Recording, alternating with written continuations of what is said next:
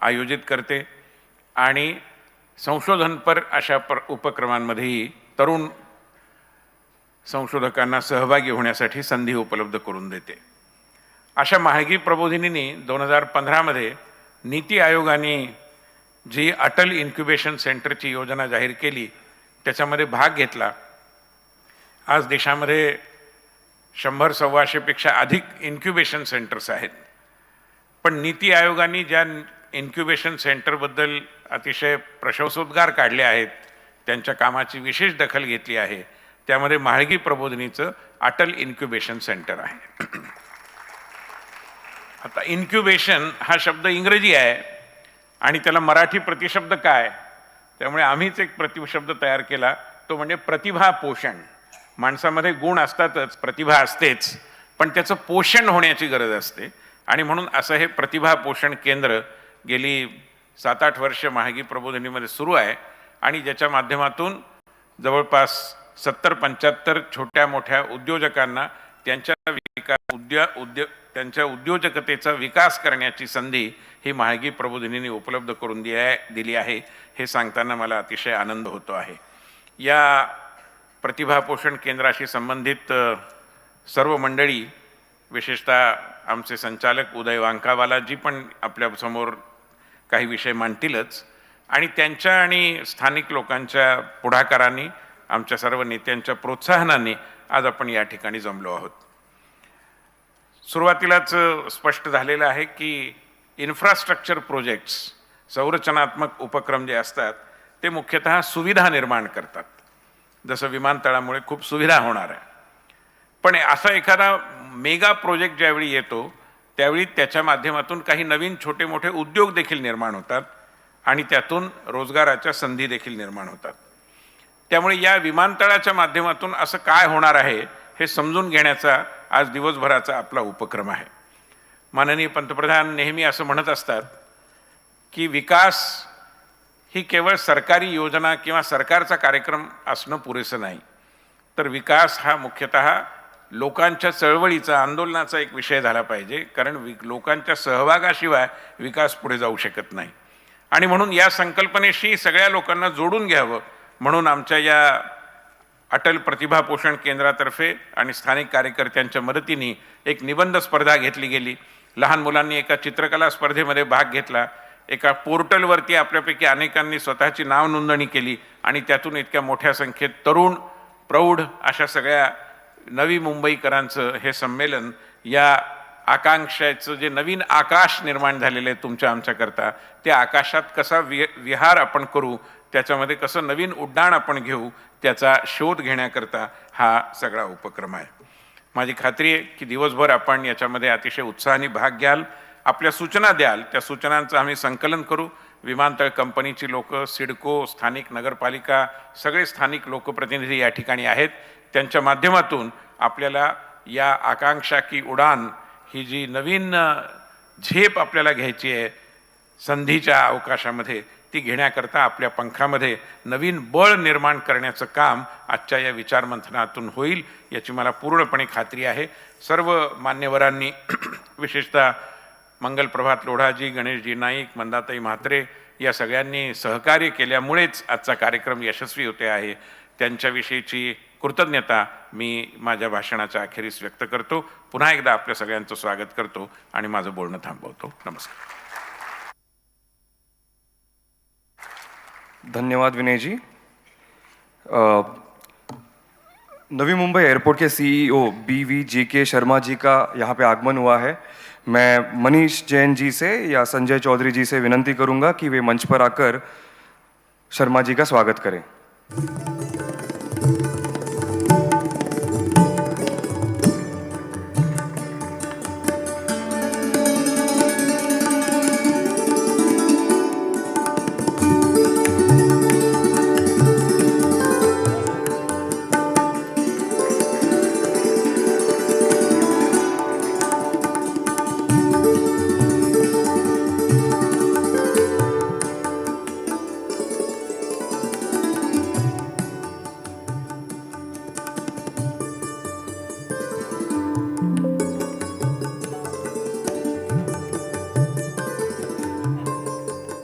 I will now request the Honorable Minister of Skill Development, Shri Mangal Prabhat Lodha ji, to please come forth and present his address.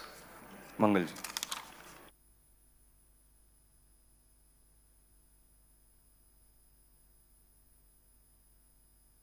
धन्यवाद देवेंद्र जी। महाराष्ट्र के आराध्य छत्रपति शिवाजी महाराज को वंदन करके, Bharat Ratna doctor बाबा साहब अम्बेडकर को वंदन करके, जिनके नाम से इस एयरपोर्ट का नामकरण हुआ है और हम सब के लिए जो प्रेरणा स्रोत हैं, ऐसे आदरणीय श्री डी.बी. पाटिल जी की स्मृति को भी वंदन करते हुए यहाँ पर उपस्थित मेरे मार्गदर्शक, आज के कार्यक्रम के सूत्रधार डॉक्टर विनय सहस्त्रबुद्धे जी, हमारे पूर्व मंत्री सीनियर आमदार श्री गणेश नाइक जी, हमारी जुझारू आमदार श्रीमती मंदा मात्रे जी, श्री संदीप नाइक जी, श्री उदय बांकावाला जी, जिन्होंने सारे प्रोग्राम के आयोजन में पिछले 2-3 महीने से मेहनत की है, घर में शादी जैसे होती वैसी तैयारी कर रहे हैं, श्री सतीश निकम जी, रामो मालगी के ट्रस्टी श्री जय मुर्ग जी, अदानीस की तरफ से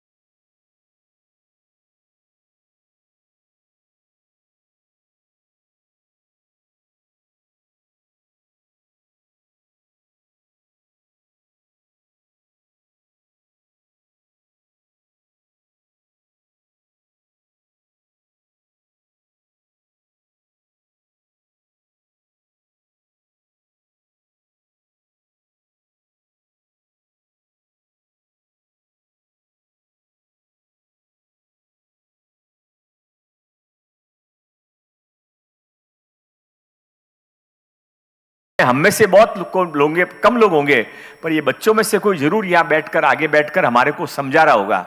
यह मोदी जी की कल्पना है। उनको दुनिया के सबसे युवा देश को मजबूत बनाना है। केवल युवा देश तो प्रकृति से बन गया है, पर युवा देश मजबूत कैसे बने, हमारे बच्चों के अंदर कैसे ज्यादा से ज्यादा स्वरोजगार की भावना का निर्माण हो, सेल्फ एम्प्लॉयमेंट। बहुत पहले कहा जाता था कि जॉब करने की बजाय जॉब देने की भी भावना करने की हिम्मत रखो आप, और ये मोदी जी ने कर बताया है। मेरे पास स्किल डिपार्टमेंट है। स्किल डिपार्टमेंट में आपको मैं पूरे विश्वास के साथ में कह सकता हूं, अभी मुझे यहां पर बताया गया कि हम स्किल सेंटर शुरू करना चाहते हैं।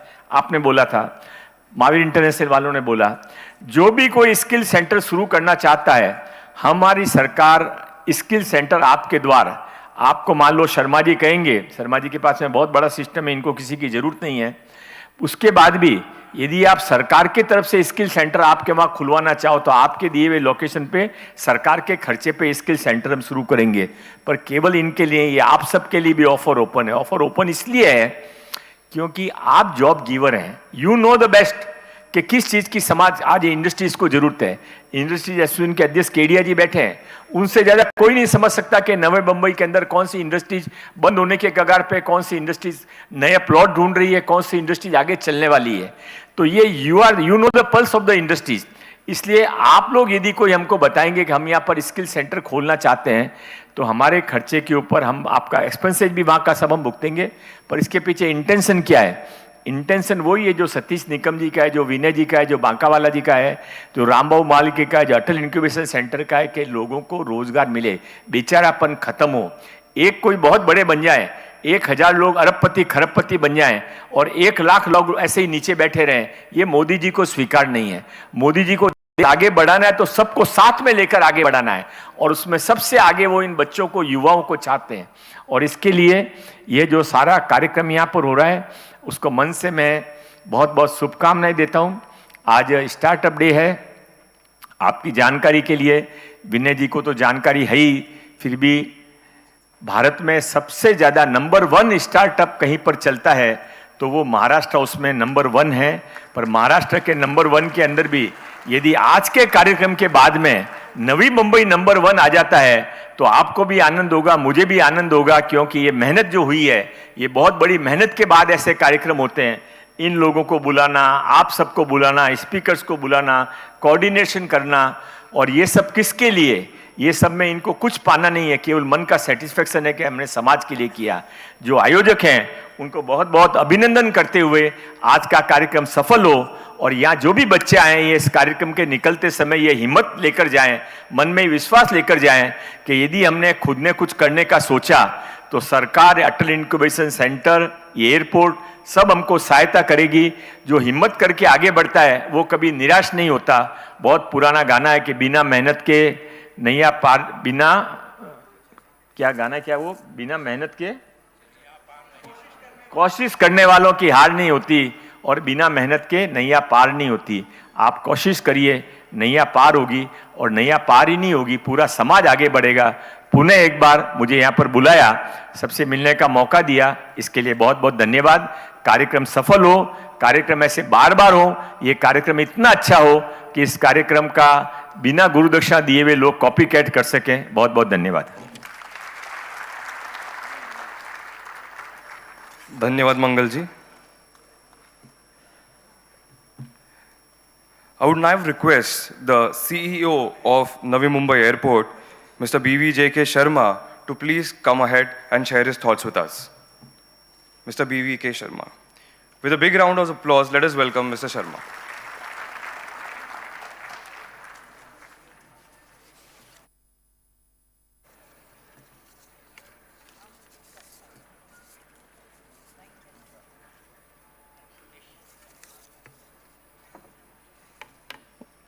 मंच पे उपस्थित हमारे मंगल प्रताप लोधा जी, डॉक्टर विनय सहस्त्रबुद्धे जी, हमारे नेता गणेश नायक जी, उनके बेटे संदीप ताई, मंदा ताई मात्रे जी, संदीप निकम जी, नीलेश मात्रे जी, और अपने जय मुर्मू साहब विधान जो प्रेजेंट हैं, हम लोग बहुत आभारी हैं कि एयरपोर्ट को आपने एक रिस्पॉन्सिबिलिटी दी है इसमें जुड़ने के लिए। और इससे अच्छा क्या होगा कि डॉक्टर और वो भी नाम भी सहस्त्रबुद्धे जी हैं, इतने सारे उनके पास नॉलेज है कि हमारे पास एक अच्छे प्रेसिडेंट हैं जो इस अटल इंक्यूबेशन सेंटर को की जो आकांक्षा की उड़ान है इसको लीड करते रहेंगे। और अभी अभी मंगल प्रताप जी ने बताया कि कोशिश के आगे जीत है और मेहनत से ही नैया पार होती है। और भी हम कहते हैं कि डर के आगे ही सफलता संभव है। तो जितने भी यहाँ पे इंक्यूबेशन सेंटर्स होंगे, पर्सनली मैं उसमें साथ जुड़ना चाहूँगा। अपनी एयरपोर्ट की टीम तो रहेगी और एयरपोर्ट के ऊपर हमारे कोलीग चारू दत्ता जी बहुत डिटेल प्रेजेंटेशन करने वाले हैं। और इसी बीच जब हमारे ज्योतिराज सिंधिया जी अपने सिविल एविएशन मिनिस्टर आए थे, उन्होंने एक आंकड़ा दिया था कि हम 1 रुपया खर्चा करते हैं तो उसके सामने 3.1 का इकोनॉमिक मल्टीप्लायर होता है और एक डायरेक्ट जॉब के पीछे 6 इनडायरेक्ट इंड्यूस्ड जॉब्स क्रिएट होते हैं। वो सच है। और नवी मुंबई जैसे मंगल प्रताप जी ने बोला है, शायद महाराष्ट्र में नंबर 1 बन जाएगा। और डॉक्टर साहब की लीड से ये ज़रूर संभव है। मैं उनको बहुत सालों से जानता हूँ, जिस तरह से वो करते हैं मेहनत, सेल्फलेस मेहनत, और ऐसा लीड करते हैं, ऐसा ऑर्गेनाइज करते हैं कि सफलता ज़रूर मिलेगी। एयरपोर्ट के डिटेल्स मैं नहीं बताऊंगा, लेकिन यहाँ अपने साथी जो हैं उनको ये बताना चाहूँगा कि पर्सनली मेरी जो ग्रोथ है वो काफ़ी मेहनत से ही है। मैं भी बचपन के एक छोटे शहर में पैदा हुआ था, बट आप जितना ड्रीम कर सकते हैं उतना ड्रीम कीजिए। और आपको कोई लिमिटेशन नहीं होनी चाहिए कि मैं ये नहीं कर पाऊँगा।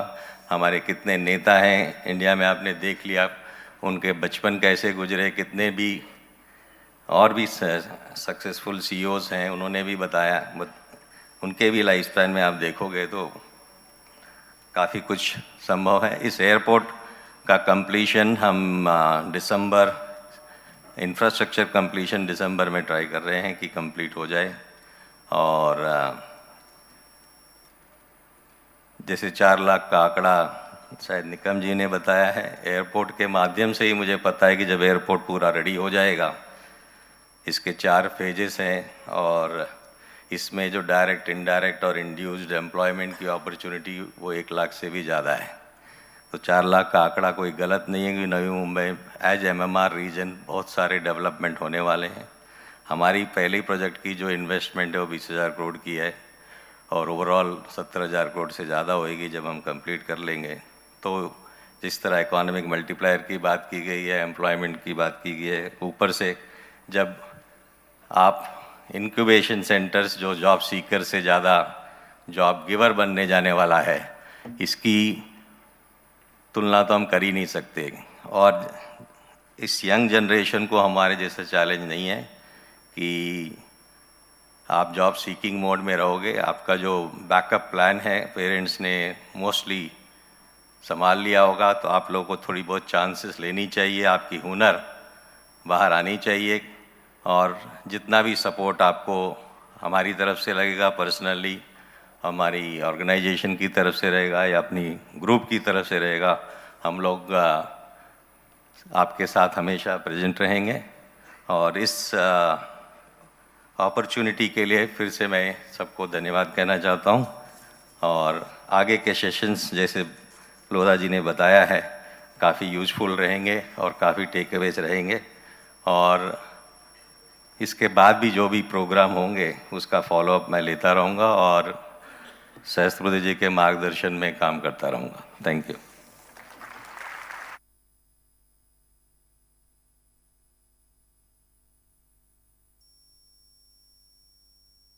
Mr. Sharma, we will now have a poster launch of DIPEX 2024. I will request the office bearers and volunteers and the organizing members of DIPEX 2024 to please come on the dais. I'll request Mangal ji and Vinay ji कि DIPEX 2024 के poster का आप launch करें. हाँ.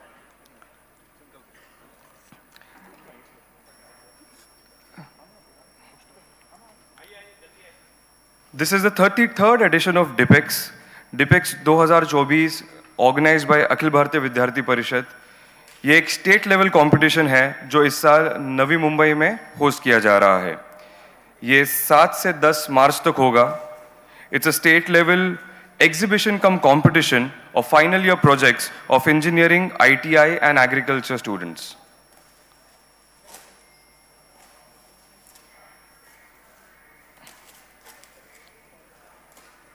The entries for this competition will be open till 31 Jan 2024.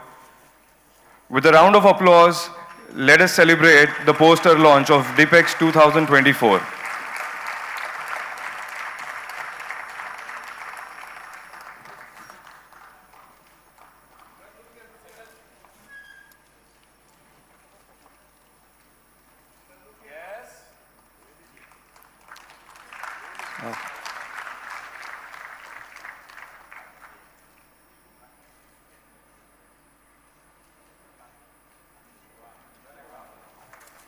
मंगल जी ने अभी announce किया कि आज स्टार्टअप डे है और इस कार्यक्रम में पार्टनर करके स्किल डिपार्टमेंट शामिल होगा डिपेक्स 2024 में. जोरदार तालियों से हम इस चीज का अभिनंदन करेंगे.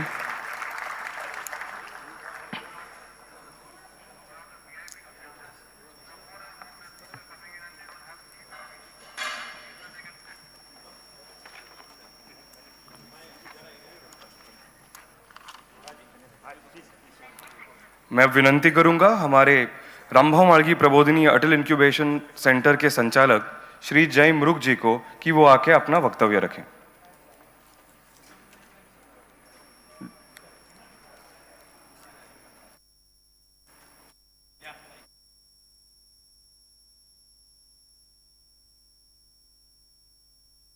सुप्रभात, गुड मॉर्निंग. सबसे पहले तो मंच पे पीठासीन हमारे प्रेरणा स्रोत डॉक्टर विनय सहस्रबुद्धे जी, शर्मा जी, गणेश नाइक जी, मंदाताई म्हात्रे जी और श्रीयुत नीलेश म्हात्रे, इन सब का मैं धन्यवाद करता हूं कि आज यहाँ पे एक कार्यक्रम हुआ है. This programme has happened. 2-3 चीज़ें युवकों को बहुत नज़र में रखनी चाहिए कि आपको उद्योजक बनाने के लिए, एंटरप्रेन्योर बनाने के लिए 2 चीज़ों का ज़रूरत होता है. एक तो सरकार की तरफ से एक इन्वेस्टमेंट होना चाहिए, क्योंकि सब लोग अपने आप कोई श्रीमंत घर से, अमीर घर से नहीं आता है कि करोड़ रुपया, 50 लाख रुपया खुद लगाए. सरकार का एक इन्वेस्टमेंट होना चाहिए. ये इन्वेस्टमेंट सरकार एक इंक्यूबेशन सेंटर के माध्यम से करती है. तो ये अटल इंक्यूबेशन सेंटर की शुरुआत, जैसे विनय जी ने बताया, 15 में नीति आयोग ने उसका प्लान फ्लोट किया, 17 में उसकी शुरुआत हुई और लगभग 18-19 के आसपास हमारा फुल फ्लेजेड एक इंक्यूबेशन सेंटर ये बनके रामभाव मार्गी प्रबोधिनी के प्रांगण में ही उत्तन में शुरू हुआ.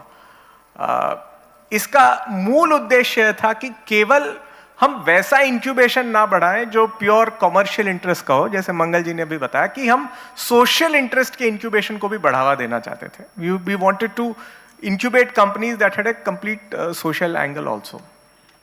तो वो करते करते और रामभाव मार्गी प्रबोधिनी की जो कार्य संस्कृति है उसको आगे लेते लेते हम among the best incubation centres बन गए. मतलब नीति आयोग भी कभी कभी हमारा प्रमाण लेता है कि नहीं देखो इनके हिसाब से करो, या हमारे इंक्यूबेशन सेंटर को कहता है कि नहीं आप कहीं जाके यहाँ मेंटरशिप करके आओ, नए इंक्यूबेशन सेंटर्स करने में कोचिंग आप करो.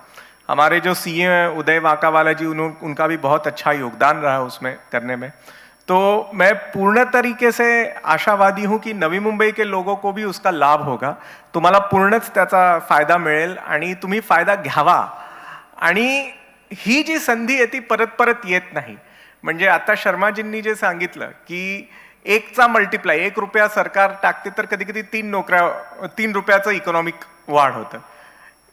एअरपोर्टची जी इंडस्ट्री आहे ट्रॅव्हल अँड टुरिझम तिकडे multiplier is 6. So 1 rupee invested by the government will create 6 rupees in the economy. अभी वो 6 रुपये का फायदा लेने के लिए बिल्कुल आपको एक उद्योजक का माइंडसेट होना चाहिए, और आप केवल इसको एयरपोर्ट और उससे संबंधित नौकरियां ऐसे मत देखिए. साउथ कोरिया का जो मिराकल है कि भाई मलेशिया का, इतना इंडस्ट्रियलाइज्ड कंट्रीज हैं वो, वहां पे 78 to 79% जो है वो एमएसएमई सेक्टर देता है जीडीपी का.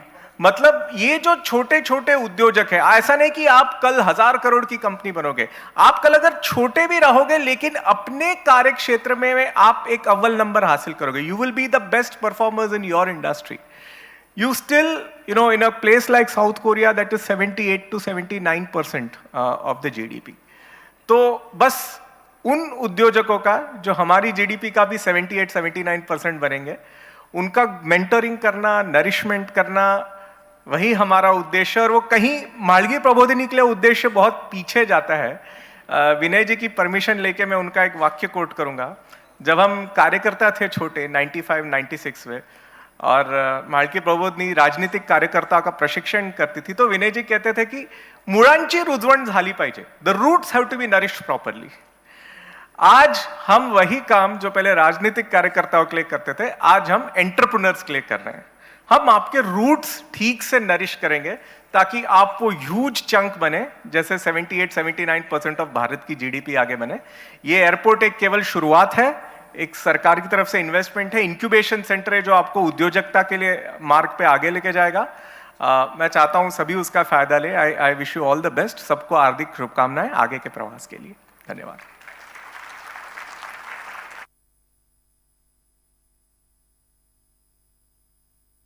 धन्यवाद जयजी. मी आता विनंती करीन आमदार मंदाताई म्हात्रे यांना की त्यांनी त्यांचे 2 शब्द मांडावे.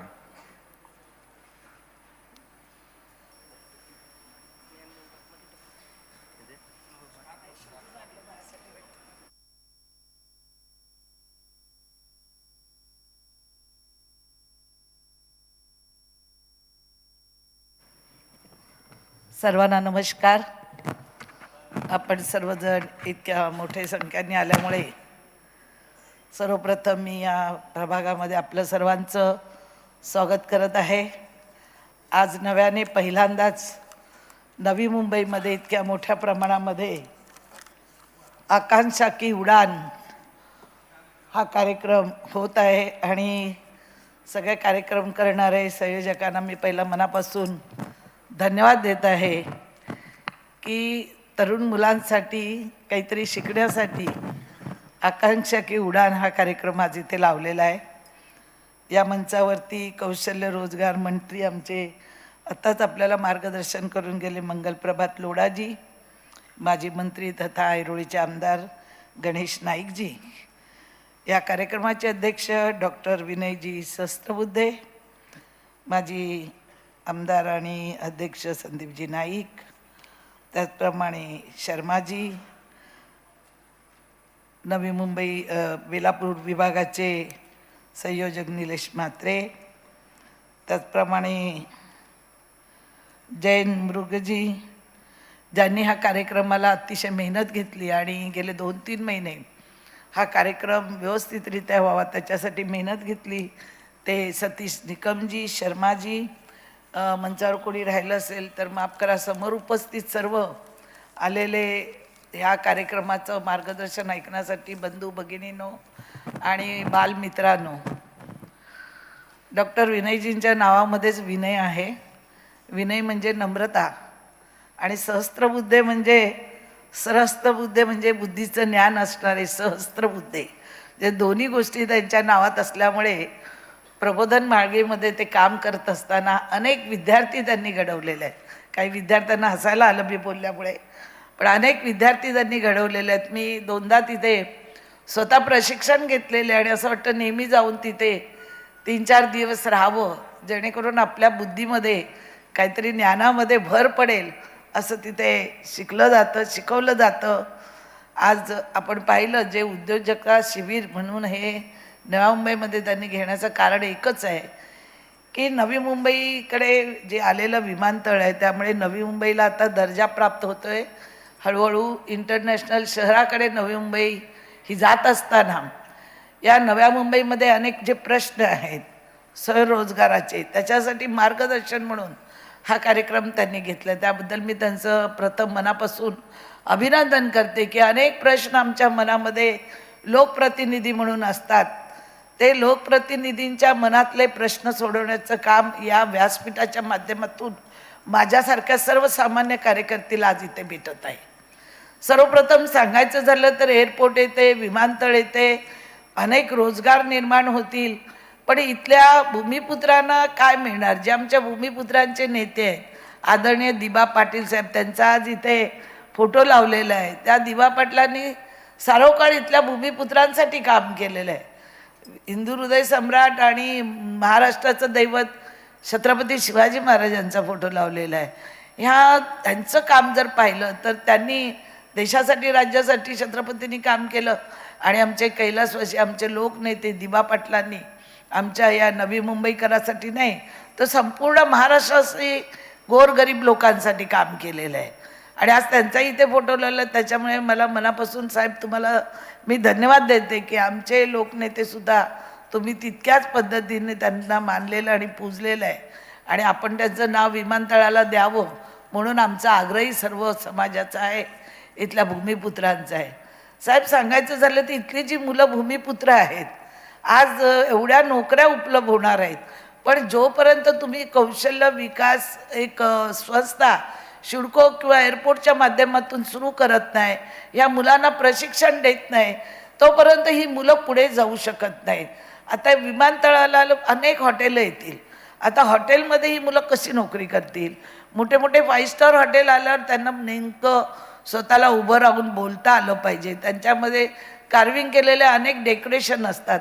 मध्यंतरी मी शिडकोतून चालू केलं होतं, महिलांना मुलांना कार्विंगचं फळांवर डेकोरेशन करून हॉटेल मॅनेजमेंटच्या वेळी कसं मांडता येईल, किंवा एखादं लग्न कार्य त्याच्यामध्ये जे लावलं जातं कार्विंगचं प्रशिक्षण, या मुलांना खरं म्हणजे आज भूमिपुत्रांना उरण असेल, ऐरोळी असेल, बेलापूर असेल, पनवेल असेल, या मुलांना तुम्ही इथे पहिली प्रशिक्षण केंद्र यांना निर्माण करून दिलं पाहिजे. तर ह्यांना प्रशिक्षण देत नाही तोपर्यंत ही मुलं पुढे जाऊ शकत नाही. आणि ह्या मुलांना नोकरीमध्ये जरी शर्मा साहेबांनी सांगितलं 3 लाख न 4 लाख नोकऱ्या देऊ, पण शर्मा साहेब सिडको आली, पालिका आली, किती लोकांना नोकऱ्या मिळाल्या, किती भूमिपुत्रांना नोकऱ्या मिळाल्या आमच्या?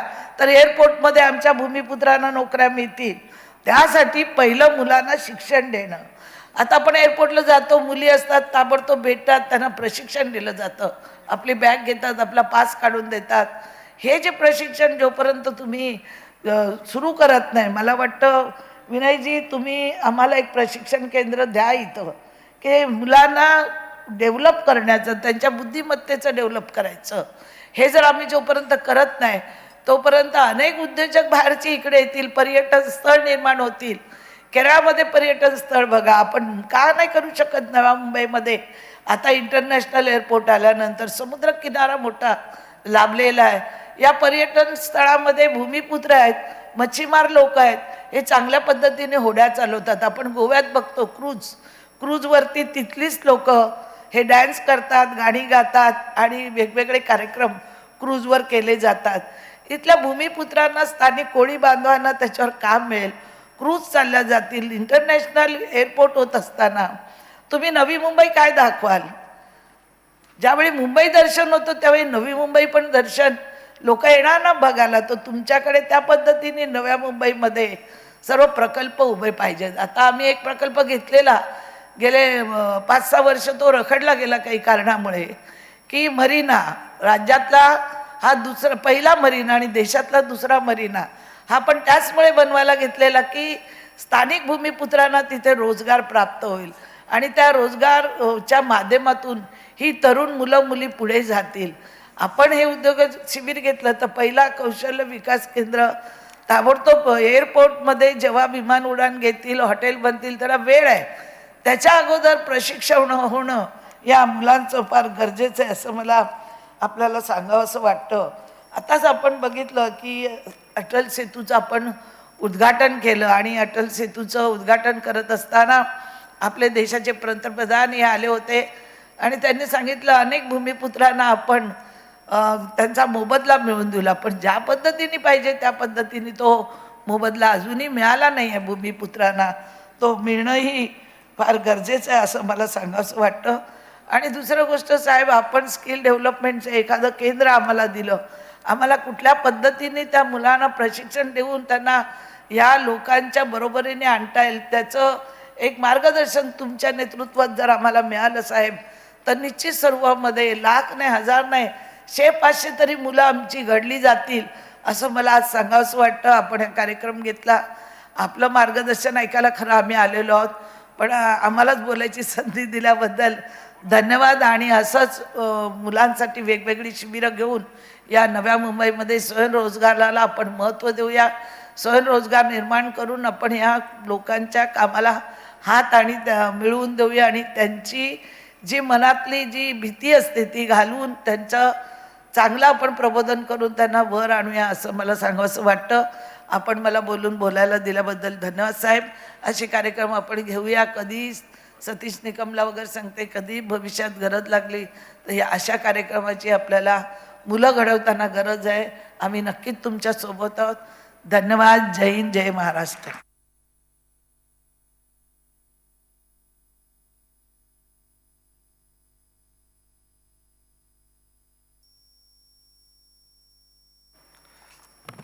उद्घाटीय कार्यक्रमाच्या शेवटच्या भाषणासाठी मी माननीय आमदार गणेशजी नाईक यांना विनंती करेन की त्यांनी पुढे यावं. त्याच्या आधी एक सूचना देतो की यानंतर आपण बक्षीस समारंभ करू, प्राइज डिस्ट्रीब्यूशन करेंगे. जो विनर्स हैं वो स्टेज के पास आकर खड़े रहें. गणेश.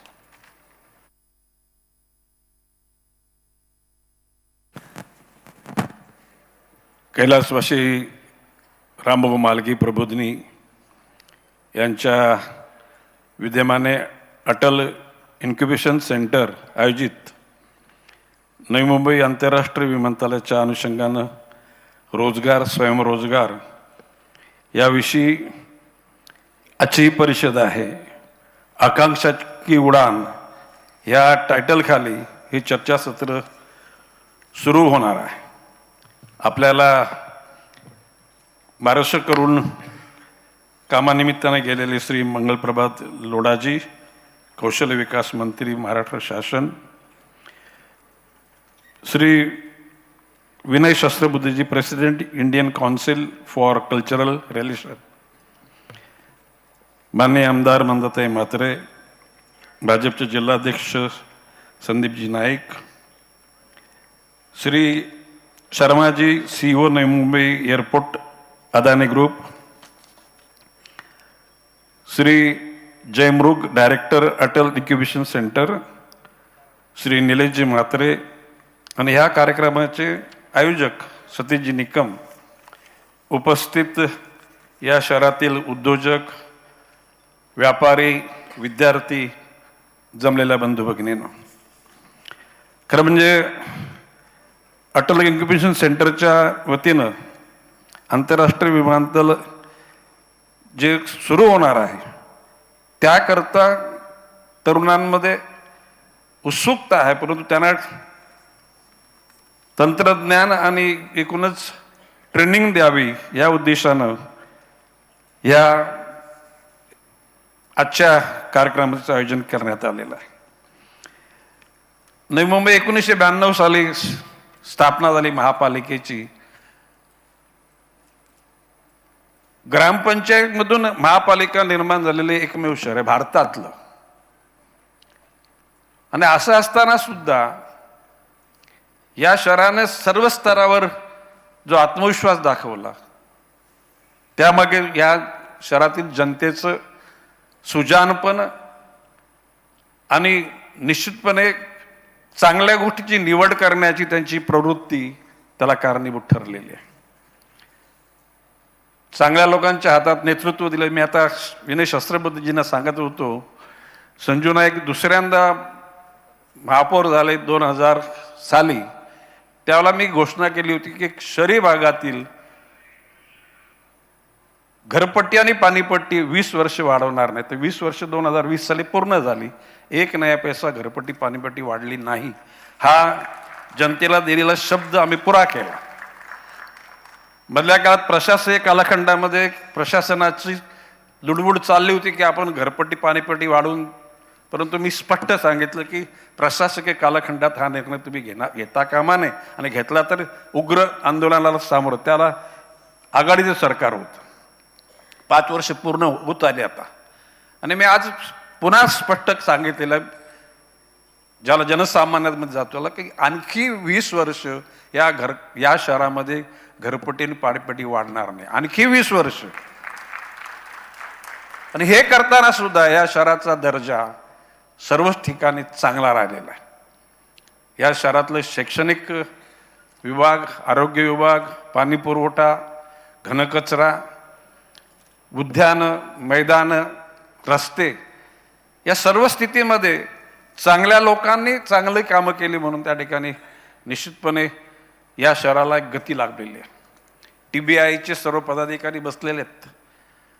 ज्या वेळेला या शहरामध्ये उन्माद माजला होता आणि त्या ठिकाणी अहंकाराच्या मेरो घेऊन काही कामगार क्षेत्रातलं नेतृत्व ज्याला तिथं बळदंडपणा करत होतं, त्यावेळेला गणेश नाईक त्या ठिकाणी TBIच्या पाठीमागे उभा राहिला. या शहरात चांगल्या प्रकारे जे नेतृत्व करून कामगारांकरता मागणी केली त्या लोकांच्या पाठीमागे राहिलो. त्याला आम्ही पक्ष आणि कुठल्याही गोष्ट बघितली नाही, परंतु विध्वंस करणाऱ्या लोकांचा त्या ठिकाणी त्यांच्या विचाराचा विनाश करण्याकरता ताकदीने उभे राहिलो. आणि ठाणे बेलापूर बेल्टमध्ये औद्योगिक शांतता निर्माण झाली, त्याचं कारण चांगल्या विचाराच्या लोकांनी त्यांना पाठिंबा दिला. आज एकूणच सिडकोचं कर्तृत्व, महानगरपालिकेच्या अधिकाऱ्यांनी केलेलं कर्तृत्व, आता नवी मुंबई एअरपोर्ट, ज्या एअरपोर्टला आंतरराष्ट्रीय विमानतळाला स्वर्गीय दिबा पाटलाचं नाव देण्यासाठी सर्व दिबा पाटील नामकरण समितीचा आग्रह होता. आणि मला सांगायला एक आनंद वाटतो की आपल्या राज्याचे उपमुख्यमंत्री श्री देवेंद्रजी फडणवीस यांच्या नेतृत्वाखाली मंत्रिमंडळामध्ये त्याला मान्यता मिळाली आणि ते केंद्र सरकारच्याकडे गेलेलं आहे. केंद्रीय उड्डाण मंत्री श्री शिंदे त्या अनुषंगानं पुढच्या गोष्टी करत आहेत. आणि मला विश्वास आहे की ज्या दिवशी हा एअरपोर्ट त्या ठिकाणी सुरू होईल त्यावेळेला पहिलं विमान ज्याला इथे लँडिंग होईल त्यावेळेला घोषणा होईल विमानामध्ये की आंतरराष्ट्रीय दिबा पाटील विमानतळावर आपण आता उतरत आहोत. आणि त्यावेळेला खऱ्या अर्थानं प्रकल्पग्रस्त लोकांनी केलेला त्याग, त्यांनी दाखवलेलं एकूण योगदान त्याचं सार्थक झाल्यासारखं वाटेल. आता ह्या नवी मुंबई एअरपोर्टच्या अनुषंगानं माननीय गौतमजी अदानी यांच्याकडे ते नेतृत्व गेले. पूर्वी रेडिंग लोकांच्याकडे होतं. साधारण 2 वर्षापूर्वी गौतमजी अदानींची माझी भेट झाली होती. मी शर्मा साहेबांना बोललो की त्यावेळेला मी त्यांना हाच आग्रह केला होता की तुम्ही हे एअरपोर्ट सुरू करण्याच्या पूर्वी तुमच्या माध्यमातून तुम्हाला तिथे काय लोक लागतील, क्लिअरिंग फॉरवर्डिंग म्हणा, लोडिंग अनलोडिंग म्हणा, स्वच्छता करण्याकरता, सिक्युरिटी तर सेंट्रल गव्हर्नमेंटची येणार आहे. परंतु अशा परिस्थितीमध्ये मगाशी शर्माजींनी सांगितल्याप्रमाणे त्या एअरपोर्टचा 3रा टप्पा पूर्ण होईल त्याला 1 लाख लोकांना रोजगार मिळेल. त्याच्या कनेक्टेड असलेल्या 4 लाख लोकांना रोजगार मिळेल. ही गोष्ट त्यांची खरी आहे. एकूणच माननीय पंतप्रधान नरेंद्रजी मोदी यांनी ज्याला अटल सेतूचं उद्घाटन करताना म्हटलं की भविष्यकालामध्ये नवी मुंबई ह्या भारतामधलं एक आंतरराष्ट्रीय शहर होईल. म्हणजे नवी मुंबई महापालिका, पनवेल, उरण हा परिसर त्याच्यामध्ये पुढे इन्क्लूड होईल आणि भविष्यकालामध्ये रोजगाराचं, उद्योगाचं सेंटर म्हणून या ठिकाणी त्याचं नाव स्वरूप येईल. मी विनयजी शस्त्रबुद्धेंना धन्यवाद देईन की योग्य वेळी तुम्ही ह्या एकूणच चर्चासत्राचं आयोजन केलं. सतीश निकमाने फार मेहनत घेतलेली आहे. एकूणच आता या ठिकाणी उद्योग समूहाचे प्रतिनिधी, चार्टर्ड अकाउंटंट, वकील, डॉक्टर, विविध क्षेत्रातले नवी मुंबई शहरातले मान्यवर या ठिकाणी उपस्थित आहेत. म्हणजे they are leader of the people. या ठिकाणी ते व्यापाऱ्यांचे काही प्रतिनिधी आहेत, काही राजकारणातले विविध पक्षाचे लोक आलेत. एकूणच is a abstract of the good people. या सगळ्या चांगल्या सद्गुणाचा या ठिकाणी हा एक प्रकारचा सुगंध देणारा अत्तर या ठिकाणी आपण इन्व्हाइट केलेला आहे. भविष्यकालामध्ये आपल्या सारख्या प्रयत्नातून अटलजींच्या नावानं आपण जे प्रतिभेचं विकास हा जो शब्द आपण त्या मगाशी सांगितलं नाही, ही गोष्ट खरी आहे की प्रतिभा सगळ्यांमध्ये असते, परंतु तिला जर्क देण्याचं काम कोणीतरी करायला पाहिजे. आणि विनयजी शस्त्रबुद्धे आपण हे करतात याबद्दल आपलं अभिनंदन. भविष्यकालामध्ये आपल्या हातून अशाच प्रकारची समाजसेवा घडो ही सदिच्छा. जय हिंद, जय महाराष्ट्र. धन्यवाद Ganesh ji. We would now head towards the conclusion of the opening ceremony with the prize distribution. There were 3 competitions which were held: essay writing competition in English, essay writing in Marathi, and a drawing competition. We received a total of 2,409 entries, among which we have chosen 12 winners. सबसे पहले मैं essay competition English के winners को announce करूँगा. Junior category runners up Swara Bidwai. Is Swara here? With a big round of applause, let us congratulate Swara Bidwai. First prize, Saumil Vikrant Shringare.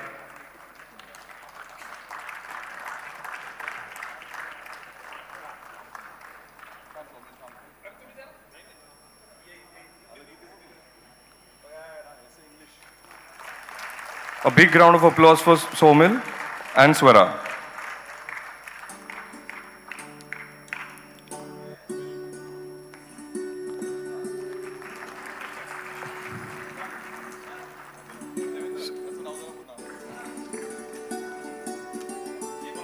The first winner, Saumil Vikrant Shringare from Poddar International. He is from class 5.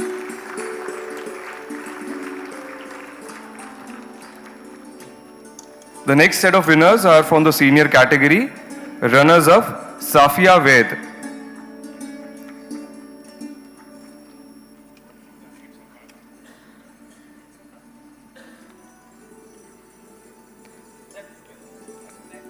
Safia Ved from Golden Sparrow Academy. She is the runners up. She is from class 10.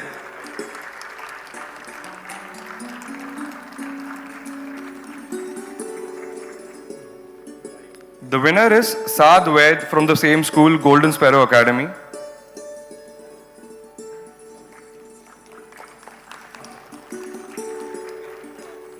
Saad is from 8th standard.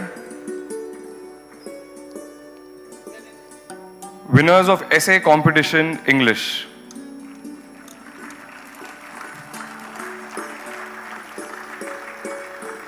Next category of prizes is for the essay competition which was in Marathi language. In the junior category, the runners-up, Anvi Chauhan. Anvi Chauhan is a student of class 6. She is from the Reliance Foundation School.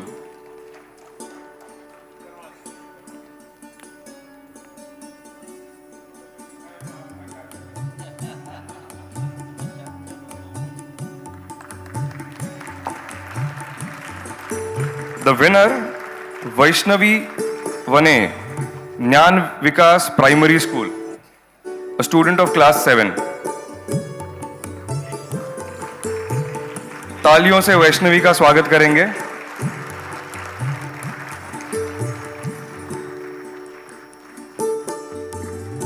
The winner in the senior category, runners up, Ganesh Khoth from NMMC Secondary School. Ganesh is a student of class 10.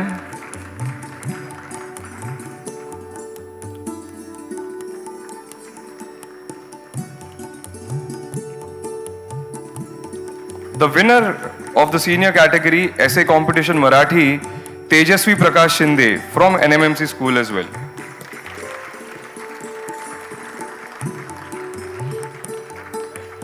I think Tejasvi is not there. So we head to the last competitions, which is the drawing competition. Junior category runners up, Shubhada Zadav, NMMC school number 78. Shubhada is a student of class 6.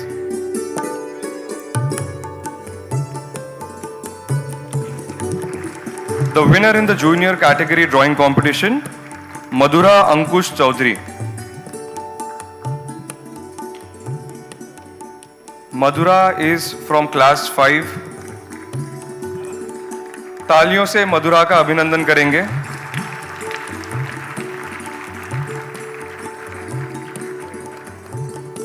The winners of drawing competition senior category runners up, Dilip Rajappa Chalwadi. I think he is absent. The winner, Purva Hitesh Suryavanshi. Purva is representing Srimati Sushila Devi Deshmukh Vidyalaya, Airoli. A student of class 8, she is the winner of senior category of the drawing competition.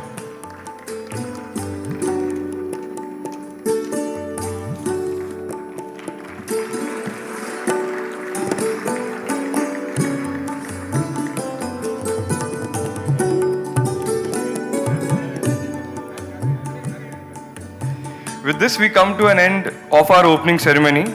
I thank all the dignitaries.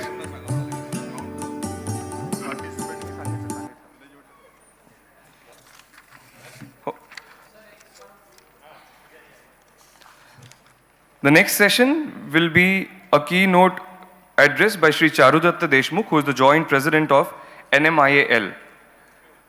We would request all the participants, the ones who are interested in asking questions to Charudatta Deshmukh. There are our volunteers dressed up in the air hostess uniform. So you can use a piece of paper, write your question on it and hand it over to them.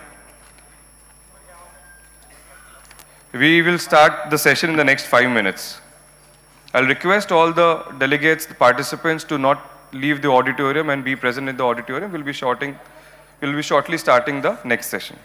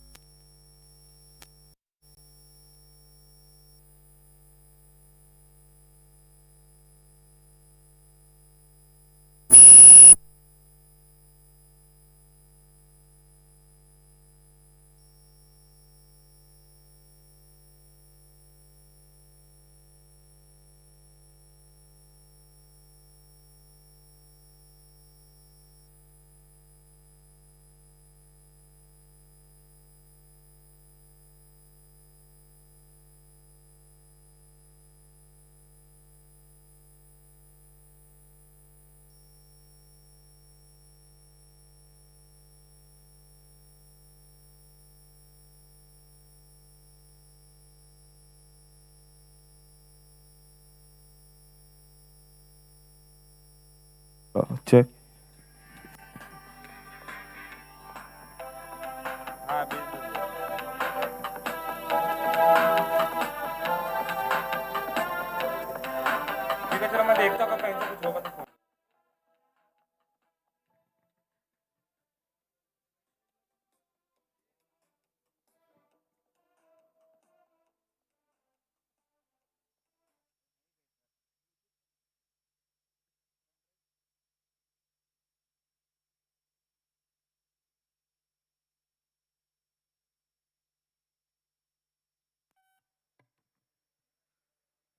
जो पीछे बैठे हैं participants, मैं उनसे विनती करूंगा कि वो आगे आके सीट्स ऑक्यूपाई करें.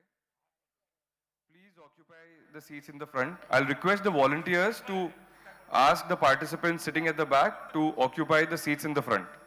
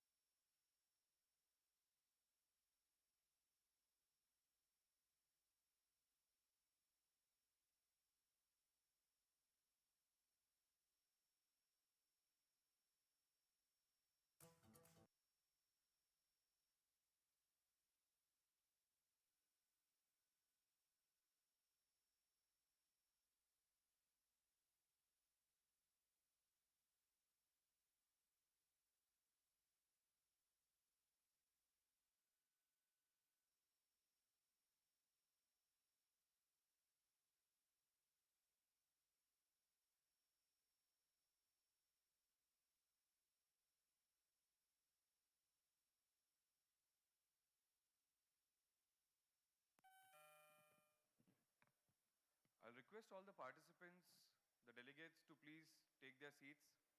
We are starting with the keynote address.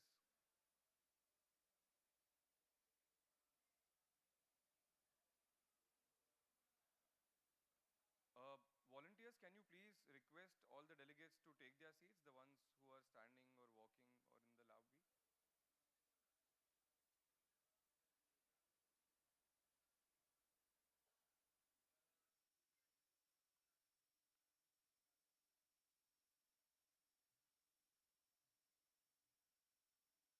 There is an exhibition of startups outside. I would request everyone to please visit it during the break and not now.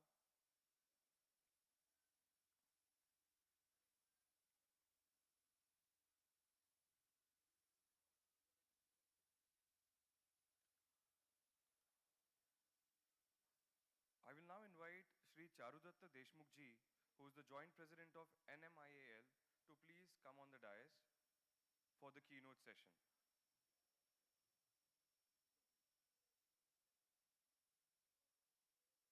तालियों से चारुदत्त जी का हम स्वागत करेंगे, जॉइंट प्रेसिडेंट NMIAL। मैं नंदकिशोर जोशी जी से विनती करूंगा कि वे चारुदत्त जी का स्वागत करें इस कार्यक्रम में।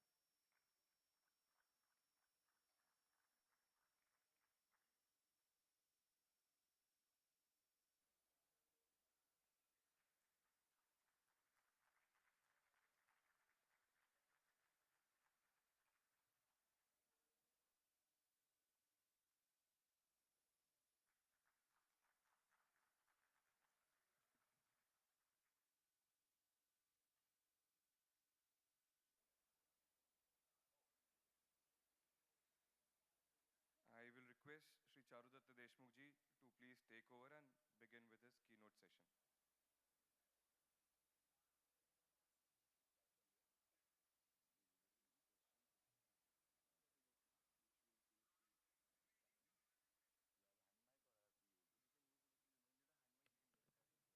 No, I'm okay with this.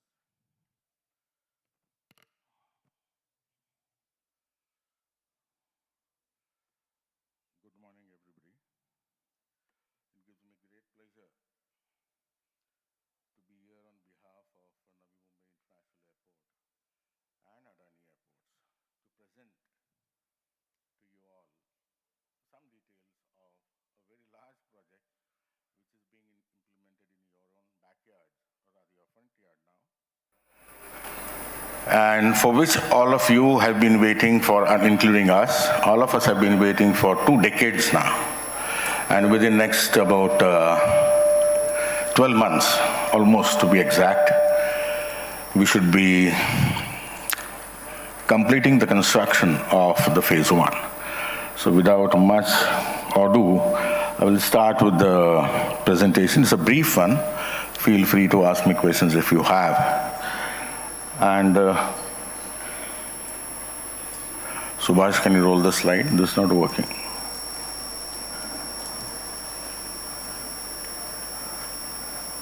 Yes.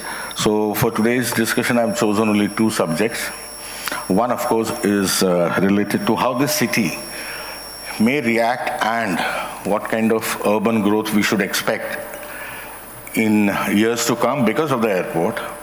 And second, a subject which is close to everyone's heart as to how this airport is going to make a difference to your lives, everybody's life in Mumbai, Navi Mumbai, and in MMR region.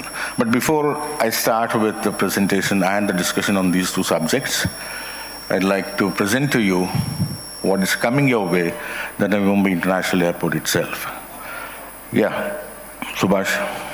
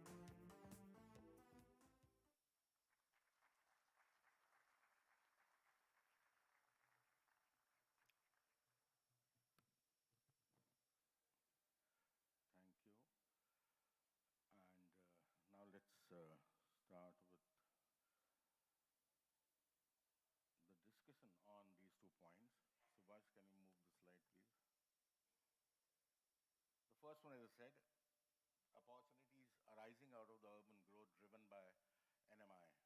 Airports all over the world, particularly the biggest ones, because this airport of yours is going to be one of the largest in the world.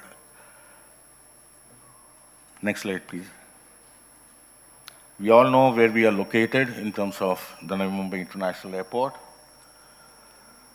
And we also, on the right side, bottom side, you can see the pattern of urbanization that has been going on for last 4 decades in MMR.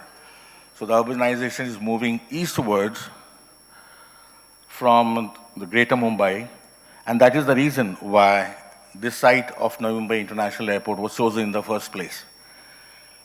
Starting from there now, as I was mentioning, the examples that we have, and I'll show you a few here, that when a new airport is built, because most of the airports in this country are historical, they were built during the Second World War, and they continued in the same way with the AI. But in the last 2 decades, some new airports, greenfield airports have been built, which have changed the way in which the city has grown since they started operations. 2 of them are very important. Next slide, please.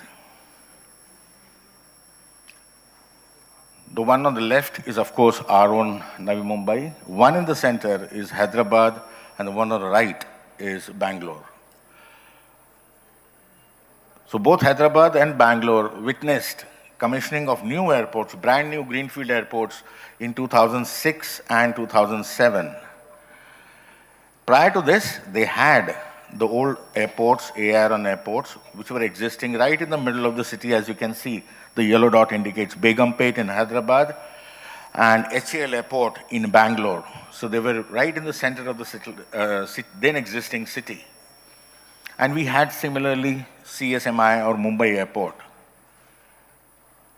As the new airport requires a large piece of land, and it has to be located from a certain distance, or has to be located at a distance from the existing city so that it doesn't adversely influence the height of the existing cities and their structures in those cities. Therefore, these airports are planned at a distance from the metropolitan boundaries. And as you can see, in case of Hyderabad, it was planned deep down south, while in case of Bangalore, it was up north.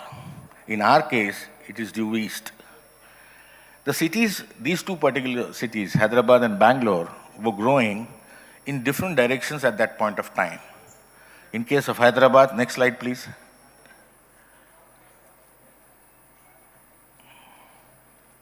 Yes, continue. Hyderabad, those black arrows indicate the direction that the city was growing in, towards northwest. That's where Cyberabad was built, and that was driving the city of Hyderabad towards north and northwest. Similarly, but the moment Shamshabad Airport was built and made operational, certain pace of urban growth in Hyderabad in the northern direction was arrested, and that was channelized towards south. This is the phenomena you will see happening in this city as well. Although to great extent Sidco has done a good job of anticipating this change and already has planned for it, but going forward, the pace at which these changes will occur will be based on the success of our airport. The same thing later on happened in 2008 in case of Bangalore. Yes, please, Subhash. The city was growing towards east and southeast, towards Chennai and Hosur, the entire urban agglomeration of Bangalore. But the airport was planned extreme north at Devanhalli. Those of you who have been to Hyderabad and Bangalore, particularly Bangalore, the electronic city is due south, and that was driving the whole city towards it, or pulling it towards it. With the coming up of Kempegowda International Airport up north, the pace at which city was expanding towards east and south got contained. And the recent urban development is now focused towards north. Of course, the metro is yet to get commissioned, but it will be soon commissioned. And with that, the pace will further increase. Now, what does it hold for us? What lesson does it hold for us? Having me and my team, most of us, worked on Mumbai Airport, Bangalore, airport as well. And now here, we've seen this with our own eyes as to how these things happen. Now for Navi Mumbai or our airport, what is going to happen? Next please, Subhash. Our direction, we know the way in which Mumbai has been growing for decades now towards north, because there is no space towards west or east because of Thane Creek and Arabian Sea.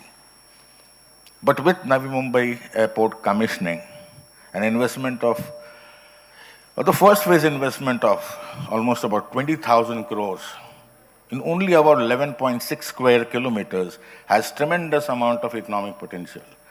All airports, regardless of where they are, they have massive economic pull which attracts various functions within a city along with that of population. So we see a major trend with the inauguration of MTHL is going to be a big catalyst. And with this, we expect the growth of Navi Mumbai and MMR, which already is continuing eastwards, but to ramp up in terms of speed and scale, and also in terms of type. This will happen very, very fast. What took 20 years will now happen in 3 years and 4 years.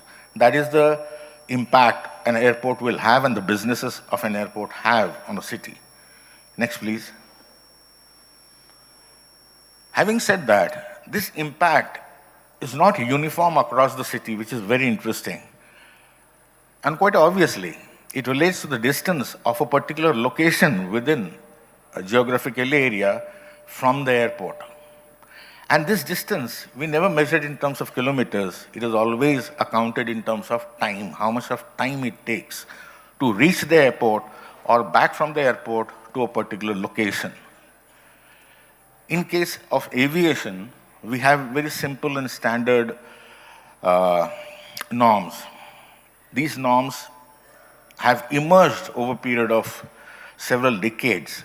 So for a domestic passenger to travel from his home to an airport, 45 minutes is considered to be an ideal time. If you're taking 2 hours to reach or 3 hours to reach for a domestic flight, then something is wrong either in the transportation system or the distance is too long.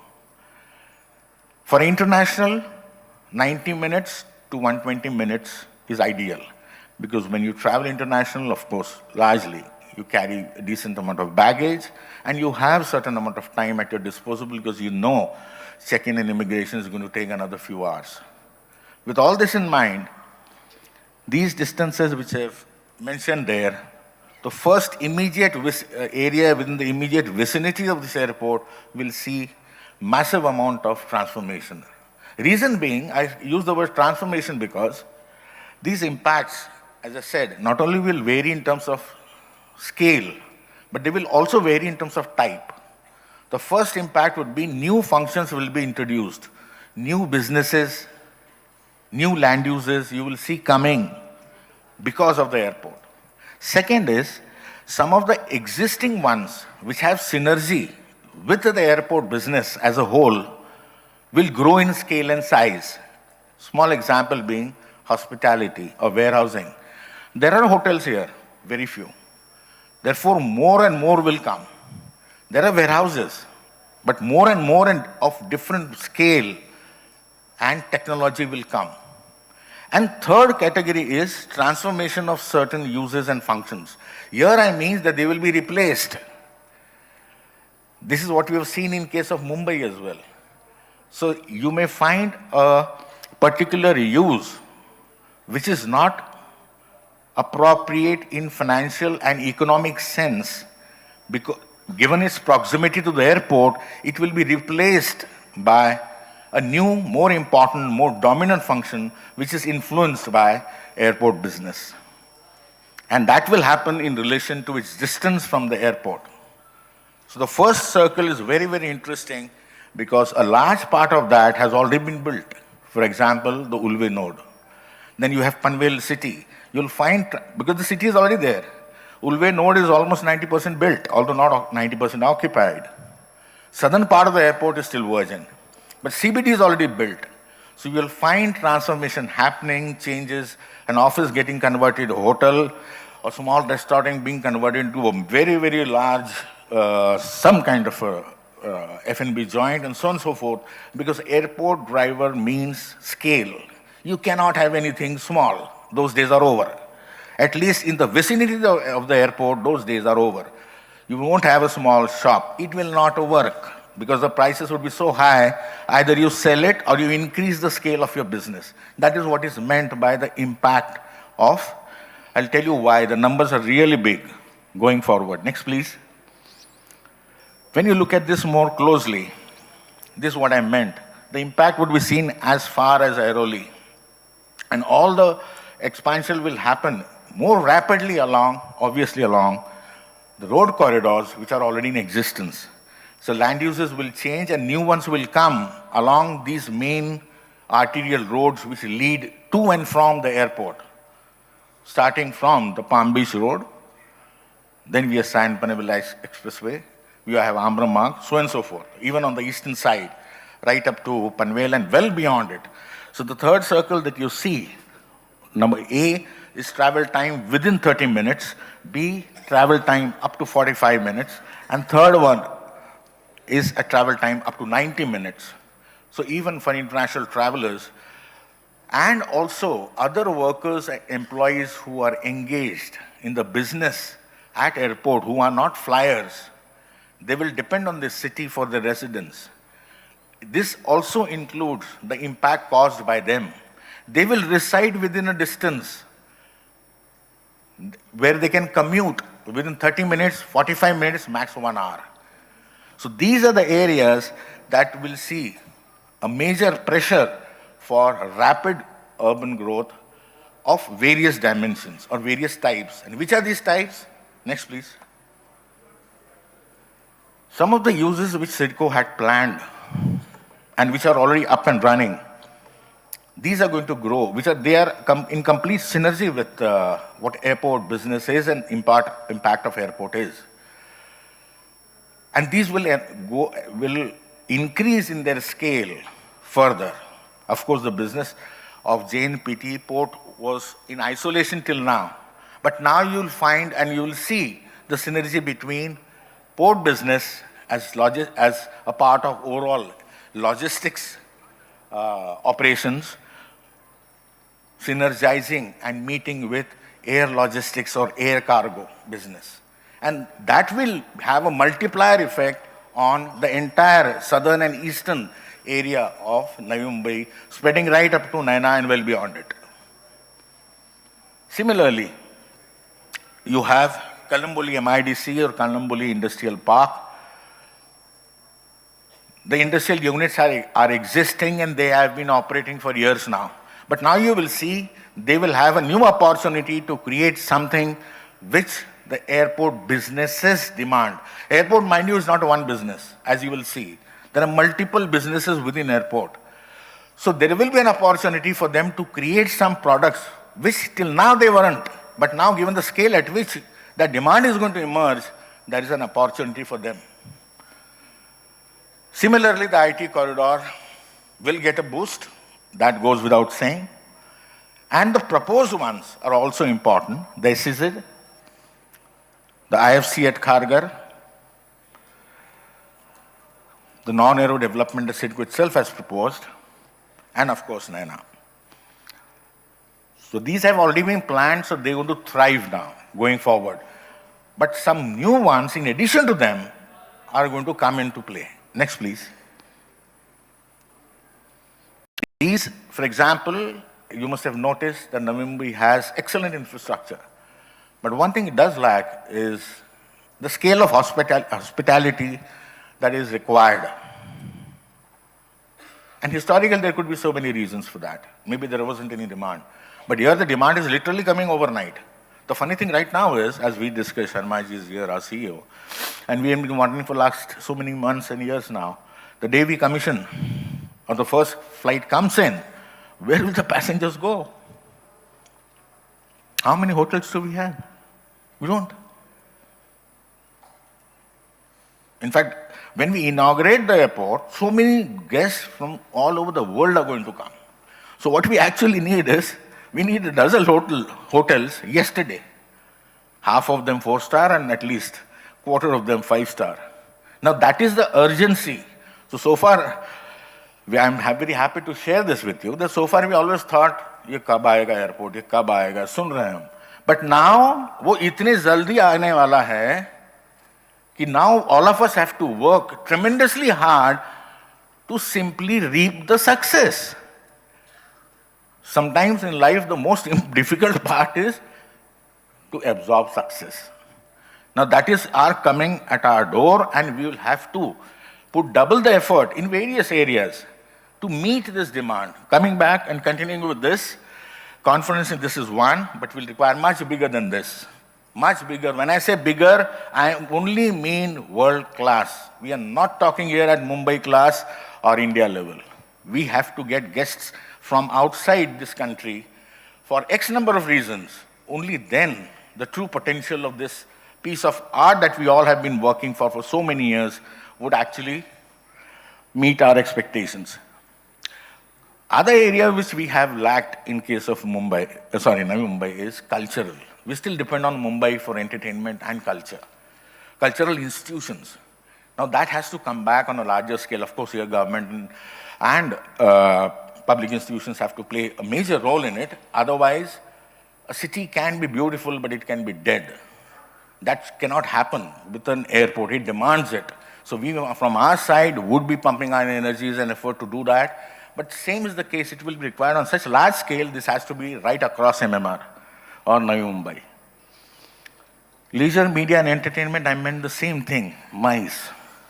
F&B and retail, again on a very large scale. F&B and retail is still there. But now it will be on a much large scale, right from Spanish to Mexican. All the food of good quality should be available because people would expect that and they'll demand it. And if you say, no, we only serve this particular kind of food, well, we might survive for 6 months, 10 months, but that chap is not going to come back in a hurry to Navi Mumbai soon because you say, no, to wahi khana milta hai bas. Now we have to grow the way we look at world if we want the world to come to our door. Though time has come now. High income, and when I say high income, I really mean HNI housing. CIDCO did make an experiment which was quite successful, which we call as NRI housing, but many of these will be required now on a grand scale. And I'm happy there are so many projects already on the table, some are on the side, all of them are going to get filled up so that this emerging demand, a real demand, can be met. And it is very similar to what I was saying, that hotels are missing. The housing is also missing. Because most of the housing stock which is there may not be liked by the people who would like to buy them. So they require housing stock of that kind. And they will have money to pay. Warehousing is already there. Because of JNPT and the port infrastructure, we do have warehousing. But perishable cargo on a very large scale, pharma cargo, now these high-end, the kind of cargo that we ourselves are building, now those are the ones which would be required going forward. So of course that upgradation will be required, plus expansion, plus new. Packaging business is going to grow. This is where I also thought of Kalamboli and other area, MIDCs, where they will have new opportunities because we at this airport are going to discourage use of plastic from day one. So we want people of Navi Mumbai, MMR, who are in business, either of these or related ones, related to package or warehousing or freight forwarding, to think of products that can be created for this airport because we are demanding it. Give us something to pack with without plastics, without chemicals. Now this is an opportunity. And this is not for one day. This is now for your lifetime. Because this airport will expand rapidly. Every 3 years, we're going to build double the capacity. We're going to double up the capacity. So demand will never go down. It will keep jumping up. Just see what is happening in Bangalore and Hyderabad.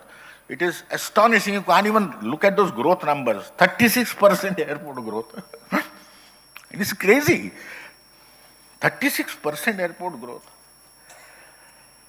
And we have done that Terminal 1 and 2, so we know what happens if we are not prepared and we don't actually believe we think this is too good to be true.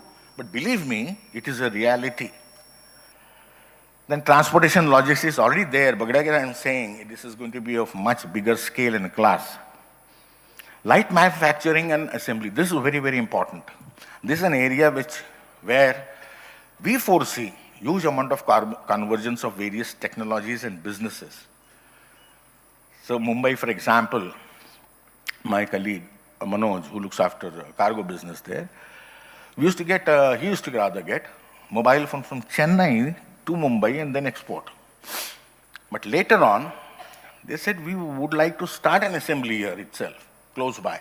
It was very expensive for them. They kept doing that. But what I'm trying to tell you is, now is the time where such decisions, and I'm sure the government is more than keen to invite such entrepreneurs, that all of this will happen in a small area. That is MMR. It's not a small area, but we stand to benefit if we are really alive to this situation and if we are ready to receive such proposals. And with whatever teething trouble initially we do have adjusting to new systems, let's get on with it so that we have some new products apart from the historical ones that we've been trading for a long period of time. And some of that list I'll show you here. And finally, manpower training and skill development institutes. What I mean by that, I have a slide on this. It is a very, very serious thing. Next, please. Now I'm coming to the second part of it. The first was the impact on the city itself. Here, on the people and the community. Next, please. We all know, this is just a summary. Of course, this picture is of your own airport, but on the right side, this is the bottom line as far as this country is concerned, and we need to be immensely proud of it.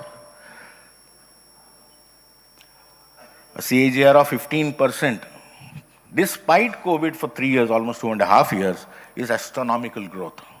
That hasn't happened anywhere in the world. This is despite a drop in, or rather zero in international traffic for 2.5 years, and very little of domestic traffic.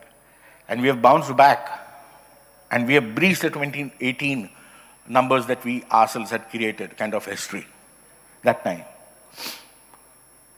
Our PAX growth is almost twice our GDP.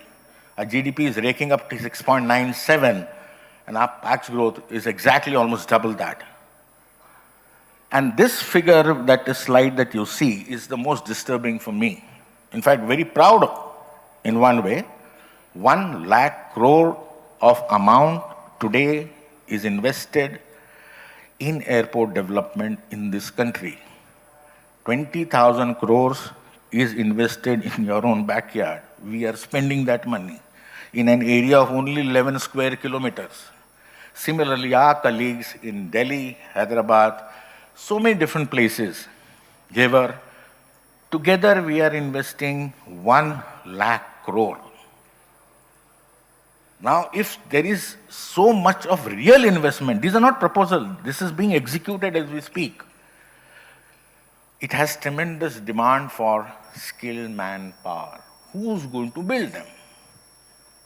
That is what I'm coming to.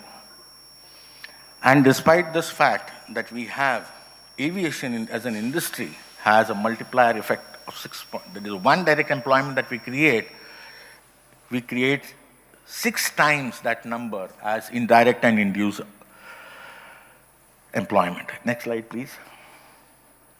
Now, this is your own airport. These are the numbers that you need to be happy about, and also be alert so that you get some opportunity out of this, because the opportunity is there. We'll have daily, forget about the overall airport number of 20 million passengers annually. Yes, that is the first phase. Eventually, this airport will be 90 million passengers. But the first interesting number is every day you will see 50,000 passengers here in the first phase itself. And even I have discounted our traditional or the normal standard that we use, a 1 meter greeter per pax. I've reduced this to 2.5. Still, I can't reduce it below 25,000. That means 50,000 pax, 25,000 meters and greeters. That makes it 75,000 new people turning up at our doorstep. 400 flights. This is in phase 1 and 2. And employment, 20K to 25K. In aviation, particularly in airports, we have a standard norm. which again has emerged over a period of long time and noticed across both private and government-owned airports, that for 4 million passengers, there is a overall employment generation, both direct, indirect, and induced, of 1,000 people. So since we are 20 million, it is 20 times that. So, but it is actually higher than that. So I've taken a conservative number of 20,000 to 25,000 employees.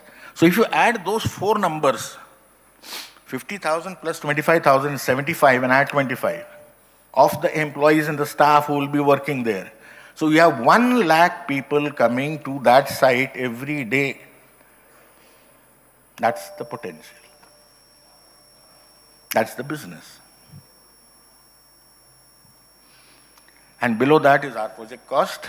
Sharma ji can tell you a lot about it, but round it off to 20,000 crores. That's the amount that we are investing, and we have to complete this by December of this year, so that operations can the trials can commence in Jan, the first flight, commercial flight that is. We'll have several flights prior to that, but those will be trial flights. The commercial flight can take off or land, or both on the same day, by 1st of April. And 1,000 tons of cargo. Sorry, I missed that. Next, please. Now, I'm jumping straight to the final phase that we will reach by 2036 to 2040, depending on how much of traffic growth we have in the next 15 years. Now, see daily packs. 2 lakh people. This is packs number. This is not population of a city. 2 lakh passengers will come. And with that, again, I've taken only 0.5 meters and greeters. So 1 lakh visitors. And our own employment by that time would have reached the same figure. So if you add all of them, you get astonishingly high numbers of close to about 4 lakh people coming to that site and going back. Again, this is 4-fold increase in that business, which has to start later this year. 1,600 flights every day. 7,000 tons of cargo daily, annually 2.6 million metric tons of cargo. And the total project cost, here I cannot speculate about the cost, what would be there in 1960s. Innocently, I have simply multiplied it by 4 times. But it will be more than that, add the inflation and rest. So this is the picture, 80,000 crores worth of investment in your backyard. This demands a serious introspection by the people who reside in this area. Are they prepared for this level of success? Or are we simply going to stare at the sky and wait for others to come and help us and do the business for us? That doesn't work. Now you wanted an opportunity for last 2 decades, it's here. Now you use it and handle this. Next, please. Now, in terms of opportunities, both in terms of employment as well as business, this small indicator. In the airport ecosystem, we have several stakeholders and several businesses, as I meant earlier. The first one right at the top is us, airport operator. We have a simple job. Manage the airport, manage the airside, manage the land side, manage the terminal, manage the stakeholders, and continue with the airport development. So we have the smallest team of highly experienced and skilled people who do this. But we rely on a lot of external hands as well, be it consultants or associates and so on and so forth. Next is number 3, airlines. Airport operator is 1, but airlines are 50. And each airline standard has aircraft operations, ramp operations, airline commercial operations. And in aircraft operations, then you have need for crew. In ramp operations, then you have the need for engineers, maintenance staff. The second is, number 2 is F&B, retail. These are the soft businesses which all of you are aware of. The only thing is the scale here. So here, the more we specialize, because we would like to offer something new at this airport. We don't mind having the same good old samosa, but in addition to that, give us something that the people, when they come to Navi Mumbai, they say, "Yahan kuch aur bhi hai." So we have to be creative. Because the scale is there, business is guaranteed. I'm showing these numbers. They aren't going anywhere. So the more we give them variety and options and choices, the more will the business flourish. Then we have cargo operations, nothing to be said here, apart from the fact that technology, speed, as I said, sustainable packaging, method of storages, lesser power consumption. So these are the mantras of the new age cargo. And to set the norms, we are starting with one of the most high-end cargo terminal ourselves. Then central government, when I say employees or employment potential of an airport, I mean holistically. So for example, the security that you see, CISF, the airside security is always the CISF. We are Sharmaji ourselves, we are talking to people in Delhi, begging them, telling them, please send us this 62,000 people. They don't have 2,000 people. For us, they have to hire them, they have to train them. So there is an employment component there also, because of us, because of NMI, because of your airport. Air navigation services, ATC controllers will require at least 100 of them. They don't have them on the shelf out there in Delhi. They're going to hire them, they're going to train them, then they will send. What I mean is there are so many students here or professionals. All you need to do is to enroll yourself in these courses available, regardless of whether the exam is conducted in Delhi by AI or anybody else. But this is a lifetime worth of opportunity because they are hunting for people who are qualified in electronics and physics, who they will train. So that, because this is an opportunity which is going to multiply in years to come. Then ATF fuel supply. Now here, your airport is going to be the first airport in this world which will have sustainable aviation fuel being delivered from day one. That is the way we have planned it. So for this, we are asking the oil companies, you deliver this, apart from the standard ATF. So this is a new product, again a new opportunity. Now this opportunity may be taken by the established oil companies or somebody new may come up. The support services, you're well aware of, travel and tourism, then hospitality, which I mentioned earlier, hotels and so on and so forth, and conferencing on a very large scale. Finally, ground handling. GSC, ground handling, perhaps you're not aware. Ground handling is what you don't see normally when you sit in an aircraft. Or if you look out of the window, what you see the guys doing out there, moving equipment. For example, the guy who brings in the stairs or takes off your baggage from the aircraft or loads it into it. So the entire staff out there, the whole operation is called as ground handling because they handle it on the ground. That's the idea. Second is GSC. Then this is the ground handling, ground service equipment. So these are the whole lot of complex equipment. We have to tow the aircraft. Sometimes the aircraft tires, they are not good, so we have to replace them. So all the heavy equipment that is required all comes into that. And finally, MRO. MRO actually means very large-scale maintenance of an aircraft. The smaller scale maintenance, cleaning, housekeeping, so on and so forth, minor repairs, chairs and this and that, are done on the ramp itself. But for C-check or D-check or E-check, these are levels of how an aircraft is checked.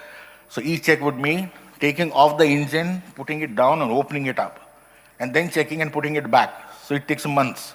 So that kind of business has not yet started in India, as much as it should. You heard about the Andamar MRO being commissioned in Nagpur and hope they'll do well. So we have that opportunity here as well. We have large 4 MRO hangars, and the big airlines which are showing interest, they are very keen to have their own MRO facilities. They require lots of engineers.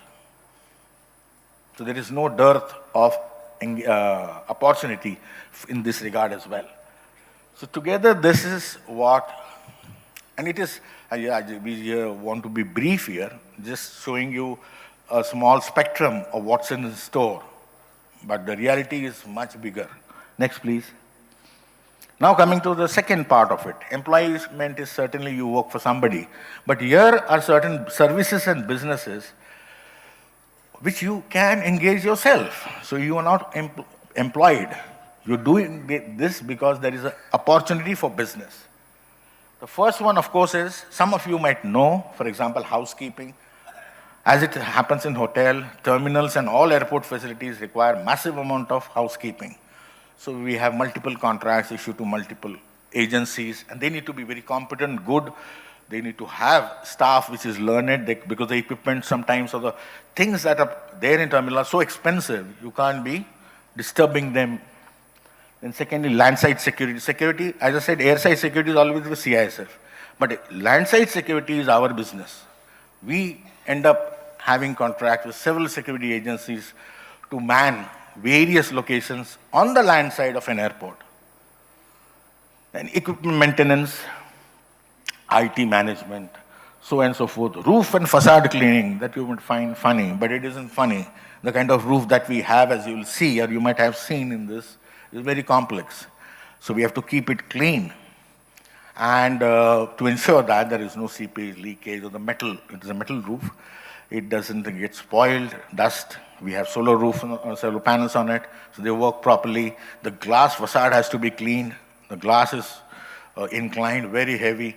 So it's a scientific method of facade and roof cleaning. So it's an important work by that, by itself.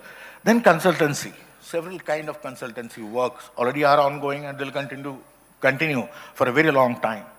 And then we have taxi, bus operation, packaging I mentioned, freight forwarding, right down to ground handling.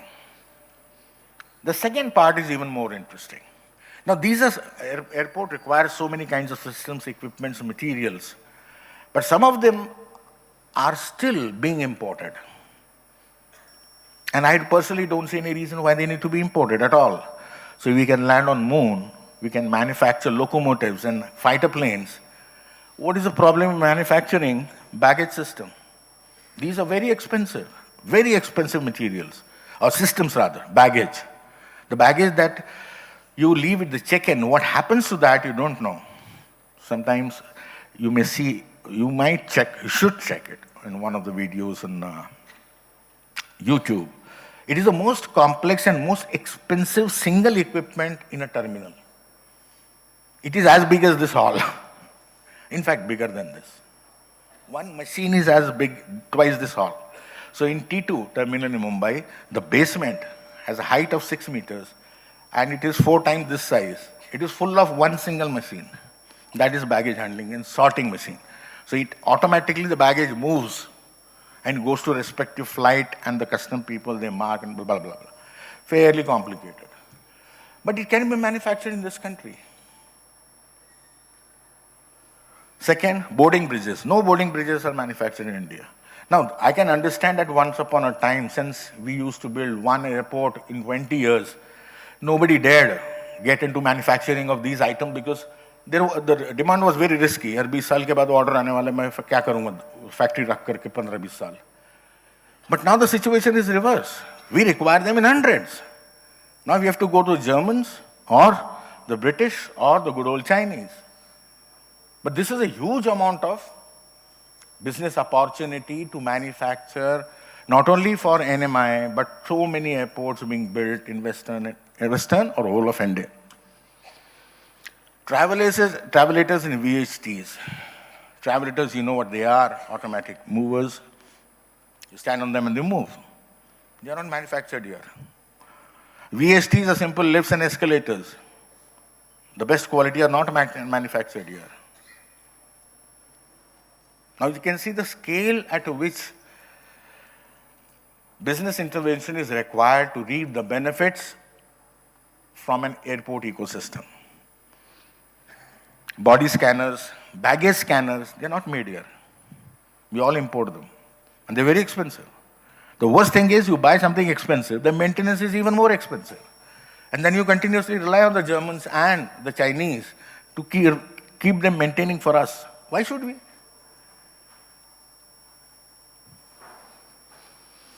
air navigation radars. None of them are, most of them are British and German. Security cameras, British, Israeli, we don't use the Chinese ones in any case. Lighting systems, you won't believe the lighting system that we have in terminals and airports and the runway. They're not manufactured in India. There's no reason for why they shouldn't be. A light is a light. And finally,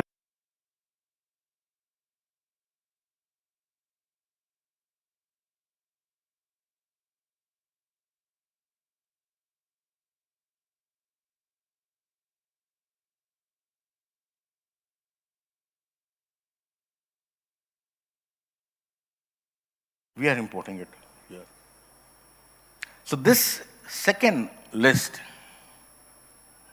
is not only specific to NMI for next 10 months, it is true for next 20 years for NMI. We have 4 more phases to go. And so many airports which are going to be built. Pune is going to come up now, very soon. Again, we'll be back to the door of the Germans and the Chinese. Kindly give us escalator, kindly give us sorting machines, kindly give us this and kindly give us that. Okay, next please. Now in this regard, this is a question that I had for myself, which I started off initially, with the skill development. What we require is something much more than skill development. I told you that we have this investment of 1 lakh crores. We have 370 architecture colleges. I'm an architect and urban planner. Therefore, it hurts me more. 370. And we have additional 130 colleges with postgraduate architecture and urban planning courses. And how many of them teach urban planning? Airport planning, design, construction, operation? Not one. Not one. Isn't it funny? Our educational institutes, every March and every summer, look for companies to come and take their students. Here we would, provided if they are qualified to do for that purpose. Why teach people which is not useful to them, and 1 lakh crore sitting on the ground, we don't have people to work for it. And how much time does it take to change a curriculum, to teach the students? For the teacher has to learn. So once the teacher takes interest and learns something, how much will that institution, that student, more importantly this community, and then this country is going to benefit? Otherwise, it is so difficult for us, 3 years, 4 years we take in our own office to teach person what is aviation, what is an airport, what is a runway, what is a terminal. But if only half of that is taught, the basics are taught in the school. And here, I know they will have a problem. The teachers won't have those qualifications to teach the students. We are ready to step in and put in effort, not only to design the course, but to contribute in running the course for first few initial sessions, so that a teacher can gear up, they get the confidence and they can roll on thereafter. But unless this is done, I really wonder how we're going to implement those 220 airports that we still have to create. Kahan se layenge log? Next, please. And the same continues into the baggage. I just told you those industrial products which are not manufactured in India, why aren't being designed in engineering colleges or the technical institute? What is the rocket science? In fact, we already have the rockets and the science behind it. So what is beating us? Not to transfer this and create this technology in our own colleges when we are buying it from the German and Chinese and the British. It takes a very serious commonsensical approach to set this right. Otherwise, I am not a person who believes too much in the superficial skill development, because you're telling that guy only for 2-3 weeks. Here, this is serious business. He has to learn. When he's spending 4 years, 5 years in architecture, 4 years in engineering, he can start with an elective in second year. By the time he's final year, he can take a project on that. So by the time he comes out, he's a serious candidate, a qualified guy. Rest we will do in profession. So my request to some of you, or particularly those who are in education, field or profession, look at this very seriously. because this is an opportunity of a lifetime, much more than manufacturing. Here you are creating human beings and professionals. It is even more important than making products. Thank you.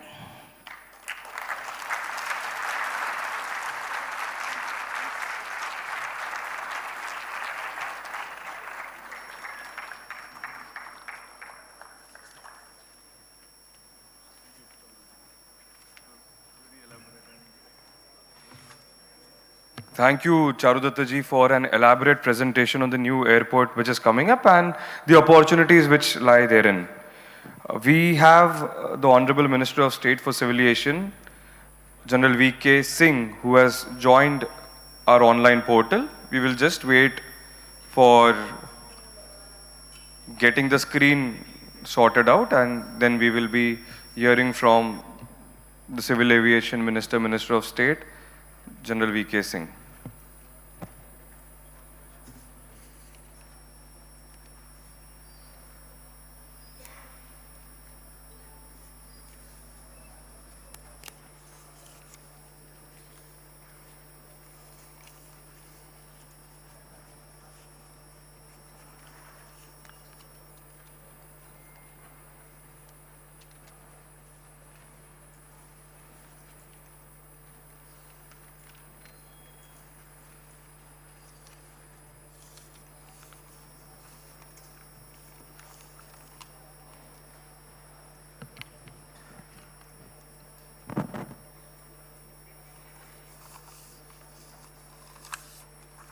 After this session, we would be having the Additional Municipal Commissioners of NMMC, Sujata Doleji and Vijay Kumar Masalji.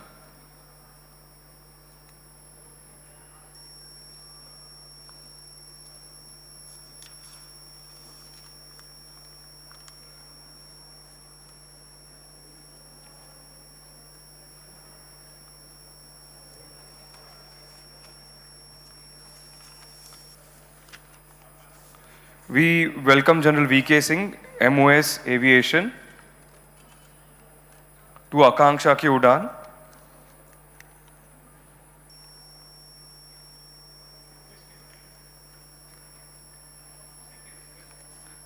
I think our microphone is off, he can't hear us. Yes. I welcome General V.K. Singh, MOS Aviation, for coming to this online session of Akanksha Ki Udan. Without much ado, I'll request the Honorable Minister to share his few words with us.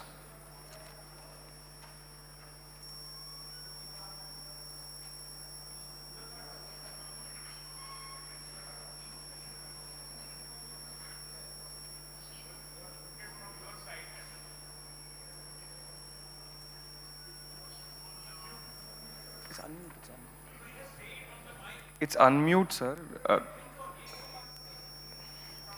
He's not. There's a voice from our end. The audio problem is from our end. The volume has to be raised. He's speaking, he's audible.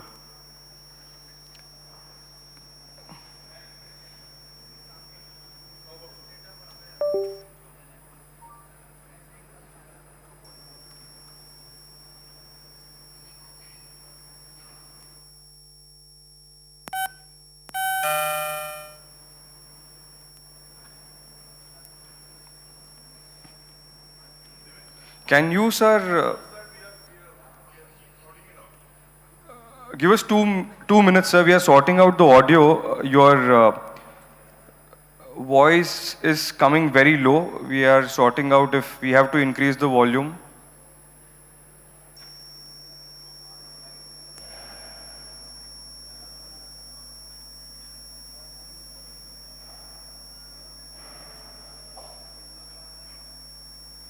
I think we can start, we can try again.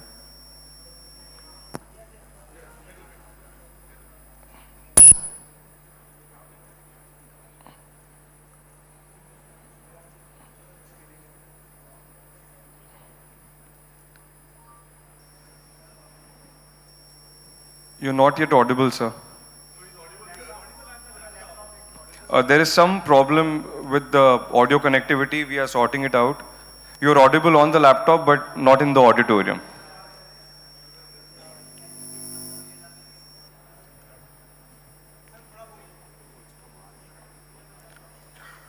We are sorting the issue out from our end. You can hear us, right, sir?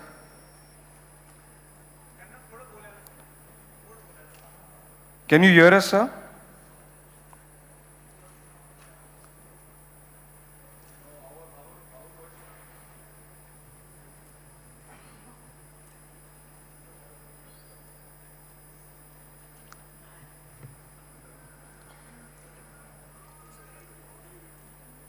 If someone can from our team can reach out to the Honorable Minister's team.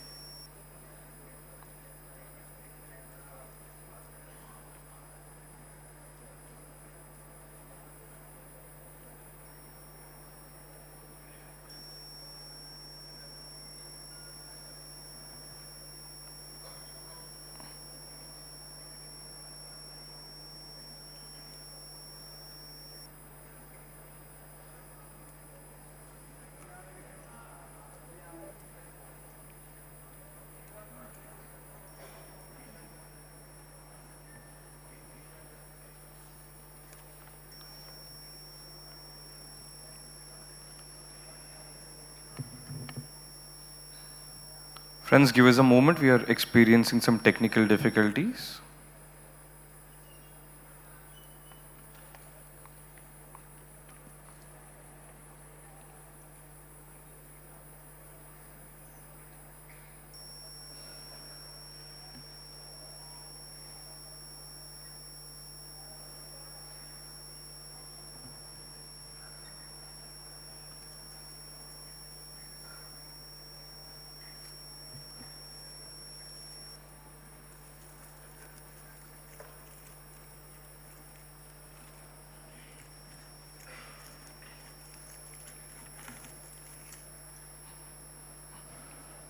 The Honorable Minister has joined again.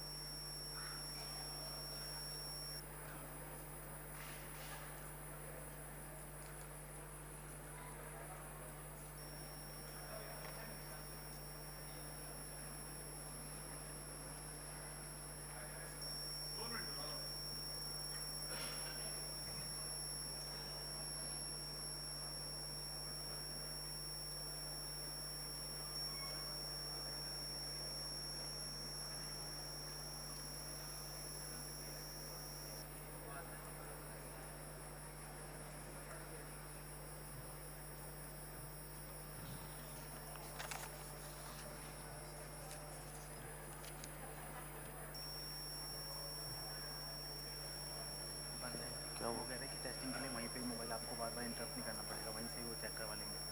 कर लीजिए। नहीं चल रहा। उनको ही लिखी गई है ना, वो कर लेंगे।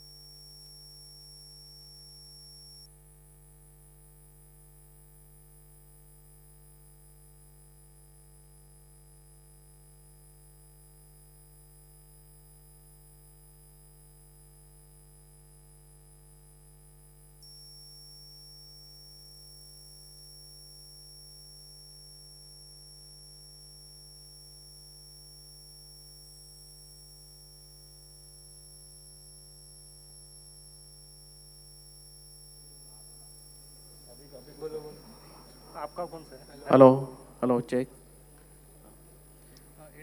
हेलो नहीं, हमारा आवाज नहीं आ रहा है क्या? चेक करो। हेलो हेलो आ रहा है क्या अभी? नहीं नहीं, ये तो नाम आपका कौन सा? ये वाला। हाँ ये माइक। हेलो आप बोलिए जरा, आप बोलिए वहाँ से कोई तो।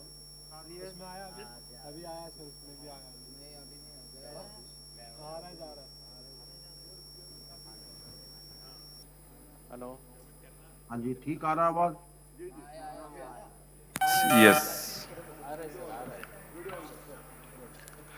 Okay. So I once again welcome Honorable Minister General V.K. Singh to Akanksha Ki Udan, a conclave on opportunities around the Navi Mumbai International Airport.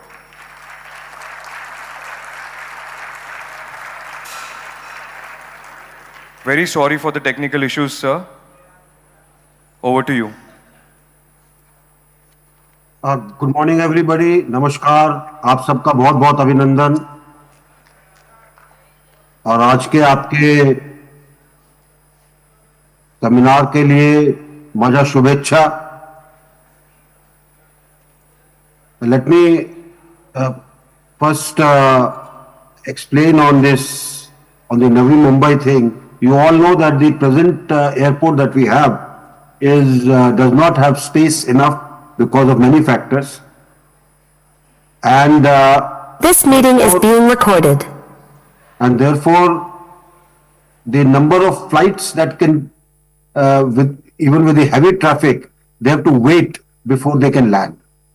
And there was always a need felt that we needed more space in the present Santa Cruz airport, or we needed a new airport altogether. In any case, any large city, and especially the economic capital like Mumbai, needs at least two, if not more, airports in the vicinity so that it can take care of traffic of the future. Now, this airport was initially, in principle, approval of the government of Maharashtra was given on 6th of July 2007. And the airport was then awarded for development and operations under public-private mode basis, and the letter of award was issued in 2017. So the concession agreement then got signed in 2018. It is a large airport that is coming up. It is target date for completion is by end of this year. Expected cost is almost more than 19,000 crores. The physical progress is about 60%, and the remainder will get completed by another this complete year. Now, the airport is going to cater for almost 2 crore passengers. That is capacity of almost 20 million, 10 million, sorry. 10 million passengers it will cater for. And slowly this will be increased as the time comes, as we see more and more things coming up. It will have 2 passenger terminals, 1 cargo terminal, and 1 general aviation terminal. It will be able to cater for wide-bodied large aircraft also, with a runway length which is approximately 3.5 kilometers, and it will also have a secondary runway which will be about 2.8 kilometers. There will be cross runway. There are 129 parking stands, and it is minimum code C compliant. Plus, as we look at it, wide-bodied aircraft will be also able to land in times to come. Now, we feel that this airport terminal would be a boon to Mumbai for many reasons. One is it's a large terminal, lot of space has been utilized, large construction has taken place. Overall, it will provide employment opportunities which are huge, very large employment opportunities it will provide. And this will be probably in times to come the hub for all the international traffic that will come to and from and will leave from Mumbai. So you require to have connectivity to Mumbai, between Navi Mumbai and Mumbai, which cuts down on time for people who come down to this airport, and therefore you will find that type of opportunities available for employment are going to be many in terms of transportation sector, in terms of cargo sector, in terms of the commercial space that will be utilized at this airport, because the commercial space which also gives a large amount of revenue, which helps in ensuring that we have a revenue generation, and always whatever shops and commercial spaces are put up in a airport, they generate large number of large amount of income for not only the airport but also people who man these. You will have many people who will work in these shops, many people who will work on various tasks of the airport, many people who will be employed for various other issues where the airport is concerned, and it is a very large workforce that will get jobs in this particular area. So if you look at it from the point of view of the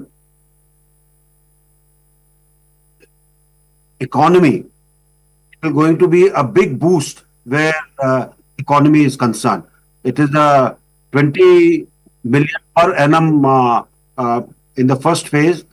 Ultimately, it will become 60 million passengers a year in the subsequent phases as it keeps growing, which is actually a very large airport, almost from 2 crores to almost 6 crores it will go up.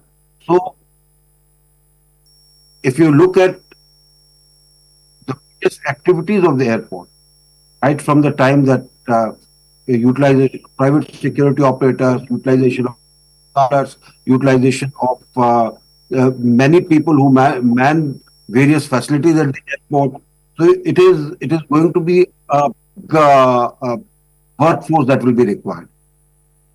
So my feel is that we have a large airport coming at the end of this year. It will be ready, and it will be boon to Mumbai. It will generate a lot of economic opportunity for people who will for Mumbai. It will be a big revenue generator for the government as well, and for the private partner who is doing up this. With these, once again, I thank each one of you.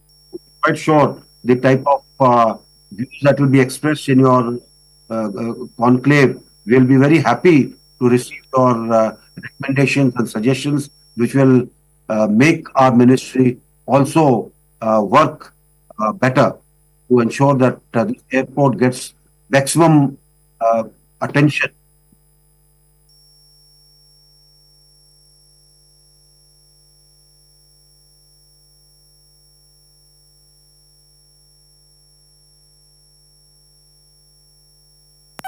Thank you very much. Jai Hind.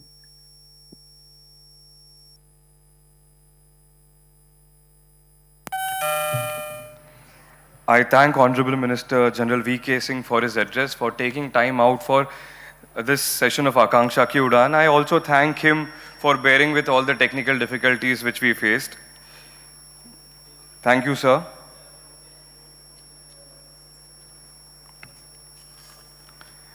We'll go to the next session now. The next session is a discussion on the government initiatives around the new airport. we have two interesting speakers with us. Ms. Sujata Dhole, who is the Additional Municipal Commissioner of NMMC, and Mr. Vijay Kumar Masar, who is also the Additional Municipal Commissioner of NMMC. Let us welcome these two senior officials with a loud applause. I will request Gaurav Avasthi and Suresh Maheshwari to please come up on the dais to welcome the dignitaries. Before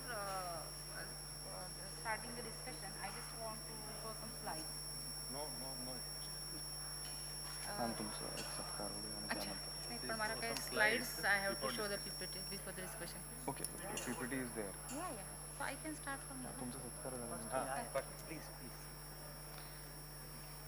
I'll request Gaurav ji and Suresh ji to come up and felicitate Sujata ji and Vijay Kumar ji.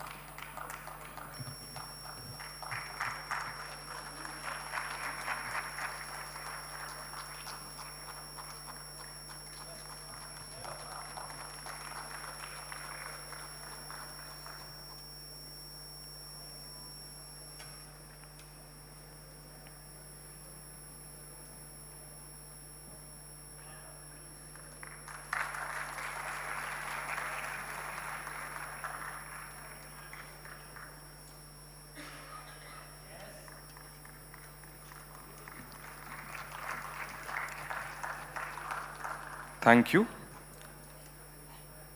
I think Sujata ji will begin with a presentation.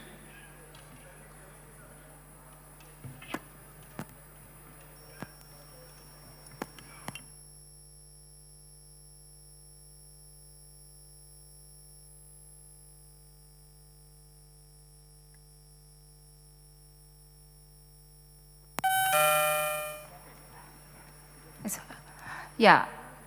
Good morning, namaskar to one and everyone. Adarniya Sahasrabuddhe sir, Nikam sir, Uday ji, all his team and all the organizers and who are present here, all my brothers and sisters. Really, I'm very happy today because I'm a part of your this Akanksha Ki Udan, and you had given me an opportunity to discuss what the government organizations are taking the initiatives for the entrepreneurs. So before starting the discussion, I just want to show some slides. So we'll start with the slides. As you are aware, what is the Navi Mumbai Municipal Corporation? What are the aspects of Navi Mumbai Municipal Corporations and what involves in Navi Mumbai Municipal Corporation? So we'll first start with the slides. Yeah, Prathamesh.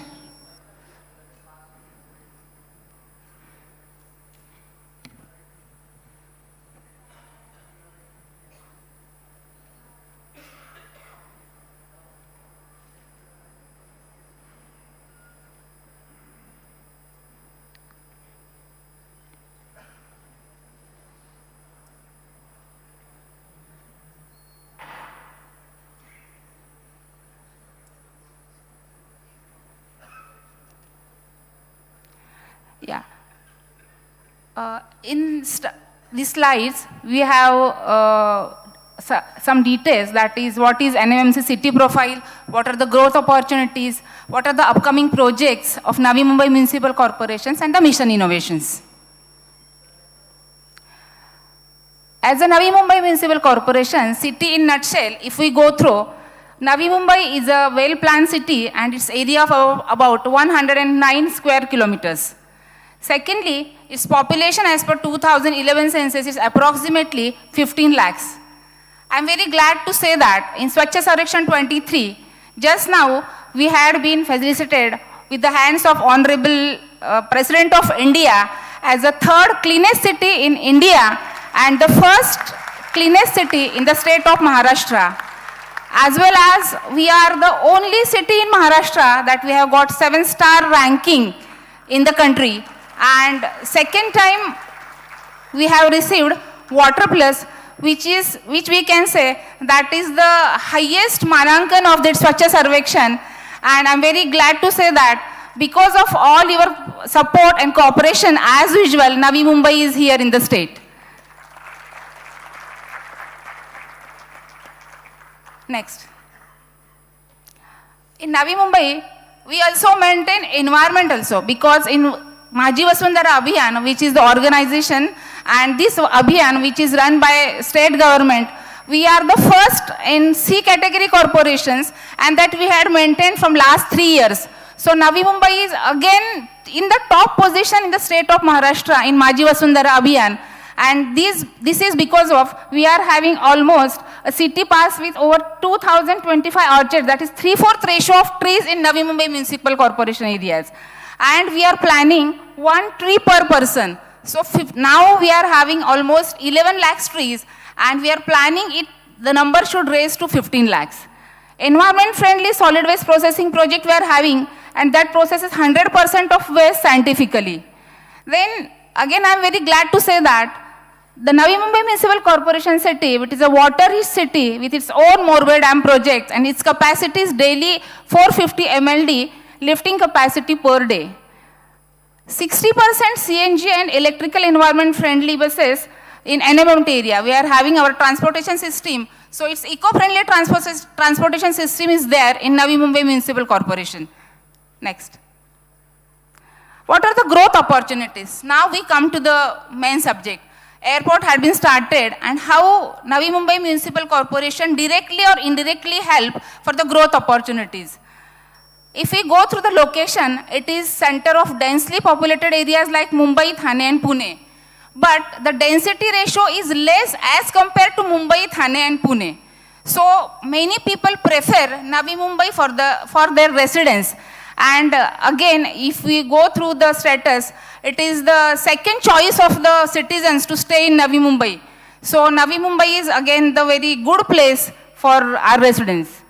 Then the connectivity. It's well connected wide national highways, rail links, metro links, JNPT, and again the new airport and MTHL, which had been just opened on 12th of January.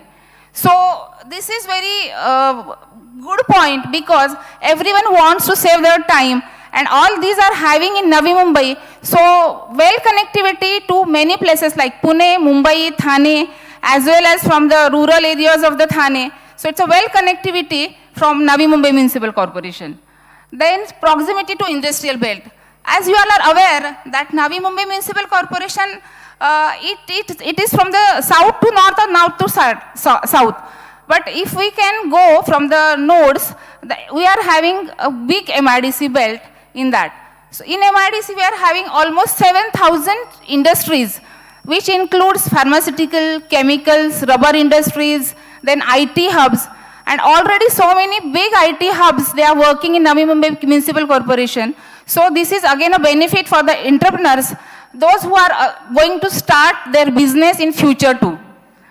Proposed mega projects like Coastal Economic Zone CEZ, then Alibag-Virar Multimodal Corridor, and secondly, now only Honorable Prime Minister had declared it's a big jewelry park in Navi Mumbai. So that will create again big entrepreneurships to the youth, as well as employment also to youth, because you know, if there is a business, it covers trade, commerce, then artificial intelligence, then IT also, and whatever their goods they are going to manufacture. So it is a combination and permutation of all. Then abundant water supply available through Morbe Dam. Navi Mumbai is having its own Morbe Dam, its own water holding capacity. So there is no any scarcity of water in Navi Mumbai Municipal Corporation. Now skilling of youth, unlocking Navi Mumbai's potential. What are the advantages? If we go through the advantages, logistics and supply chain, proximity to JNPT and the upcoming airport. Industries in Navi Mumbai can develop world-class logistic parks, cold chain facilities, last mile delivery solutions, and what trainings to be conducted for that? Skills in drone delivery, advanced warehousings, and e-commerce fulfillment. If we go for the proximity to JNPT and the upcoming airport, MRO facilities for the regional airlines, drone manufacturing units, aviation IT companies, training in aircraft maintenance, drone technology, aviation data analysis. If we go through rich cultural heritage and natural beauty, then the boutique, hotels, ecotourism resorts, for that training in hospitality, tour guiding, cultural experience creation, and proximity to agriculture base and the airport's cargo connectivity.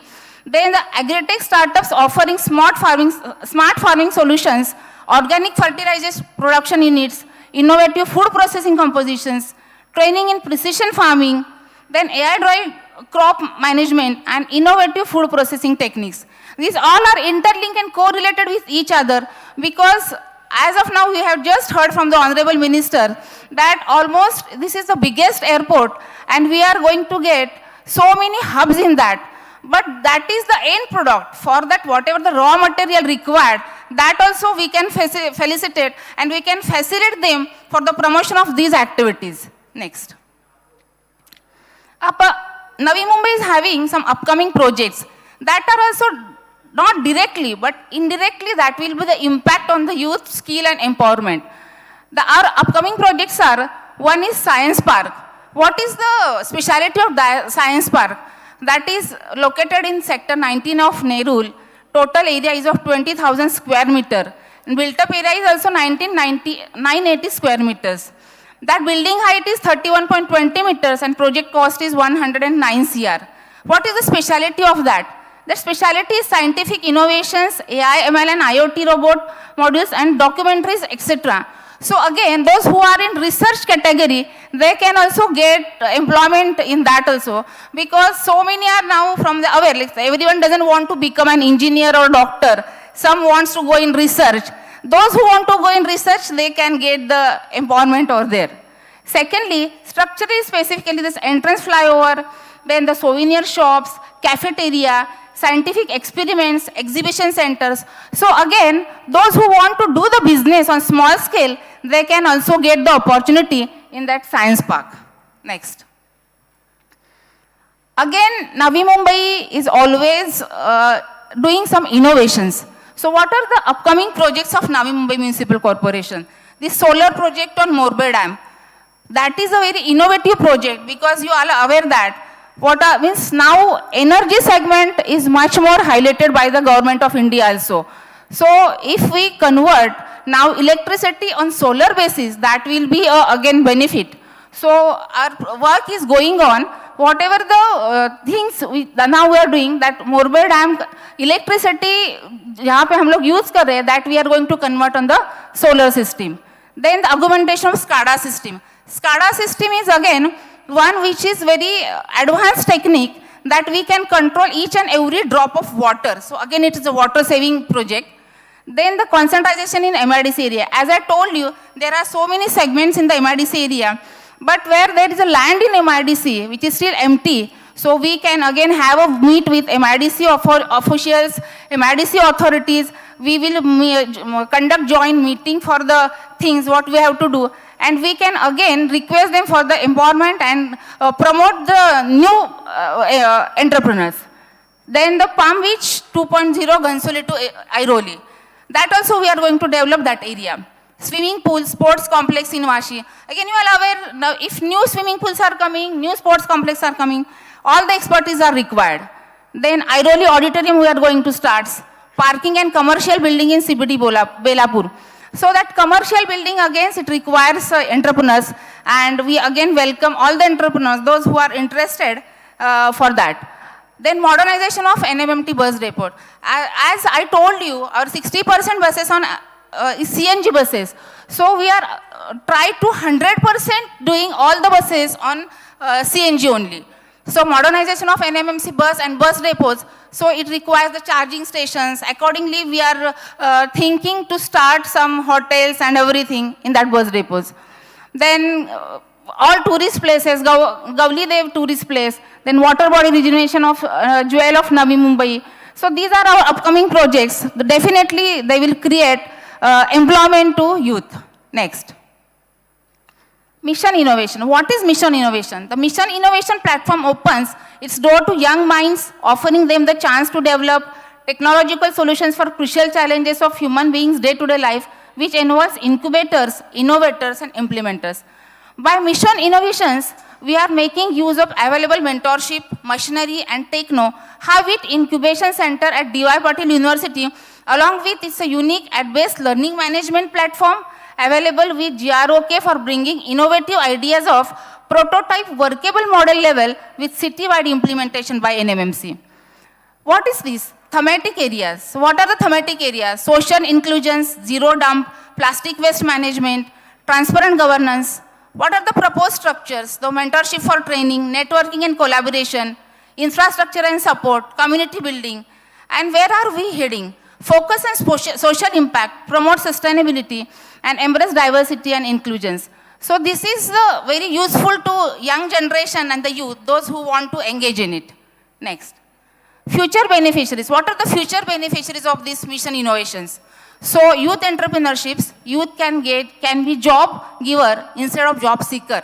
As you all aware, everyone says, आप job और दे सकते हो, job करने से job देना अच्छा है. If you start with the small things can grow in bigger one. Small business can groom, skill development, technical skills, general skill development, career specific skills and soft skills, these which are important. Now, social helper group also plays a vital role in these entrepreneurships because SHG can get livelihood opportunities, economic empowerment and social development. Next. So, as we had gone through all these slides, NMMC is not directly related with the airport authority, but it is indirect stage we can say that can provide entrepreneurship and employment to youth generation because this is very well connected with airport, Pune, Mumbai and those who are going to resident in Navi Mumbai.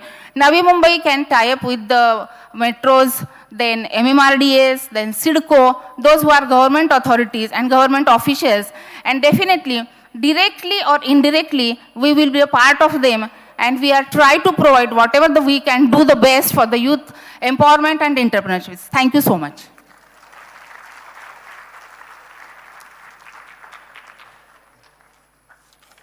I thank Sujata ji for a fantastic presentation. Friends, I would like to tell you that Sujata ji was suffering from a fever of 103 degrees and she just took 2 paracetamols and came just because of her commitment for this session. A big round of applause for Sujata ji for her commitment and dedication.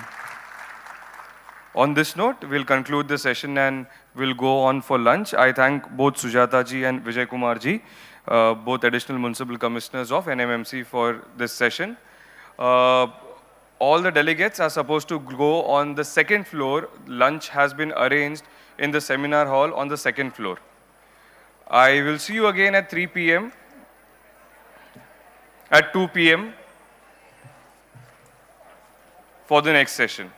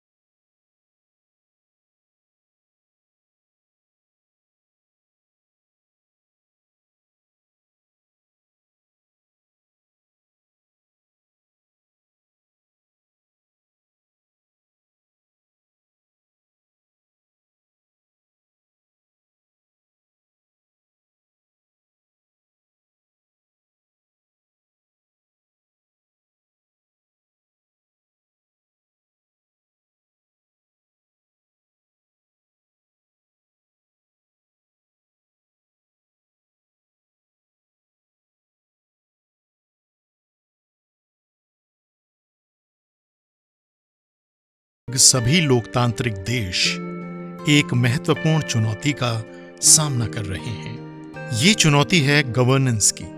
Governance यानी केवल कुर्सी पर बैठकर प्रशासन चलाना नहीं। Governance में निर्णय प्रक्रिया, क्रियान्वयन और जो भी कदम उठाए जाते हैं उनकी परिणामकारकता समाविष्ट है।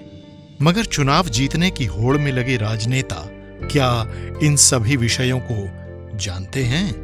अगर वो नहीं जानेंगे, नहीं समझेंगे, तो लोकतंत्र को केवल बाबू तंत्र बनने से भला कौन बचा सकता है? यहीं पर विषय आता है निर्वाचित जनप्रतिनिधियों के क्षमता विकास का। सन 1982 से लगातार रामभाऊ महालगी प्रबोधिनी इसी महत्वपूर्ण मिशन में जुटी हुई है।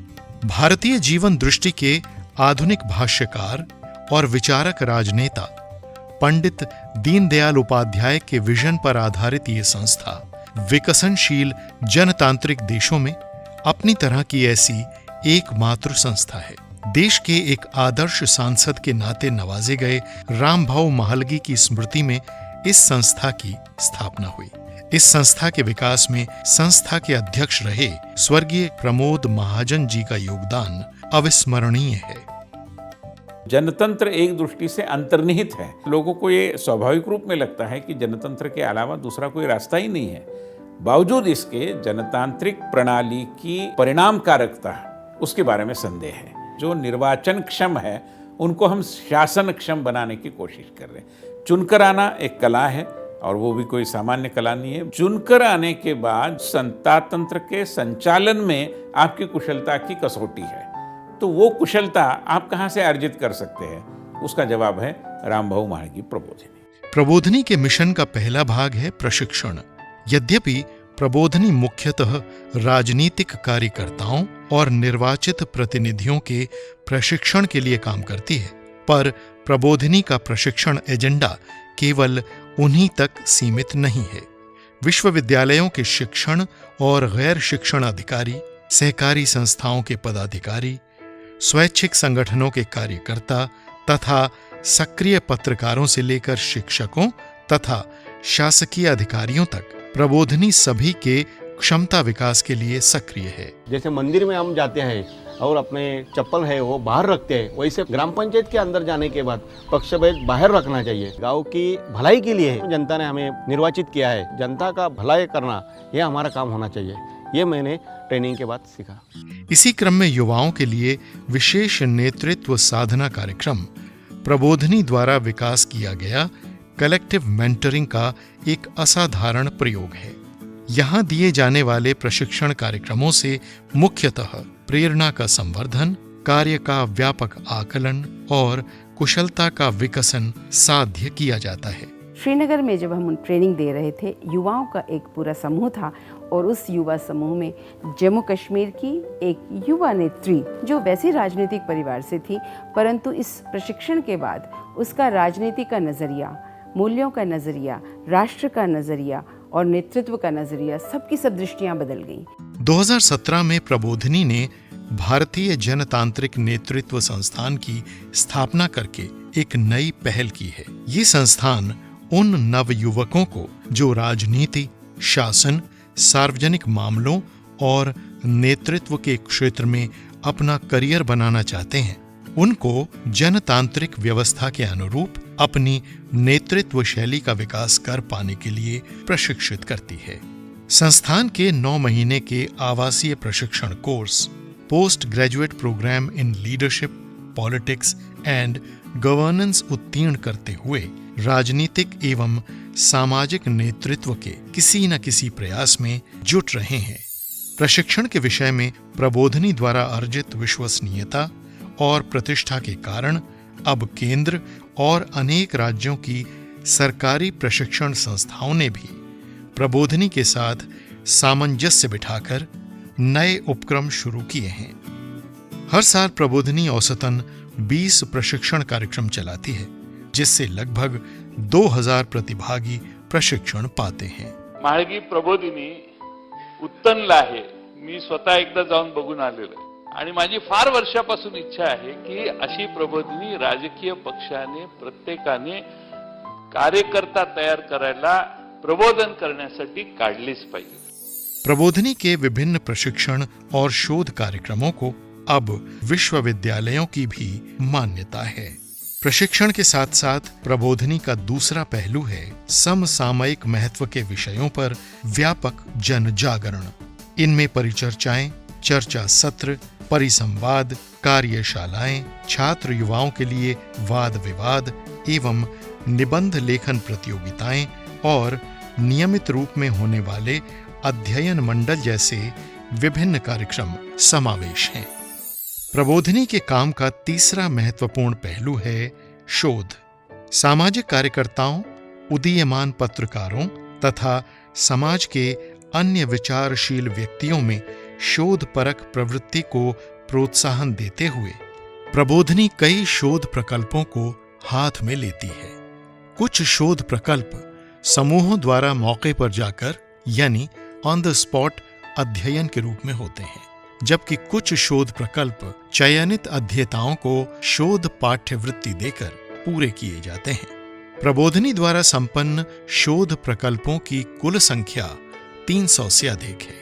इनमें लगभग 750 शोधकर्ताओं का सहभाग रहा.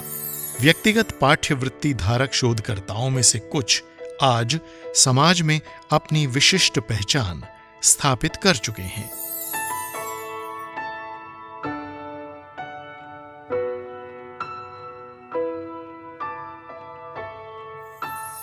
नवगठित स्वैच्छिक संस्थाओं के संचालन में सेवा की प्रामाणिक ऊर्जा के साथ प्रोफेशनल दृष्टि विकसित करने के लिए प्रबोधिनी एक विशिष्ट योजना भी चलाती आई है. प्रबोधिनी की विकास यात्रा 1982 से प्रारंभ हुई. प्रबोधन, प्रशिक्षण और शोध इस त्रिसूची पर आधारित प्रबोधिनी के संस्थात्मक विकास के कई आयाम हैं और कई उल्लेखनीय उपलब्धियां भी. रामबाहु महालगी प्रबोधिनी अद्वितीय संस्थान है. शुरू में तो कल्पना थी कि हमारे जितने कार्यकर्ता हैं, हमारे साथ संबंधित संस्थाएं हैं, उनके लोगों को यहाँ पर प्रशिक्षण दिया जाए, लेकिन धीरे धीरे करके वह सब प्रकार की संस्थाओं के लिए भी एक असाधारण एक केंद्र बन गया है. कम से कम साउथ एशिया में कोई दूसरा ऐसा संस्थान नहीं है. इसी यात्रा का महत्वपूर्ण पड़ाव था 6 जनवरी 2003, जब तत्कालीन प्रधानमंत्री अटल बिहारी वाजपेयी और उप प्रधानमंत्री लाल कृष्ण आडवाणी ने प्रबोधिनी के ज्ञान नैपुण्य केंद्र नॉलेज एक्सीलेंस सेंटर का उद्घाटन किया. शायद ये पहला प्रयास है अपने ढंग का, और इसलिए मैं इसका स्वागत करता हूँ. जो कुछ आज देखा मैंने, मुझे आश्चर्य है, सुखद आश्चर्य है. प्रशिक्षण का रूप क्या हो, उसका विवरण क्या हो, ये प्रबोधिनी तय करेगी. प्रबोधिनी के विभिन्न संस्थापक आयामों में प्रकृति से घिरा हुआ प्रबोधिनी का ये विशाल परिसर विशेष महत्व का है. कला दृष्टि से साकार इस सुविधाओं की सृष्टि को ज्ञान नैपुण्य केंद्र कहा जाना स्वाभाविक है. एक संपन्न ग्रंथालय, योग और व्यायामशाला, तरण तालाब, हेलीपैड, परिसर में उत्पादित कूड़े कचरे से जैविक खाद निर्मित संयंत्र, पानी का संवर्धन तालाब जैसी विशिष्ट व्यवस्थाओं से परिसर सुसज्जित है. सुरुचिपूर्ण आरेखन और सुव्यवस्थित प्रबंधन के कारण कई कॉरपोरेट संस्थाएं अपने प्रशिक्षण कार्यक्रमों के लिए इस ज्ञान नैपुण्य केंद्र की सुविधाओं का उपयोग करती हैं. जो भी यहाँ आता है ज्ञान का प्रकाश और प्रयासों की प्रेरणा लेकर लौटता है. जिस ट्रेनिंग के लिए आप लोग आए हैं, इसी प्रकार की ट्रेनिंग विषय अलग हो सकते हैं, लेकिन वो ट्रेनिंग प्राप्त करने का मुझे भी सुअवसर यहीं प्रबोधिनी में मिला. जहाँ आज आप बैठे हैं वहीं मैं भी बैठा करता था. यहाँ के वर्क कल्चर, अनुशासन, कर्तव्य परायणता और निष्ठा से सभी को बहुत कुछ सीखने को मिलता है. यहाँ आकर सबको प्रेरणा मिलती है. राष्ट्रपति के रूप में पहली बार यहाँ आकर मुझे अत्यंत प्रसन्नता हो रही है. प्रबोधिनी के विदेश विभाग यानी RMP इंटरनेशनल द्वारा विदेशी छात्र युवाओं के लिए नेतृत्व प्रशिक्षण एवं मेंटरिंग, प्रतिनिधि मंडलों का आदान प्रदान और यूनाइटेड नेशंस में विविध कार्यक्रमों एवं विचार गोष्ठियों का आयोजन इत्यादि कई महत्वपूर्ण उपक्रम संपन्न हुए हैं। भारत सरकार के नीति आयोग के सहयोग से अब प्रबोधिनी में अटल इंक्यूबेशन सेंटर कार्य कर रहा है। Collaboration between Niti Aayog and RMP has been a very successful one, and I look forward to further such collaboration in bringing together civil society organizations and in ensuring that these organizations play an important role in the government policy formulation and its implementation throughout the country. RMP, with its vast network and its long experience on the civil society front, will be a very useful partner for Niti Aayog. परिसर में स्थापित एक स्मृति संग्रहालय पंडित दीनदयाल उपाध्याय जी के जीवन और विचार पर प्रकाश डालता है। प्रबोधिनी का कार्य भारतीय जनतंत्र को मजबूती देने वाला एक महान मिशन है। नेतृत्व की सुप्त शक्ति हर व्यक्ति में होती है। नेतृत्व का विकास धन शक्ति पर, घराने की पृष्ठभूमि पर या फिर अपनी धर्म या जाति की पहचान पर निर्भर नहीं रहता। नेतृत्व के लिए सर्वप्रथम आवश्यक है एक सेंस और पर्पस, एक सघन उद्देश्य पूर्णता, प्रेरणा, जागरण, अध्ययन और कुशलता का संस्कार। ये सब बिंदु आते हैं उसी के पश्चात। जनतंत्र, जनप्रतिनिधियों का प्रशिक्षण, सुशासन, इन विषयों के अलावा प्रबोधिनी ने पानी, मानवाधिकार, इंस्टीट्यूशन बिल्डिंग, इन मुद्दों पर विशेष ध्यान देकर प्रबोधिनी ने अपने कार्य को अधिक व्यापक किया। अंतर्राष्ट्रीय स्तर पर इजरायल, मालावी, नीदरलैंड्स, अमेरिका जैसे जनतांत्रिक देश में जो व्यक्ति आए और संस्था है, उनके साथ भी प्रबोधिनी ने काम करना प्रारंभ किया है। इसी के परिणाम स्वरूप आज यहाँ पर एक बहुआयामी संस्था जीवन फलता फूलता नजर आ रहा है। प्रबोधिनी भविष्य के नेताओं की फैक्ट्री नहीं है, ये एक संस्कार शाला है। व्यक्तिगत और सामाजिक जीवन क्यों और कैसे जीना, इसके संक्षिप्त पाठ इन्हीं संस्थात्मक प्रयासों से पढ़ाए जाते हैं। सामाजिक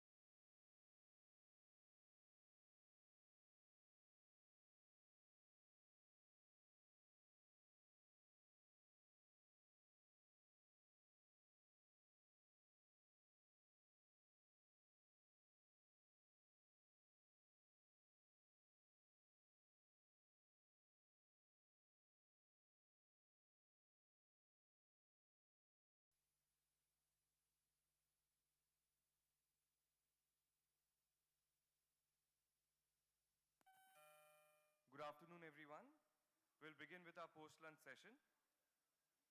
This session is basically a discussion on skill development and employment opportunities along with industry opportunities. I would invite the panelists for this discussion. The first one, Mr. Bhushan Lavande. Bhushan ji represents the Maharashtra Skills University. I will now invite Shri Bipin Raghunathan, Vice President, DHL Logistics.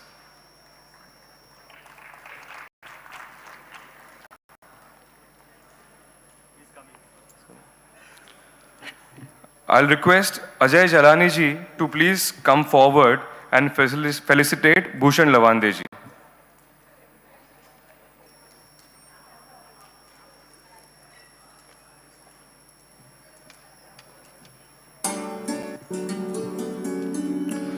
With a round of applause, let us welcome Mr. Bhushan Lavande from the Maharashtra Skills University.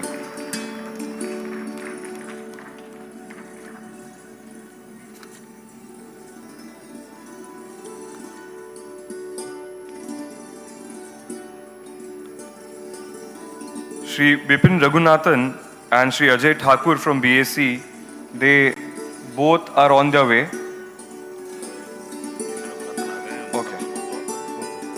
So, Bipin ji, I'll request Jalani ji to felicitate and welcome Bipin ji. Bipin Raghunathan, Vice President, DHL Logistics.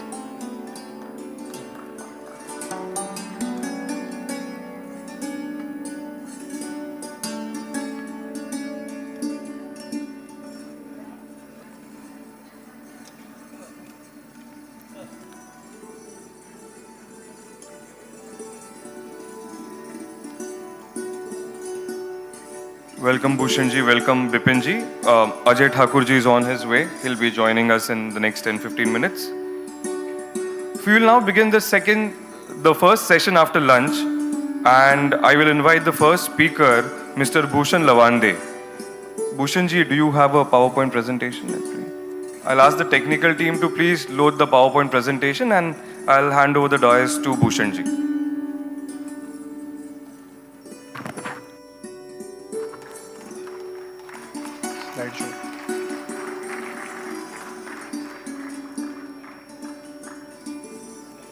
Slide शोवर टाका जरा एक minute.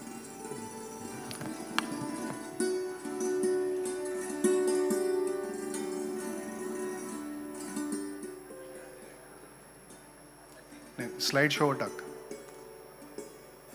राईटला तो एक last icon. हा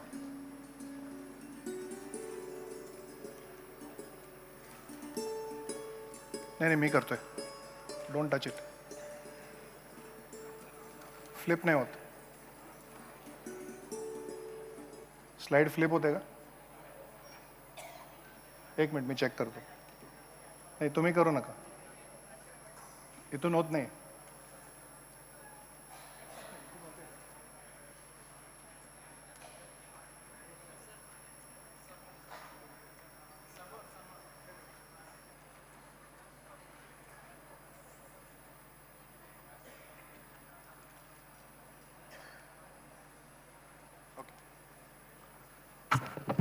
All right, good afternoon everybody, and Devendra, thank you for introducing me to the audience. So ladies and gentlemen, dignitaries in the audience, the business owners, people from educational institutions, my friends seated there, you're sitting in the dark, so please don't sleep. Make sure that the post-lunch sessions are always heavier, and make sure that you are attentive so that you can have lots of questions at the end of what I'm going to speak, because what I'm going to speak is going to be of interest to a lot of you, right? So to begin with, a little bit of a brief about myself. I spent about 35 years in the industry in consulting and training, primarily in sales, retail and service domain training, and had the privilege of working across large multinationals, setting up learning and development academies, and more so in the area of skilling. And having said that, I recently got this opportunity to work with the Maharashtra State Skills University. And in my capacity now as the head of skills departments, I look after two primary tasks. One is the academics, and the second is the industry integration. And as I'm talking to you, we started our university last year. We have rolled out a whole number of new projects, and I'll talk about that today in detail as far as my presentation of Maharashtra State Skills University is concerned. And all of you, whether you're students and or business owners or people from the industry or the governance space, will have something to take away from this and hopefully look at associating with the university as we go by. Because this is a university formed under the Maharashtra State Skills University Act and is entirely funded by the state government, right? So that is the backdrop of what I am going to talk to you. And to begin with, I'm going to just pick up some cues from the morning sessions that have happened. All of us are, been through the morning sessions, and primarily it was talking about Navi Mumbai as the next city to be. It already is, if in my perspective. The Navi Mumbai International Airport, as it has been announced to all of us, and what that airport is going to provide in terms of opportunities, not just for the aviation sector, but also for the industry at large. Because like I said, there are ancillary jobs and there are other things that are related to the growth of the area, which will automatically come with all this. And more importantly, therefore, the manpower that is going to be required to actually work in these projects and build businesses and build what I call the future of all our youth for Maharashtra, right? So that is the broad, what I call agenda out of all these outcomes that we are seeking.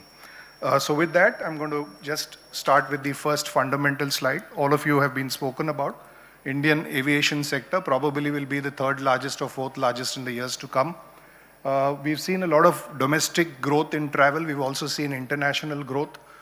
It's more than at times 50%, 100% in certain cases.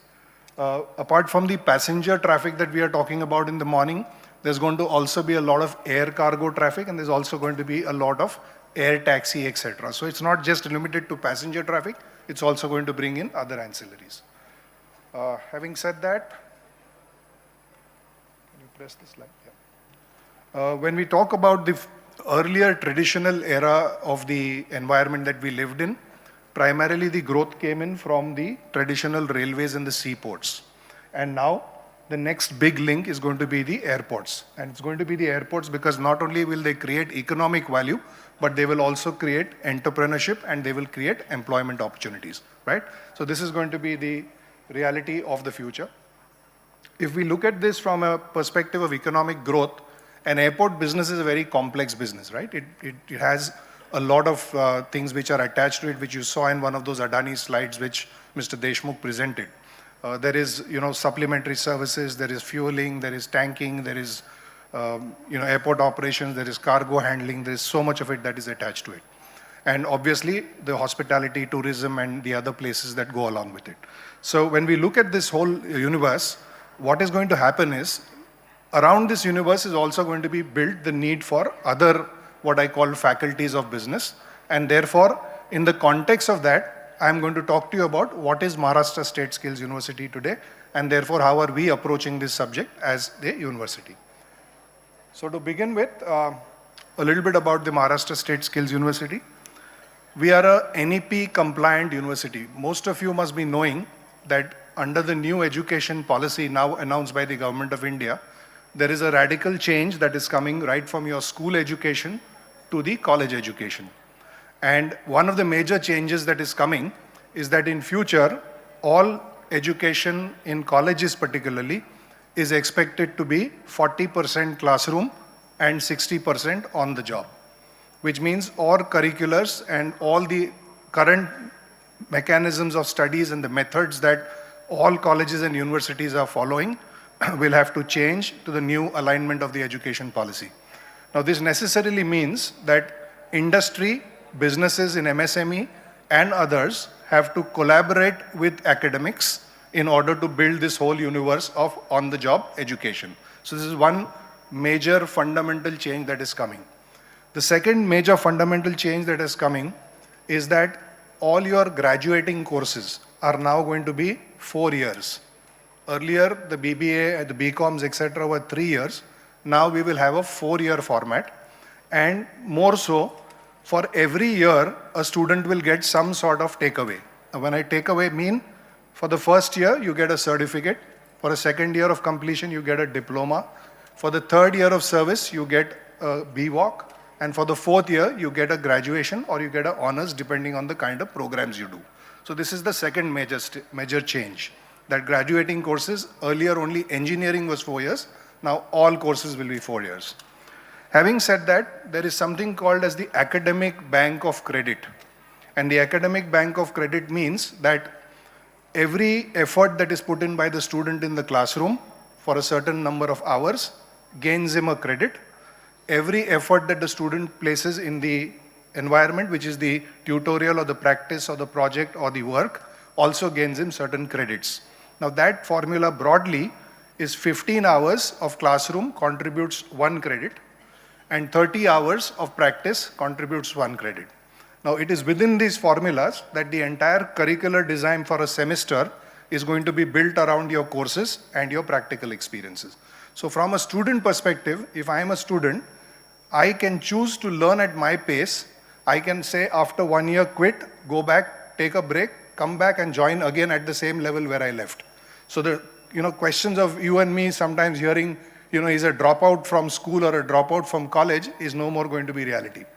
All that is gone for the students. So I think this is the third major change. So it's kind of coming in with high impact and it will happen from this June itself. The fourth important point is that this academic bank of credits can be transferred within state to state or from any college to any university based upon the credit systems. So there is a national academic bank of credits and students can opt for enrolling there through the colleges and they can be transferred at any point in time.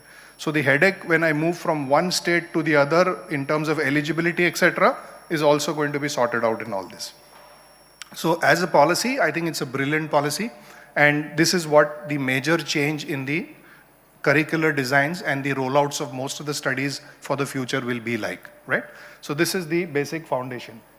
Having said that, this is as far as freshers and current students are concerned. When we look at the second part, which is the people who are already in jobs.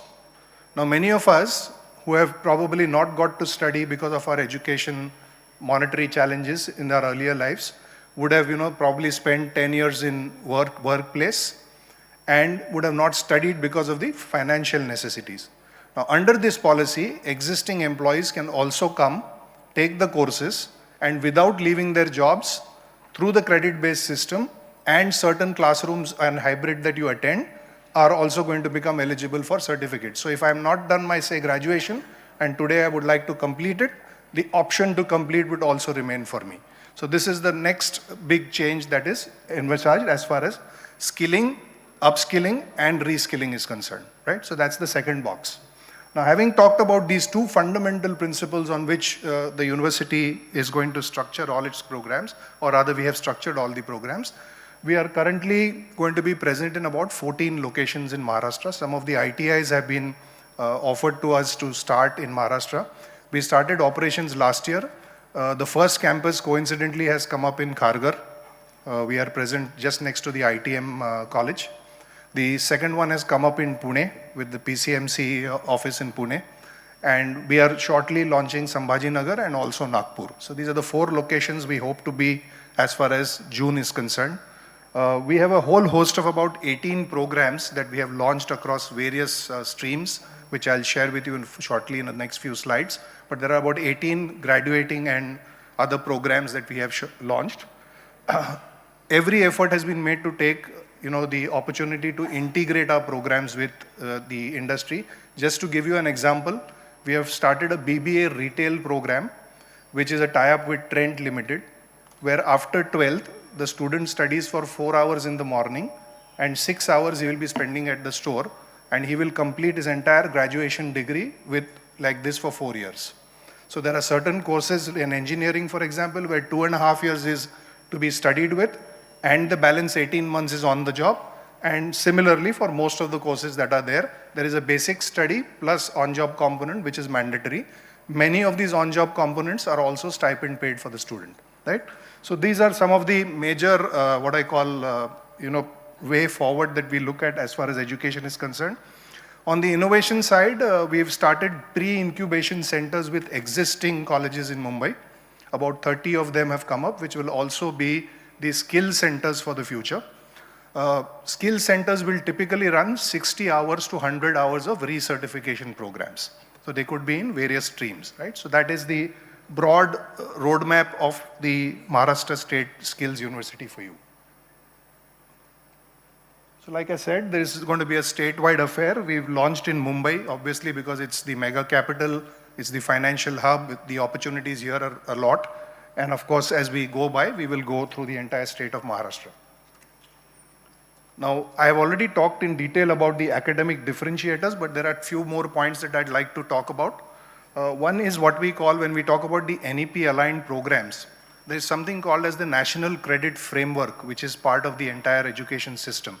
Now, where you have the NSQF levels, like they call it the National Skills Qualification Framework, where there are 8 to 10 levels of NSQF, and the first 4 are typically done by your ITIs or technical institutions, or they are done by the sector skills councils or the others, whereas the 5, 6, and 7 is part of the higher education. So the university will focus on 5, 6, and 7 onwards, and not the first 4. So there is a separation as far as that part is concerned. However, the admissions and the opportunities for the ITIs or other technical institutions or the sector skills council to come into the university will become far more easier in terms of the various credit structures and the career progressions that we have talked about. We've spoken about the industry collaboration. I would believe that there are enough jobs in the market today. What is not available is the skill sets of the people. And perhaps if I may make a statement, what is also not available is trained faculty, which we partly heard from the industry professionals who presented in the morning. Now that is perhaps going to be the biggest challenge as to how we build faculty, how do we then take that to the student, and how do we then engage the student. On this front also, we have taken one major step very recently. We have tied up with the Larsen & Toubro Skills Academy for faculty development programs and their residential facilities.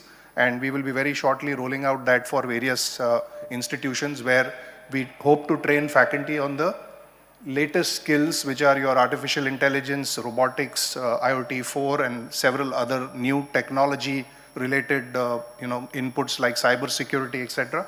And that is going to be part of the DNA of the university, particularly to train faculty on a large scale so that the dissemination of knowledge and the transfer of learning can be faster to the grassroots levels. So that's part.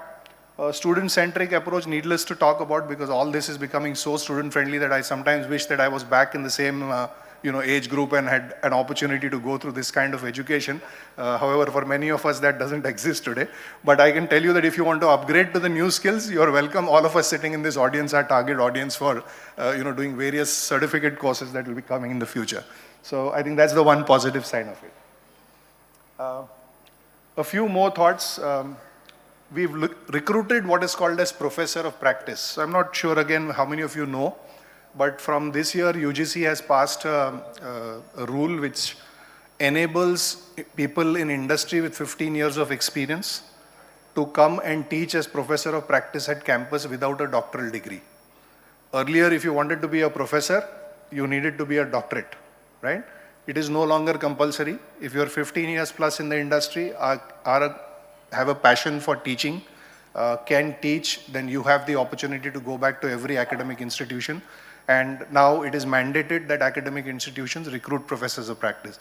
So at the university, I'm very happy to tell you that we are one of the first who have recruited professors of practice from McKinsey, from Larsen & Toubro, and several other large companies to actually design curriculums for us, teach the same curriculum to the student in the classroom, and therefore engage the experience to a different level, right? So we are actually getting into that practice-based education. Continuous assessment is another important part of the journey. Not too many colleges, actually follow the calendar that they give you. Many a time there are ups and downs in the calendar of the academics. We at the university have digitized everything to start with. It's a fully digital university. Every LMS is linked to the student progression. Every classroom that the student does, there is an LMS integrated, and it is continuous assessment. So if there is a semester, every day is defined before the semester, and then the student knows exactly what he's going to do. The faculty knows what he's going to do on that day, and that's how the whole programs are all rolling out. So it's very, very clear as to छुट्टी कब होगा, break कब मिलेगा, पढ़ाई कब करनी है, projects कब submit करने हैं, हर एक चीज़ को आपके student के लिए define किया गया है, right? So that is part of the continuous assessment. Again, it eliminates the fear of exam at the last minute, right? Because the majority of the component is graded for your continuous learning and not what I call the final exam, which is always the fear for most of us, right?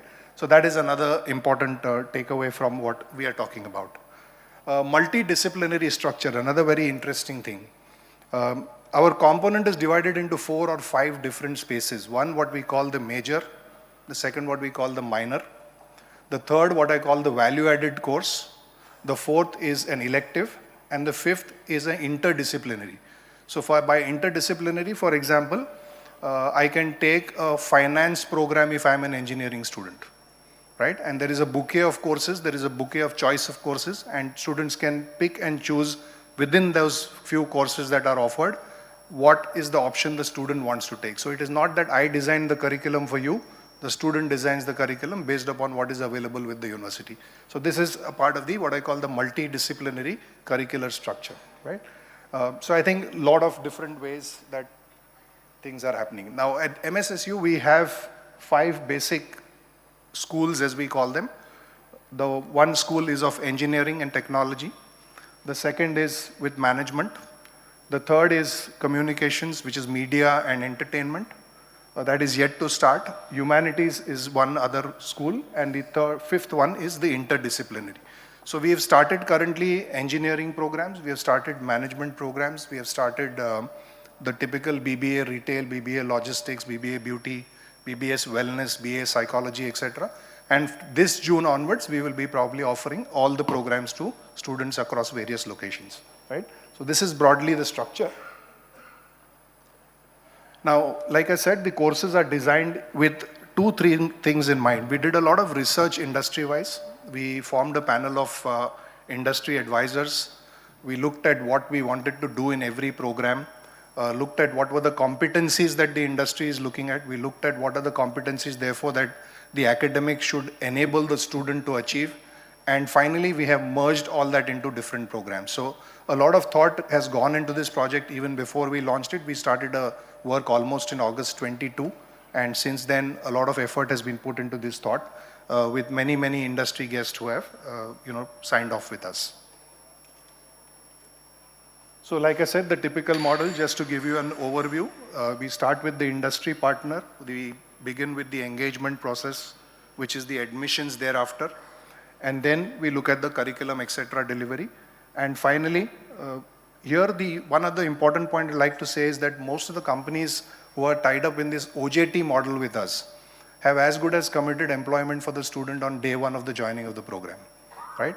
So it is not that I will get a job after I complete my education.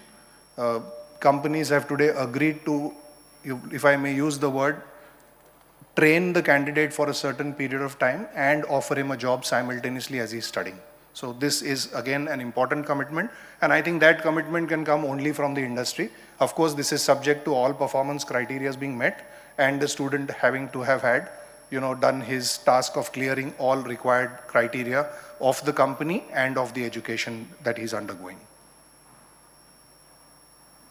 So this is what the OJT structure looks like. So we have 3 different kind of OJT structures. One which are day 1 OJT, which means you join an organization and start studying. Rotational OJT means in a semester you are in the classroom for 1 or 2 months. The balance is actually on the job, right? So logistics companies, for example, have their locations which are spread across the various state boundaries or within the state cities, etc. So let's say if you have 50 locations across Maharashtra, obviously those students who go to the 50 locations cannot come every day for a classroom. So what we have done is that we have given them a break in terms of saying, okay, for a certain period you come to the classroom, for a certain period you go back to the work, and that continues for all the semesters that the student learns. So there is a continuous classroom and on-job component. And deferred OJT is what, like I told you in engineering, it happens 2.5 years, and then you go for the final OJT wherein you get placed. So these are the various models that we have worked out with various different kinds of companies. These are some of the partners. As I talk to you, I'm happy to tell you that we have signed more than about 40 MOUs with corporates of high stature in technology, in the business space, and also with various other, what I call specialist partners. We will continue to kind of build on this as we go by and look at integrating as much as we can. Finally, we also have a research department, obviously like an university, that will work along with everybody. So we are looking at a center of research for AI, cyber security, looking at innovation, incubation linkages. We'll also be looking at innovation in academics if possible. And many of these research areas and focus areas will be in the area of fintech, in terms of customer discovery, would be in areas of e-mobility, would be areas in terms of center for retailing studies, etc. So this is work in progress. In the next couple of months, we will roll this out also. We, like I told you, have started with the Maharashtra State Innovation Society, which is also a partner in this, where we have started the pre-incubation centers. These are with existing reputed colleges in Mumbai and Navi Mumbai and Pune. And there are about 32 colleges who are part of this structure.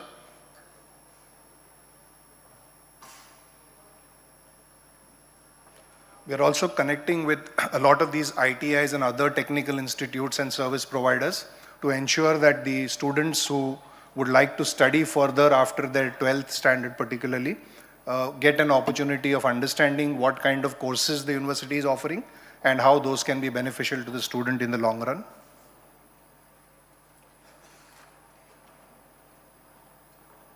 As far as our infrastructure is concerned, like I told you, we've started a campus at Kharghar, which is very close to you in Navi Mumbai itself. One campus at Pune, and there's also the ITI Aund at Pune, which is started.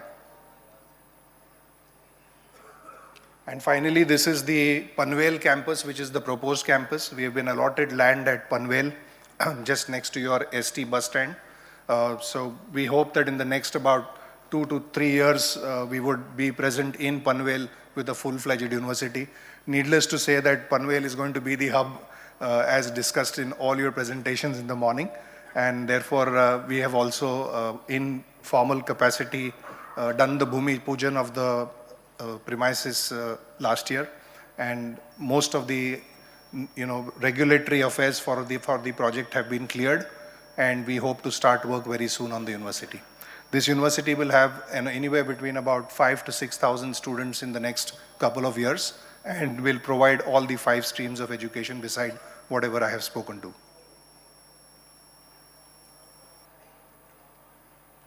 Sorry, this is sometime here. So I guess I've given you an overview of what we are going to be doing in the years to come. If there are any questions, I'll be happy to take them. Otherwise, thank you so much for being patient and listening to me. And look forward to interacting with you post this session. You can meet me. I'll be here till evening. If there's anything that you'd like to talk to me, I'll be happy to do that. Thank you, Vinayji. I must mention you sitting there. If I had my first tryst, it was in 2003 when I went to Rambhav Malgi Prabodhini for the first time. And I've learned a lot from Vinayji in what is institution building, if I may put it that way. So I'm very happy that he's actually sitting in the audience and probably listening to me for the first time. Thank you so much, sir. Yeah, and thank you so much.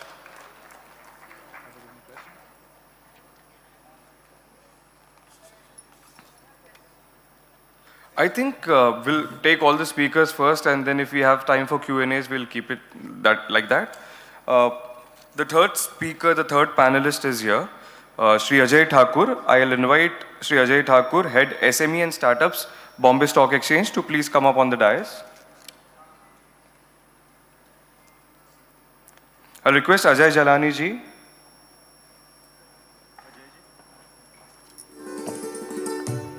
To come forward and welcome Shri Ajay Thakur ji.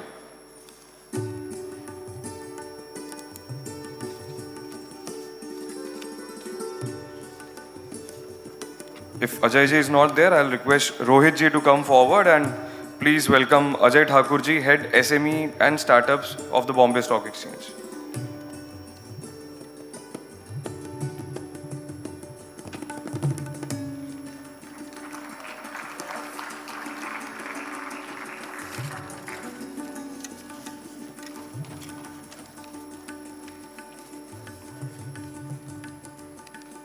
Thank you, Rohit ji.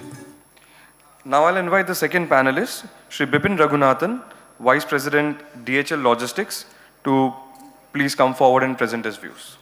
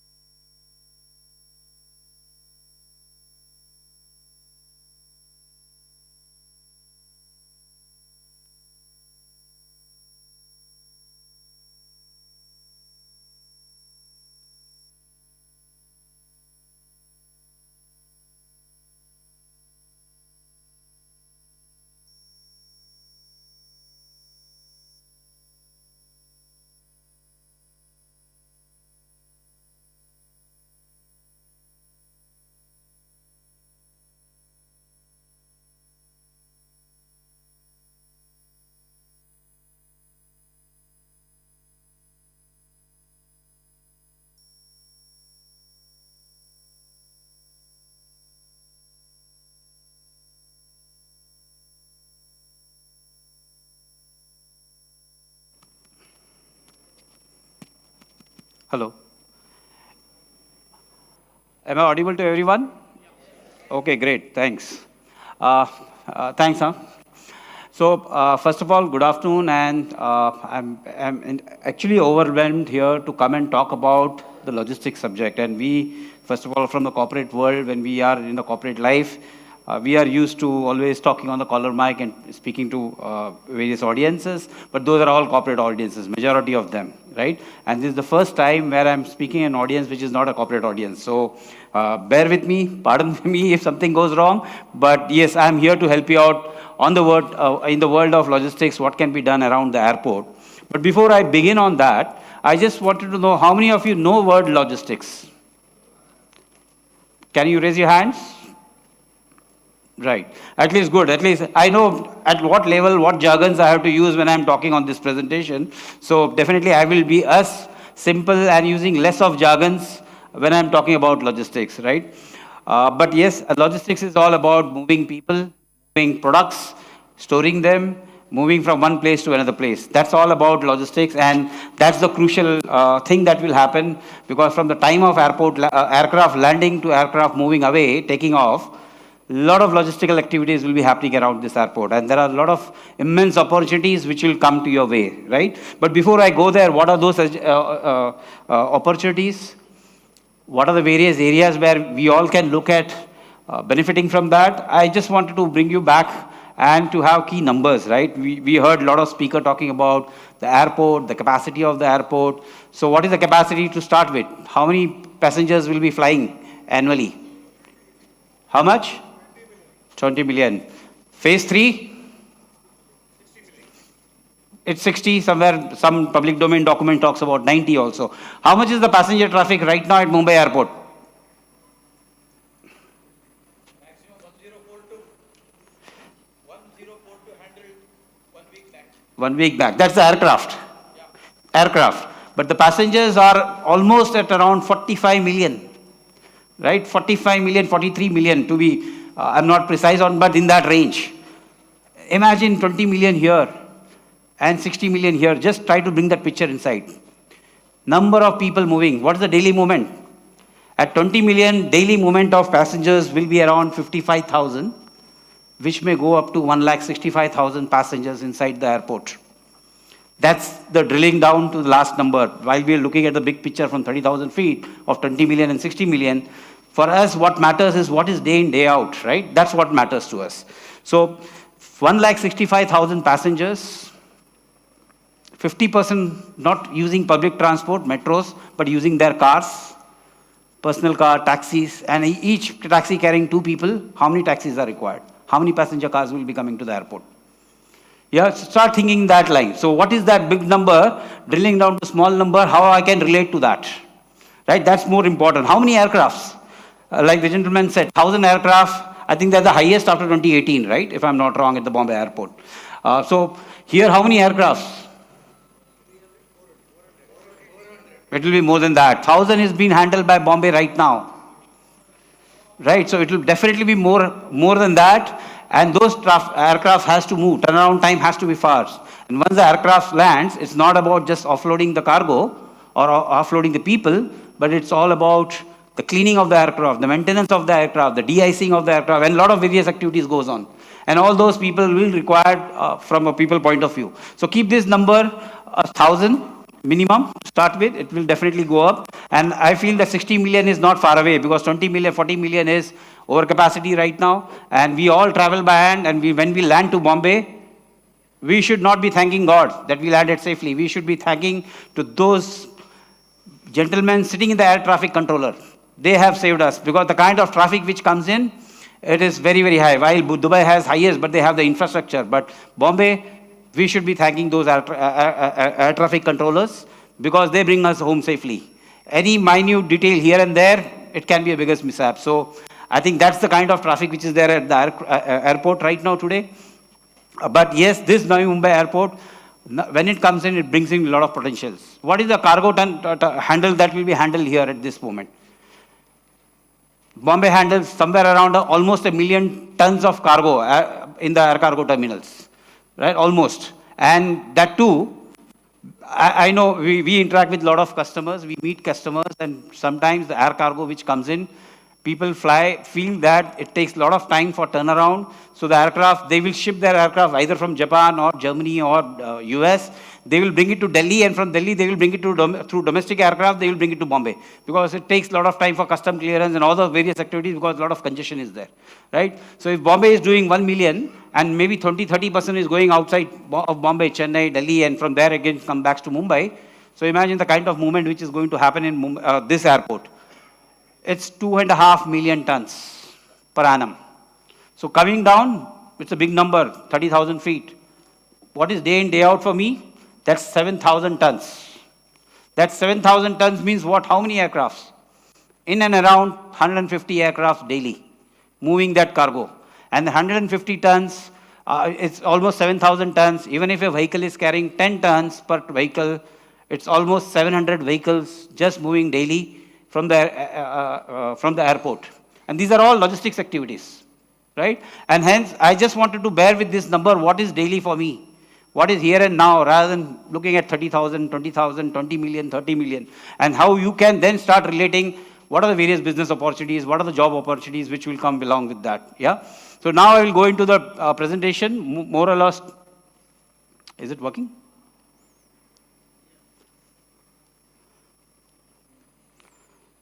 No? Yeah. So when we look at logistics, I think a lot of slides covered various aspects, right? So I will not get into details of many of it, but when you look at the logistics activity, there is something called people logistics or people mobility, whatever you call. So when the aircraft lands, people have to get into that. So people are coming inside, people are moving outside. When it comes to cargo, the cargo terminal will have cargo freighters landing in, right? So freighters like people like DHL, FedEx, or various other freighter air cargo companies, Amazon, they will be bringing their freight through their freighters. So those will be landing at this terminal. Though there are retail logistics. Now what is retail logistics? All the international terminals will have retail shops, and those retail shops, whether it's a QSR chain, which is the McDonald's or KFC or any other chain, those retailers has to be filled in.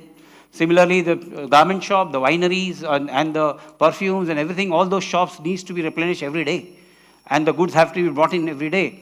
Second is the conveyor screening. This is another critical logistics activity. Third is the baggage handling. The number of baggage, even if we are talking about 165 on an average daily passengers, and each passenger carrying at least minimum one bag, through the 50% of them carrying 2 bags, it's the number of baggage that will be moving in. So if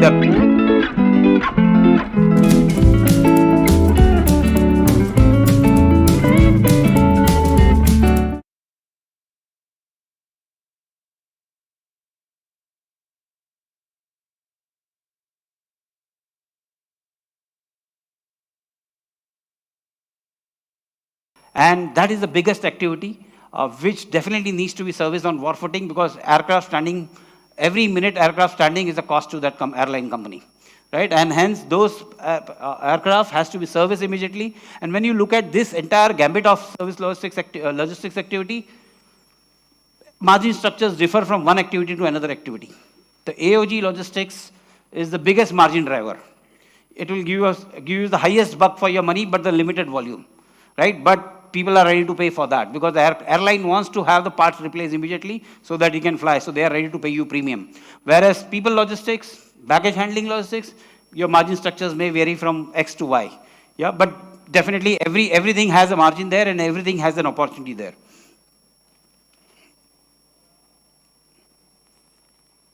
Is it slow? Yeah. Further taking up, what are the other opportunities which will further come up? While definitely there is a fuel logistics. Aircraft has to be refueled. The airport activities, the generators, if at all any, those needs to be fueled.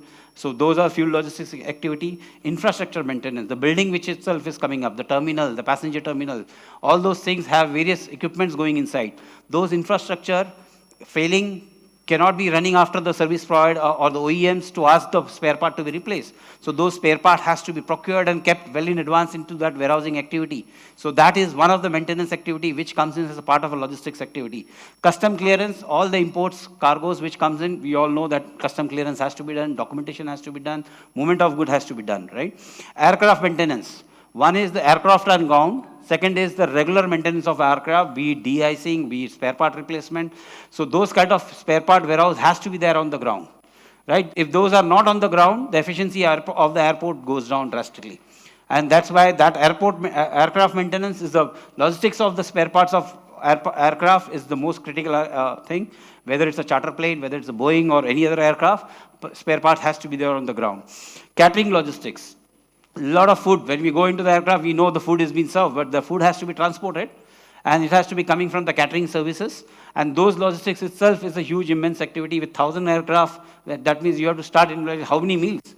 On an average, 300 passengers per aircraft or 250 passengers per aircraft, 1,000 aircraft meal, how many meals? So that meals has to be transported and moved back, empty containers have to return, has to be done. So return logistics becomes, the waste management becomes a critical activity in the entire gambit of this entire logistics activity of airport. Yep.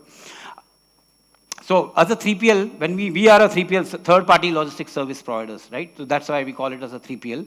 And as a 3PL, there are a lot of activities as a 3PL, and anybody is interested to start a 3PL activity or already into that and they want to expand into servicing the airports and working and look what are the opportunities that are around the airport, then the critical activity will be warehousing and distribution. IT services, definitely without an IT services, managing all this complexity is not easy, and a right IT tool for providing those services is important.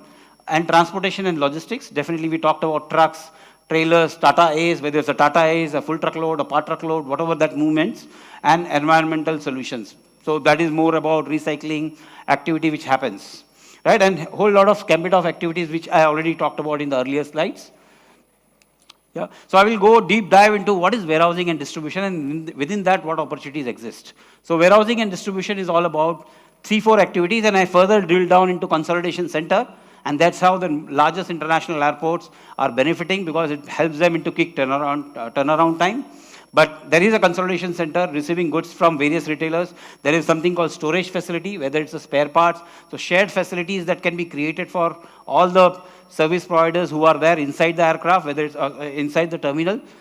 Temperature control facilities, because a lot of cargo which may come in, which will carry exotic fruits, exotic vegetables, wineries, which wines may require a temperature control for the movements. So those kind of temperature control activity will come in.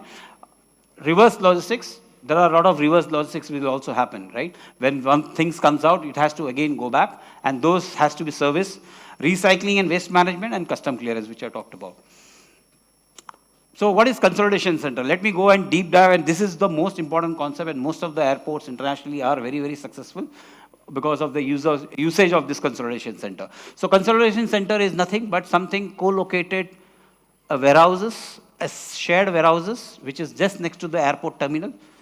And all the retailers, like whether it's a QSR or the duty-free shop, or whether it's a Hugo Boss, or whether it's a KFC, McDonald's, all these retailers, today what happens, every retailer brings in their trucks. Those trucks comes in, it may be a small truck or a big truck, but they come in, everybody, the unloader comes in, he has to do the screening, baggage screening, screening of the products, and he has to go into the normal co, and the movements which is happening within the retail vicinity of that airport, it's very high, right? It may happen during daytime, nighttime, there are time slots given, but whenever it happens, there are a lot of movements which are happening. Consolidation center helps in because this is just next to the airport. where all the consolidation, all these retailers, whenever they are bringing their products from their external warehouses, be it in Bhiwandi, be it Pune, wherever it is, when the product comes inside, they need not directly go inside the airport, but they deliver it at the consolidation center. And the person who is going to operate that consolidation center, he will manage all the inbound activity, loading activity, unloading activity, screening. In fact, even the personnel, security personnel can be sitting inside. So the screening is happening inside of all the products. And at one go, one single truck is moving inside the airport, connecting to the airport and taking the deliveries and delivering to all the shops. Now imagine the kind of reduction which happens in the truck movements, or every time a guy is coming, half an hour before, maybe QSR, McDonald's guy has come for delivery. 15 minutes after, KFC guy has come for a delivery. 15 minutes after, some other retailer's delivery has come in. So the kind of movement is happening, it can be all reduced. And that's why consolidation center becomes a most critical part when it comes to airport deliveries which are there. And this is where biggest opportunity of business lies in. Yeah. So why does it help? It helps because it brings in efficient inventory management. Because the more effectively you manage the traffic, the inventory, and reduce the inventories, the frequent orderings. Today what happens, a retailer, when the delivery is coming, let's say there is a shop of Samsonite inside, and the Samsonite delivery comes in, he comes in with a certain set of stock of 1 day delivery or 2 days delivery. And that delivery stock has to be kept just behind the counters, right? And there's a space which is occupied. And for a retailer, the highest trading the cost is the space which he is paying the rent on that airport terminal. And that's the highest. So rather instead of storing it, he would rather prefer to have as a trading area and earn money from that. So more the trading area, more visibility, rather than storing stocks behind his counters. So for him, it becomes this consolidation center helps so that he has a limited time. 2 minutes, yeah. So that's efficient inventory management, reducing the traffic, streamlining the supply chain. I think whole lot of gambit of activities. And of course, this also brings down the carbon footprint, the number of movements, number of vehicles which are getting reduced, that also reduce that. Again, on the last mile delivery, transportation, there are various activities. I will just quickly run through that. I'm just giving you a big picture what's happening. So where is that one can look at taking an investment punch and getting into that. Milk runs and control tower of the entire system. Then comes the people logistics. And when we talk about 158,000 people movement plus the aircraft room movement from hotel to the residences and all, that's another big opportunity which is going to be there, managing those people.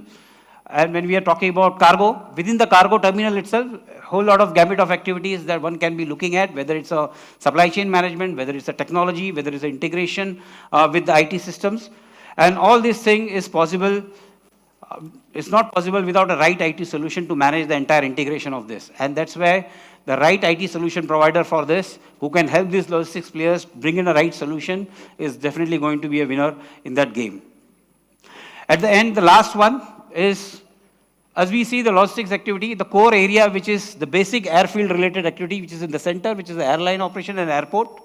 Second level of things which comes is the classic airport related logistics activities, which is more hovering around the hotels, the cultural areas, the general cargo, and the offices.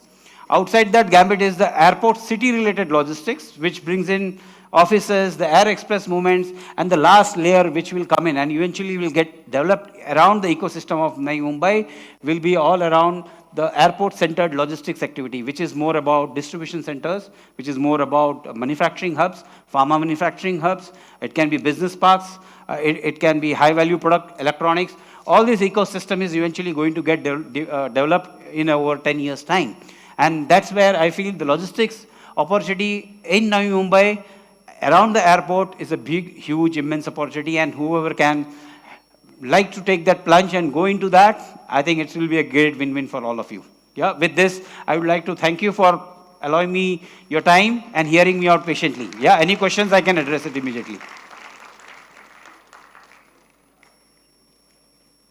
Okay, thank you. Thank you.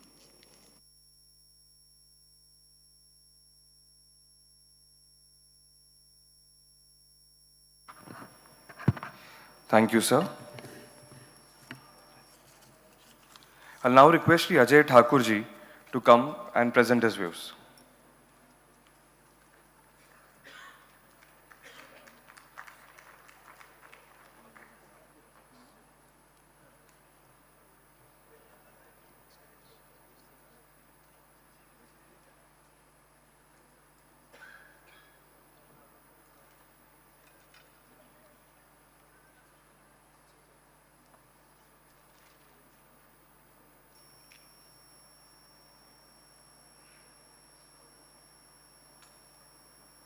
Hello. Yeah.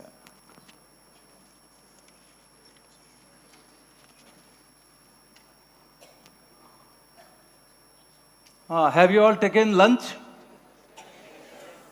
क्या situation है? नींद आ रही है? चलिए जोर से आपको बोलता हूं मैं. Very good afternoon to all of you.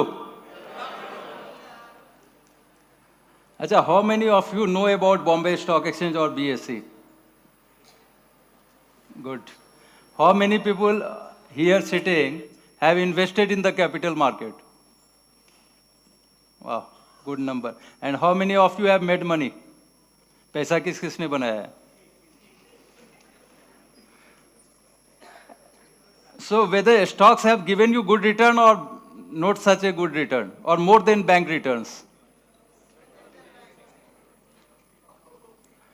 So it means that if you have to make more money, you have to invest in the capital market. Let me tell you, in last 3-4 years, capital market has given extraordinary returns. In fact, 4-5 years back, the Sensex was hovering somewhere around 35,000, 40,000. And now it is trading at around 72,000. So Sensex has gone up marginally very high, and many of the stocks across the board have given extraordinary returns. In fact, in March 2020, number of investors who were registered with BSE was almost 2 crores, that is 20 millions. Today, the number of investors who are registered with the capital market is almost 10 crores or more than that. And very soon, it seems that the number of investors registered with the capital market will be more than the number of farmers in this country. And I represent BSE. It is very old institutions. Formally, we are 150 years old. Informally, we are more than 200 years old. And many times we jokingly say that we are older than the oldest political party of this country, that is Indian National Congress. But in last 149 years, and as you all know, the financial awareness in the country is very low. In fact, recent survey shows that only 27% of the people are financially literate. And out of 27% also, because they are literate, because they know how to withdraw money from the banks or how to deposit money from the banks, or they might be knowing about the banks. But when it comes to financing the money, the financial literacy is very low. And it is across all the sectors. Now, because before some cheat come in my hand and the organizer tell me to stop my speech, I very fast come to my topic. और मुझे ये भी बताया गया है कि 4:30 बजे बंद करेंगे क्योंकि चाय कॉफ़ी भी सबको दे पिलाना है. So let me move fast. I am in BSE for last 27 years. I am heading the SME platform of the stock exchange, SME and the startup. And all of you know that the SMEs are the backbone of Indian economy. We have almost 63 million MSMEs. They are employing almost 117 million people. Employment creation per year is almost 9 million. Contribution to the manufacturing output is almost 40%, to the export 50%, to the GDP contribution it is almost 30%. And that's why MSMEs are known as the backbone of the Indian economy. Now, if you see this contribution and compare with these other countries, you will find that it is still very low, and therefore we want that the that the MSMEs should contribute up to 50% of the GDP, so that equitable growth of the country should happen, which can provide employment not only in Tier 1 and Tier 2 cities, but also in the Tier 3 cities. Therefore, it is very necessary that there should be sustainable growth of small and medium enterprises. Now, what is the major challenges with the SMEs? आप किसी भी macro small medium enterprises में जब हम लोग जाते हैं, उनसे हम बात करते हैं, तो हमें लगता है कि जो कंपनी का प्रमोटर है, मतलब एसएमई जो है एक मूवी की तरह है, और उसका जो प्रमोटर है उस फिल्म का डायरेक्टर है, प्रोड्यूसर है, कोरियोग्राफर है, म्यूजिशियन है, सिंगर है, everything one person. And therefore it is very difficult to understand. Bandwidth काफ़ी कम रहता है, काफ़ी डाइवर्स रहते हैं, कैपिटल का लैकिंग होता है, बैंडविड्थ का लैकिंग होता है, और इसके चलते जो है कोई भी इंस्टीट्यूशंस और bank even don't come forward very easily to finance this companies, and that's the major problem here in the case of small and medium enterprises. So therefore the banks or the NBFC like to give them loan only based on their collateral. So that's a major problem that we are seeing in small medium enterprises. And for many years, the same macro enterprise remain macro enterprise, a small enterprise remain a small, medium enterprises remain a small, medium. And they are unable to grow because they are unable to manage their things properly, manage their books properly. Let me tell you, since the time I launched a small medium SME platform in BSc, or the first SME platform, in last 11-12 years, I have met 46,000 small and medium enterprises, promoters, 46,000. And I have traveled across the country, east to west, north to south, everywhere. And many of the times I jokingly say that I have traveled more than Vinoba Bhave has traveled the country. और इन 11-12 सालों में जो 46,000 promoters से हम मिले हैं, see everybody said that we are Raja Harishchandra, we are Yudhishthir and all those things. But let me tell you one thing, that the investors or the financier invest on the balance sheet of the company, not on the promoter of the company. And therefore balance sheet need to be Arjun. Because if the balance sheet is not strong, you can't win the battle of Mahabharata. So balance sheet is very important thing and it needs to be strong. कभी कभी promoter हमारे पास बोलते हैं, पूछते हैं कि आप हमारी कंपनी को क्या वैल्यूएशन देते हैं. हमने बोला उनको 50 करोड़ की वैल्यूएशन देते हैं. वो बोलते हैं हमारे पास लैंड बिल्डिंग एसेट ही 100 करोड़ की, आप 50 करोड़ की हमको वैल्यूएशन क्यों दे रहे हो. मैं उनको बोलता हूँ आप एक काम करो, पूरा एसेट बेच दो, 100 करोड़ रुपया बैंक में जमा करो, 8% ब्याज मिलेगा, 8 करोड़ रुपया आपको सालाना मिलेगा. आप मेहनत करके 2 करोड़ रुपया क्यों कमा रहे हो. So therefore the management of all the assets, the equity, the finance should be so efficient that you are making good money on your business. And that's somewhere lacking in our country because of financial illiteracy also. And we don't know how to manage our finance. We go more from bank financing perspective. And let me tell you, out of 46,000 balance sheet what I have seen, जो 46,000 मैंने balance sheet देखा है, उसमें से 95%, 95% balance sheet में turnover 5 crore से लेके 500 करोड़ की थी और प्रॉफिट 5 लाख से जाकर के 3 करोड़ पे खत्म हो रही थी. 95 to 96% कंपनीज में. Now how you can finance those companies? You can't finance. And many of the times what I found that they have taken so much loan on the books that I don't understand whether the promoters are working for the expansion of the company or for servicing of the loan. Loan लेना बुरी बात नहीं है, but excess of anything is very bad.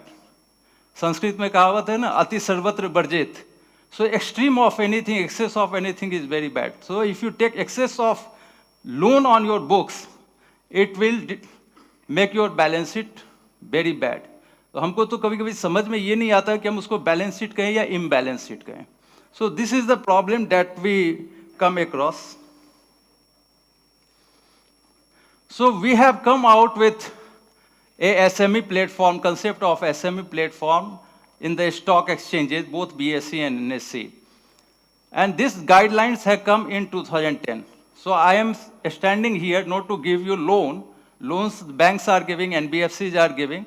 I am standing here to tell you that through the stock exchange, the SME promoters can raise equity funds. So for that, we have started the SME platform. The guidelines have come in the year 2010. And in 2012, BSE became the first stock exchange to launch the first ever SME platform in India. So what are the guidelines?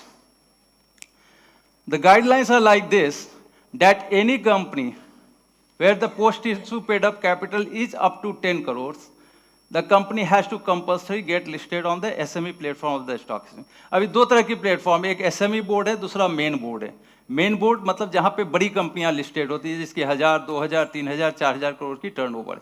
SME जहाँ पे company की turnover 5 crore से लेकर 500 करोड़ तक की है, जहाँ पे प्रॉफिट 50 लाख से लेकर के 25 करोड़ तक है, या 15 करोड़ तक है, या 20 करोड़ तक है, जो इतने कैपेबल नहीं है और इनकी इतनी बैंडविड्थ नहीं है कि वो मेन बोर्ड में लिस्ट हो सकते हैं. इसलिए that those companies can get themselves listed on the SME platform of the stock exchange and can raise equity funds. तो गाइडलाइन सेबी ने जो 2010 में लाया, उस गाइडलाइन के अनुसार any company where the post-issue paid-up capital is up to 10 crore, they have to compulsory get listed on the SME platform of the stock exchange. Between 10 crores to 25 crores of post-issue paid-up capital, they have the option either to get listed on the SME platform or onto the main board of the stock exchange. And beyond 25 crores of the paid-up capital, they have to compulsory get listed onto the main board of the stock exchange. It means that up to 25 crore of post-issue paid-up capital, you have the option to get yourself listed on the SME platform of the stock exchange.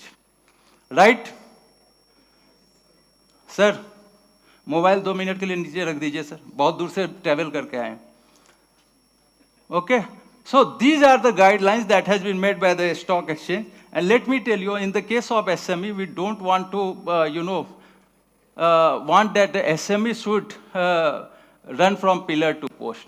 So what we have introduced in the SME platform, that all these issues, all these public issues that the SME companies are coming, they should be 100% underwritten. 100% underwritten means that if you are coming out with a public issue of 10 crore and the merchant banker, that the investment banker which is bringing your public issue, have told you that they are going to raise 10 crores. Even if the money is not coming from the public, that say for example 7 crore rupiya hai, ya 8 crore rupiya hai, ya 5 crore rupiya hai, whatever is the shortfall that the merchant banker has to ensure that he should bring into the company, so that the issue should get fully subscribed. So once he has signed the mandate, once he has opened the public issue, he has to ensure that the company should pass through smoothly and they should get listed onto the stock exchange, SME platform of the stock exchange.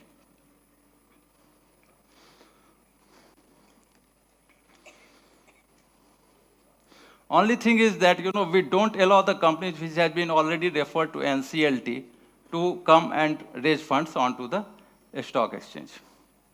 Besides that, BSE has also come out with the eligibility criteria.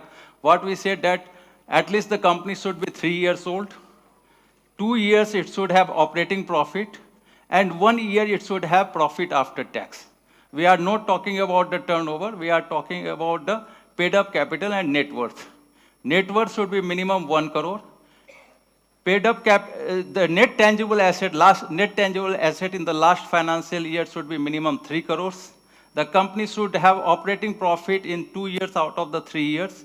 And in the last financial year, they should have profit after tax. There should be some profit after tax. So these are the guidelines which we have proposed.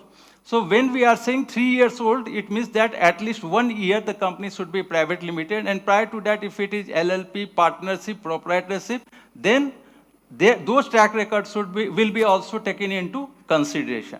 मान लीजिए आज जो है आप 1 साल पहले आपने private limited company को कन्वर्ट किया, उससे पहले वो प्रोप्राइटरशिप थी 3 साल, या पार्टनरशिप थी, या किसी और फॉर्म में थी, LLP थी, तो वो ट्रैक रिकॉर्ड को भी हम कंसीडर करेंगे 3 साल के ट्रैक रिकॉर्ड में, but 1 year it should have complete balance sheet and PL account of the private limited company.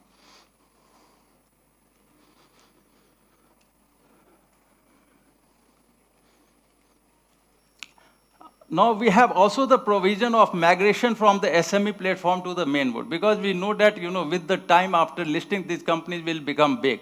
So we have given the option to these companies to migrate from the SME platform of the stock exchange to the main board of the stock exchange after cooling period of 3 years.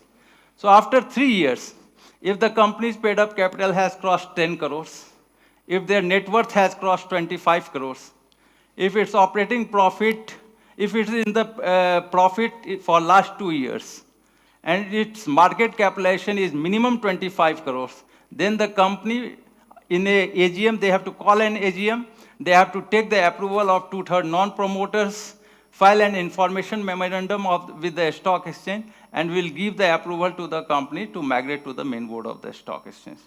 So out of 474 companies which are listed onto the SME platform, already 185 companies have migrated to the main board of the stock exchange. So this provision also is there onto the SME platform. Now, what are the benefits of listing? ठीक है, आपने guidelines बता दिया, सब कुछ समझ के, लेकिन इसकी बेनिफिट्स क्या है? हम तो, हमारा तो बैंक फंडिंग से आराम से काम चल रहा है, हमारा खुद का फंडिंग से काम चल रहा है। विश्व में जितनी भी कंपनी या 90% प्रोडक्ट्स आप जो सुबह से शाम तक यूज कर रहे हो, आप सोचो वो किस कंपनी की है। कोई भी कंपनी जो बड़ी है आज के दिन में इस दुनिया में, all of them have become big post listing with the stock exchange. What is the difference between being in unlisted space and a listed space? Listed space means that you are unlocking the value of the company. When it is in unlisted space, the value of the company is not there. You know, based on the assets and all those things, DCF matters, something, all these things you can come with and you can value your company. But when it gets listed on the stock exchange, because it is being traded onto the stock exchange, the valuation of the company start evolving. So what are the benefits of listing? Number one, you can raise equity funds by diluting 25% of your shares. Now there is a difference between equity and debt. Equity you don't have to service. For example, if you have raised 25 crores, you don't have to pay installments. You don't have to pay EMI. You don't have to return the money. You can raise these equity funds, use for your expansion, use for working capital, use for acquisition, even use it for lowering your debt burden. So for all these 4-5 purposes you can use. Don't try to use it for yourself or buying a Mercedes or having your own personal bungalows. For that, nobody will give you money. Whoever will give you for making your company big, so that their money should also start growing. So that is equity funding. You dilute 25%, you can raise equity funding. That is the first benefit. Second benefit, what I have talked about, making your balance sheet healthy. When equity funds come in your company, you don't have to service that equity. And because equity and debt ratio start becoming good, therefore the cash outflow start reducing and your balance sheet becomes strong. Your profitability starts moving up. So that is the second benefit. Third benefit, the visibility of the company start growing. Today you are, say for example, you may have a factory in Vasi. Nobody knows you. You have to give the visiting card to everyone. Once your company gets listed on the national platform of the stock exchange, people from Maharashtra to Kanyakumari start knowing you, because the investors from Kanyakumari will also invest in your company, though they have never seen your face. So what happens? The visibility of the company starts going up. As you start growing, FIA start investing in your company, because from international people also can do the research in your company and they will start investing. So your visibility of the company has improved a lot. The third is the credibility. मैं आपको थोड़ी देर पहले बताया था कि promoter is everything in the company. Once your company get listed, the perception of the company start improving, because everybody start thinking that the company, there is a transparency in the company, they are doing proper compliances, their work has been assigned to the right people, and therefore they start giving more value to your company. And therefore the credibility of the promoter start growing. So that is fourth benefit. Fifth benefit, you can retain the best of your employees by giving them ESOP. You may not give him that much of salary, but you can make them partner by giving them ESOP. That is the fifth benefit. Sixth benefit, over the years, your equity will become a collateral. If you don't want to dilute your shares further, you can use this equity for raising debt funds also, by giving it to the banks or NBFC and get the loan on it. Sixth, unlock the value of the company. Today, for example, your company get listed at 100 crore valuation. Tomorrow, if your profit will go up, the valuation of your company will become 500 crores. So this way, the valuation of the company keep on unlocking over the years. Eighth benefit, and I always keep on saying that there are only two persons who issue the currency. कौन कौन दो लोग currency issue करते? एक आदमी currency issue करता है, वो तो आप सब जानते हैं ना, कौन है? Reserve Bank of India. So if I give you 500 rupees note, why you will accept it? Because RBI governor has signed on it and he has written on it that I promise to pay the bearer 500. That's why you accept it. And rupee is nothing, but it is equity of government of India. If the economy does well, the rupee appreciates. If the economy doesn't do well, then the value of rupee depreciates. And with inflation also, the value of the rupee depreciate. आज जो 500 रुपए की value है, वो 5 साल के बाद नहीं रहने वाली है. There is another person who issue currency. And that is the promoter of the company who are issuing the shares in the public. What are the shares? The shares are nothing but the currency in the hands of the promoters of the company which they are giving to the investors.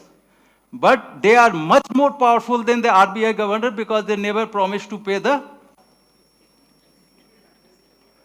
investors anything. But very unfortunately, after meeting 46,000 companies, only 800 companies got converted.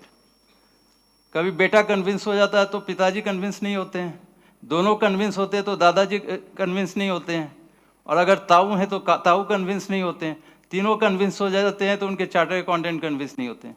फिर जब चारों convince हो जाते हैं, list कर देते हैं, listing तक ये कहते हैं कि अजय जी आप मेरे कोई किसी ने मुझे मेंटर बना दिया, किसी ने अपना पिता तुल्य बना दिया, किसी ने अपना बड़ा भाई बना दिया, और जो जो शब्द थे वो सब कर दिया. लिस्टिंग तक बोला कि सर आपको कंपनी का ध्यान रखना है. लिस्टिंग के बाद एक भी प्रमोटर का फ़ोन नहीं आया क्योंकि उनको मोक्ष की प्राप्ति हो गई. लिस्टिंग के बाद see this is the thing, you know, when you get yourself listed, after that as the valuation keeps on going up, you know, you understand the value of equity. Till that time, you are hearing from me. But once your company get listed, as more and more investors start, you know, getting attached to you, you know, you feel proud of, you know, that at least you are getting the recognition of the hard work that you have done for so many years. And that's the beauty of the equity. So these are the various benefits of listing. I don't think that, you know, in India or world, anywhere, any such instrument was ever discovered and invented which has given so much benefits to the promoters. But unfortunately, the promoters don't understand. The one reason they keep on saying, sir, itna compliance कौन करेगा? लेकिन एक चीज आप समझ लिए, बाकी सारे compliances करने में आपके पॉकेट से पैसा जाता है. इसमें थोड़ा सा compliance बढ़ता है लेकिन पॉकेट में, और आपका नेटवर्थ भी बढ़ता है. मान लीजिए आज कंपनी आपने लिस्ट कराई 100 करोड़ में, 25% आपने डाइल्यूट किया, आपकी नेटवर्थ 75 करोड़ है, 75 करोड़ से. कल आपकी मार्केट कैप बढ़ गई 500 करोड़ हो गई, आपकी नेटवर्थ कितनी हो गई? But most of the promoters don't get listed. Instead of keeping 100% shares with yourself, which doesn't have any value, at least get your company listed, have 70% of the shares in your hand, which has got huge value. And let me tell you, all the promoters, bas 2 minutes hai sir. But all the promoters are very skilled, but they don't know how to unlock the value. I will give you a few examples.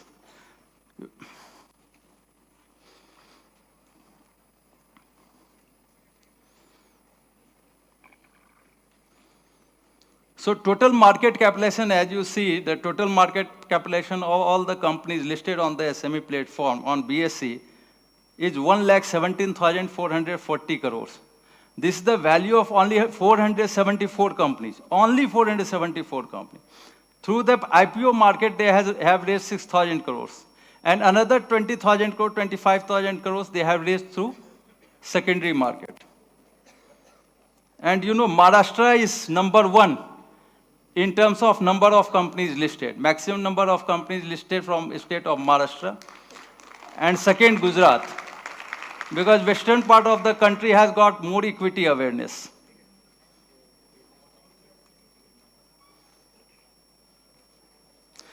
There are few examples that I am giving you. This is Manorama Industries.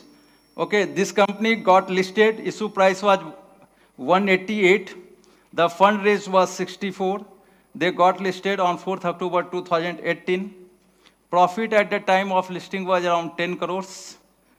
Market cap was 211 crores. Turnover 350 crores. Now 22-23, I'm not talking about 23-24, 22-23, their profit jumped to 30 crores. Okay, and the market cap today is 2,419 crores.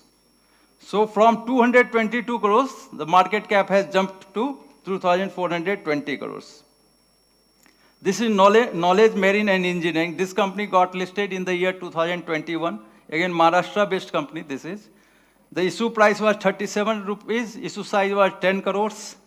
Turnover at the time of listing was 16 crore, profit 3.8 crore, market cap 40.50 crore, turnover 194 crores. This I am talking about.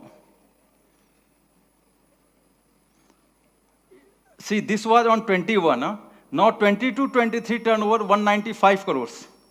So 16 crores to 194 crores, and profit in 22-23 how much? दिख रहा है आपको? तो जोर से बोली कितना profit है? So from 3.8 crore profit, it has jumped to 46 crores. And what is the market capitalization? 1,650 crores.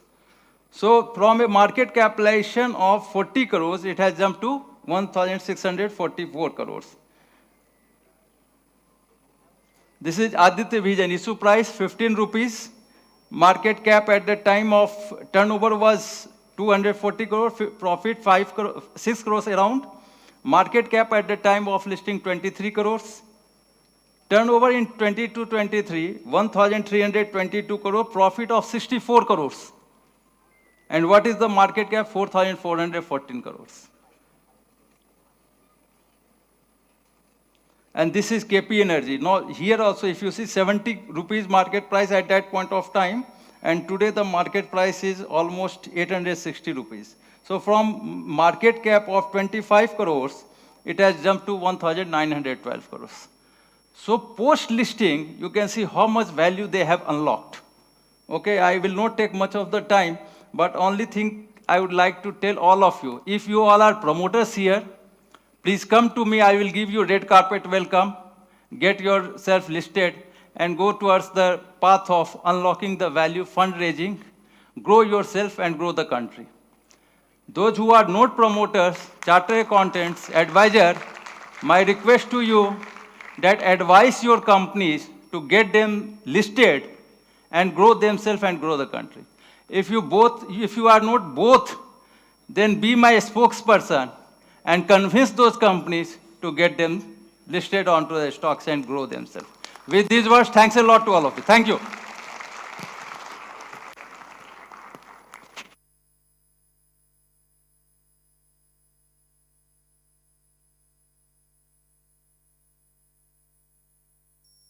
Hello.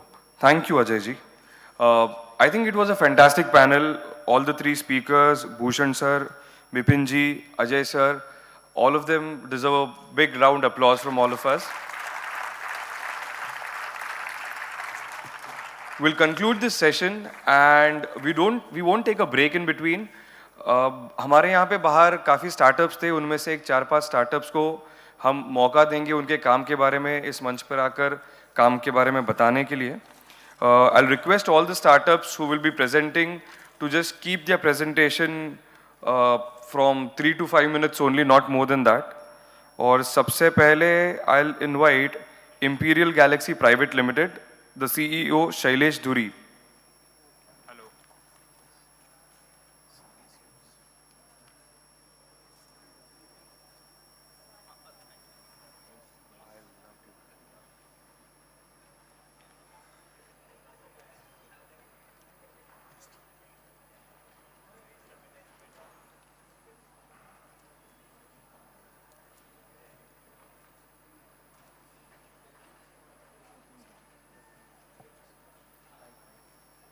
Hello.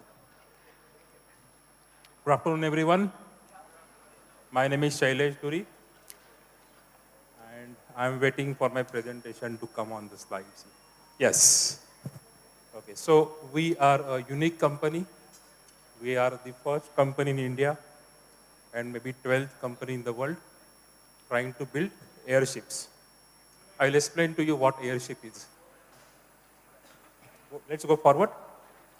So the founding team, myself and my colleague Swati Mehta, we are the founders of this company.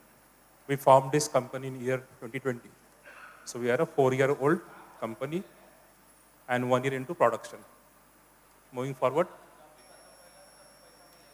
So as I promised, what is the airship? Airship is a lighter than air aircraft. What is the meaning of that? All aircraft that you know, jet, or helicopter or drone, they are heavier than air. You cut the power, they come down, right? These are different. They are lighter than air. They stay in the air. You require power to bring them down. It's a different technology. We use either hydrogen or helium. We are using helium to give the lift.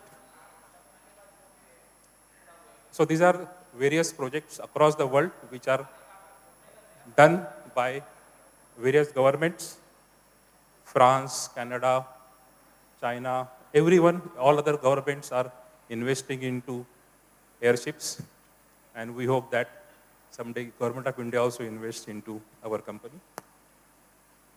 Moving forward, so what are the use cases? The use cases are many, and I will explain just 4 of the use cases which are very critical for a fast-growing country like us for making India Atmanirbhar. One is disaster management. So you see on TV, whenever there is a flood, there is an earthquake, you have to send helicopters, you have to send planes to give aid to that area. It's very costly. Airship would be 1/10 of the cost of providing an aid in an area affected by earthquake or flood or other disaster. Digital poverty. Now all of us know that we are in the world of internet. Everything happens on internet, but internet connectivity is very poor in areas which are not very well populated, like rural areas. Why? Because the cost of putting up towers is very high for mobile companies. These airships can stay in air for months together because they don't require power to stay. So they can act as a mobile tower and cover many, many villages. So in Africa already they are using it. I'm hoping that India also will start using it. In fact, the 6G document of Government of India mentions specifically this, that to ensure 6G connectivity, they are looking at HAPS, which is another terminology for airships. Please keep on the slide, please.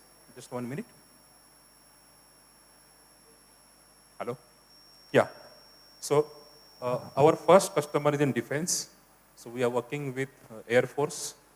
You might have read news that China had sent balloons over US. So these are those balloons. They are the airships. And even Indian government is investing in this. And we have got some contracts to build or maintain airships for Government of India. And connected economy. For making trade possible, this can be eventually used for transport of cargoes at 1/10 of the cost of the travel by truck. But that is maybe 10 years away, not immediately. These are the various use cases where airships can be used, and we are hoping that all these use cases we can showcase in next few years. Thank you very much for your attention. Thank you.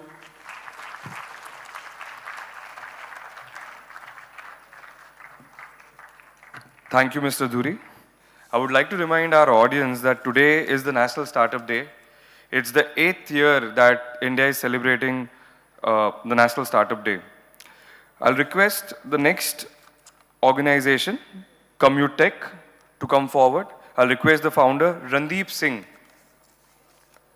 to come ahead and make his presentation. Hi, good evening, everyone.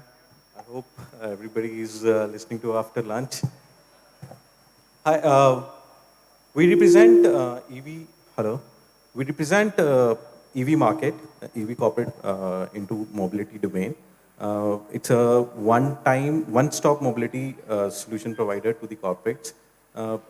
As everybody knows, EV is being a hot topic these days, and every country wants to attain net zero target by certain years, and in India it's 2070, wherein all the companies and government is looking to sustainable mobility to get net zero by 2070. Commutech helps in attaining your EV goals. We understand the challenges in it, lack of quality vehicles, infrastructures, civil infrastructures and all. Thanks to the new technology advancements, we are helping a lot of corporates converting their goals towards EV side. Our mission is to achieve net zero carbon goals for all the companies, helping attaining their ESG goals, along with attaining to the values what these companies these companies wanted to expand into carbon credits. We are presently working in India. We are working in 350 cities, and we have expanded to UAE and Singapore. Our platform helps companies for global travel, to manage their global travel and outsourcing their people passenger movement to Comutech. Along with it, we help companies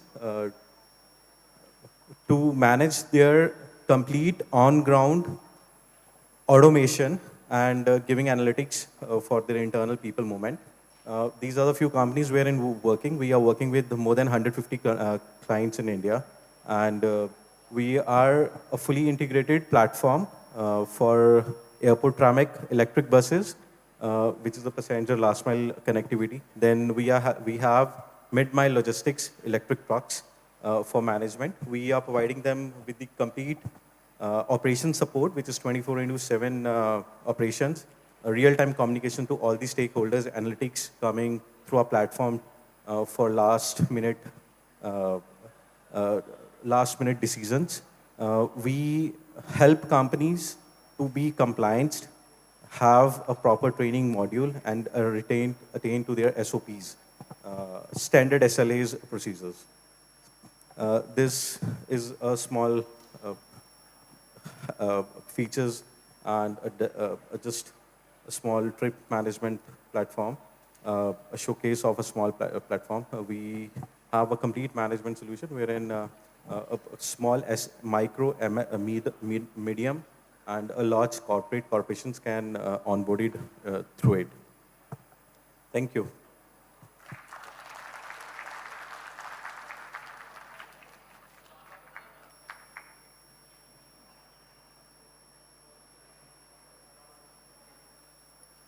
Thank you, Mr. Randeep.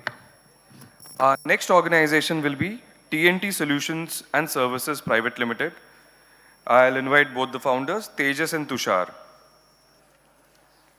Hello, everyone. I hope it's not been a lazy evening or lazy afternoon. Say hello, hi, guys.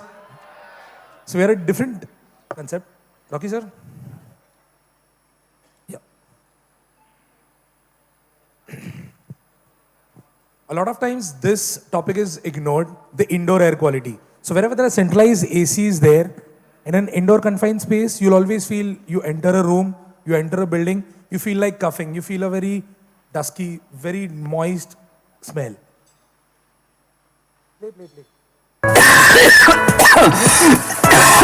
Mute कर दीजिए,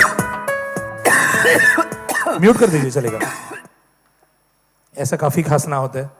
So it's overall a lot of IT parks, banks, no need to mention places, but anywhere you go and you come out, you feel like this. So we've been contacted. A centralized AC is generally cleaned with using robots. ये robot, pause करेंगे थोड़ा? Yeah.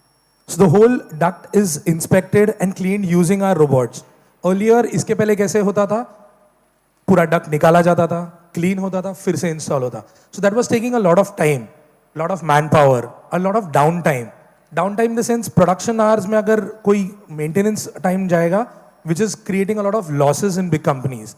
So we avoided that losses, made this robot which was inspecting, cleaning, and thoroughly doing it again. Continue.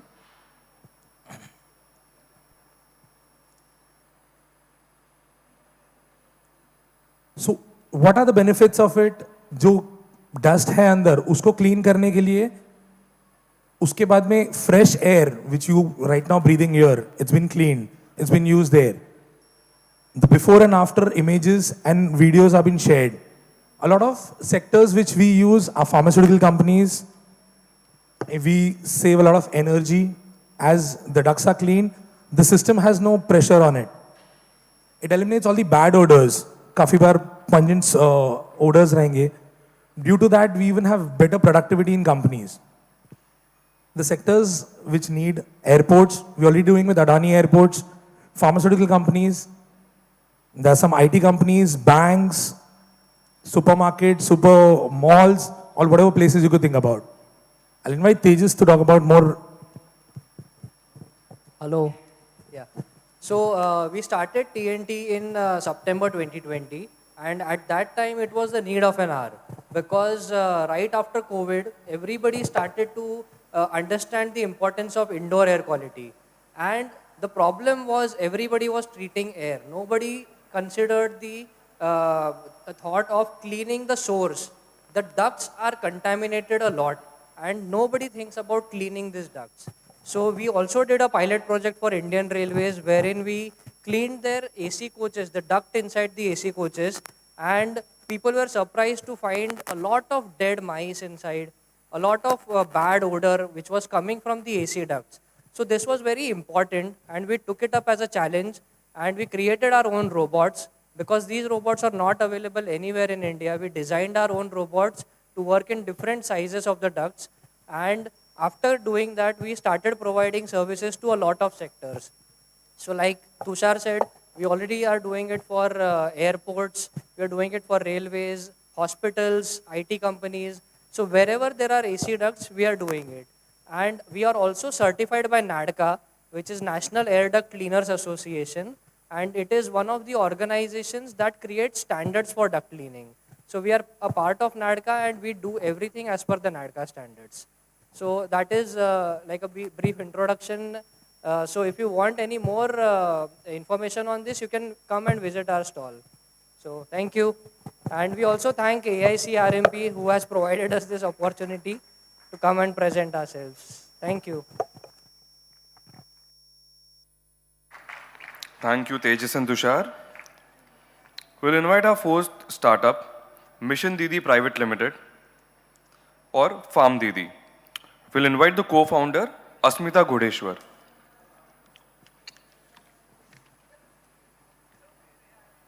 Hello everyone, myself Asmita. I am a co-founder of Farm Didi. सभी उपस्थित guest को नमस्कार। शुरू करते हैं कि farm दीदी की शुरुआत कैसे हुई।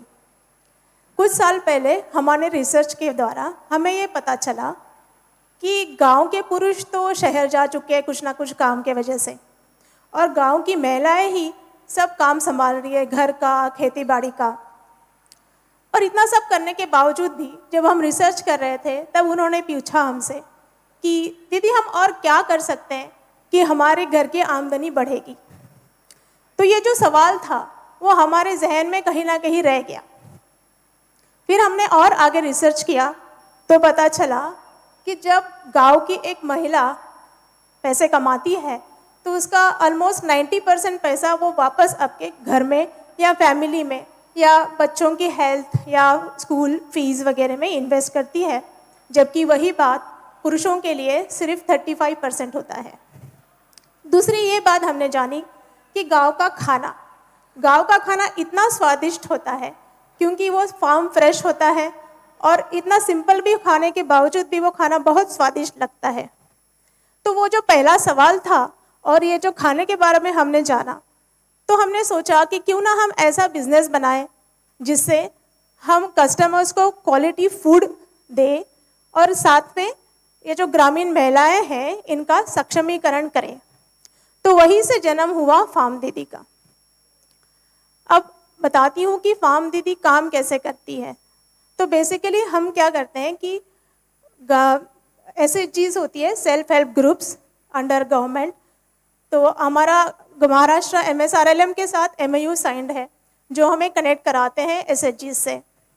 दूसरा, टेक्नोलॉजी के द्वारा हमने मोबाइल ऐप बनाया है जिनके थ्रू ये दीदियाँ ऐप पे लॉगिन करती है और उसमें कुछ ट्रेनिंग्स है जिसमें FSSAI की नियम बताए गए हैं, वो उसको पूरा करते हैं। उसके बाद हम उनको ऑफलाइन जाके अपनी रेसिपीज़ के बारे में ट्रेनिंग देते हैं। उनका जो प्रोडक्शन यूनिट है उसको चेक करके ये देखते हैं कि वो FSSAI के लिए कंप्लायंट है कि नहीं है। अगर नहीं है तो हम उसे कंप्लायंट करते हैं। उसके बाद हम दीदियों को ऑर्डर्स देना शुरू करते हैं। जब वो हमारे पास बल्क भेजती हैं बना के प्रोडक्ट, उसके ऊपर हम फिर से एक नेक्स्ट लेवल क्वालिटी चेक करते हैं।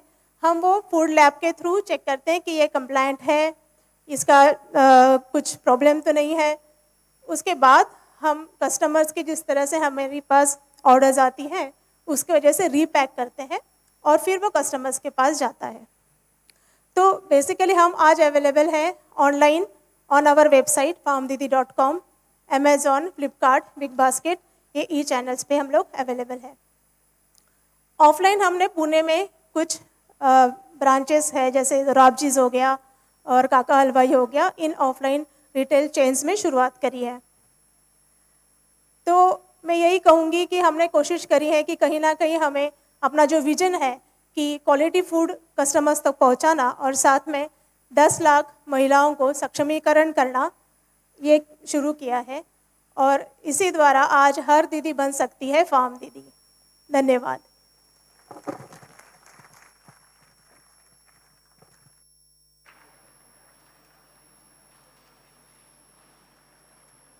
Now I'll invite this last startup for the day, Bold Wings. I'll invite AIC-RMP, the founder, and Anju Gupta to please present their startup.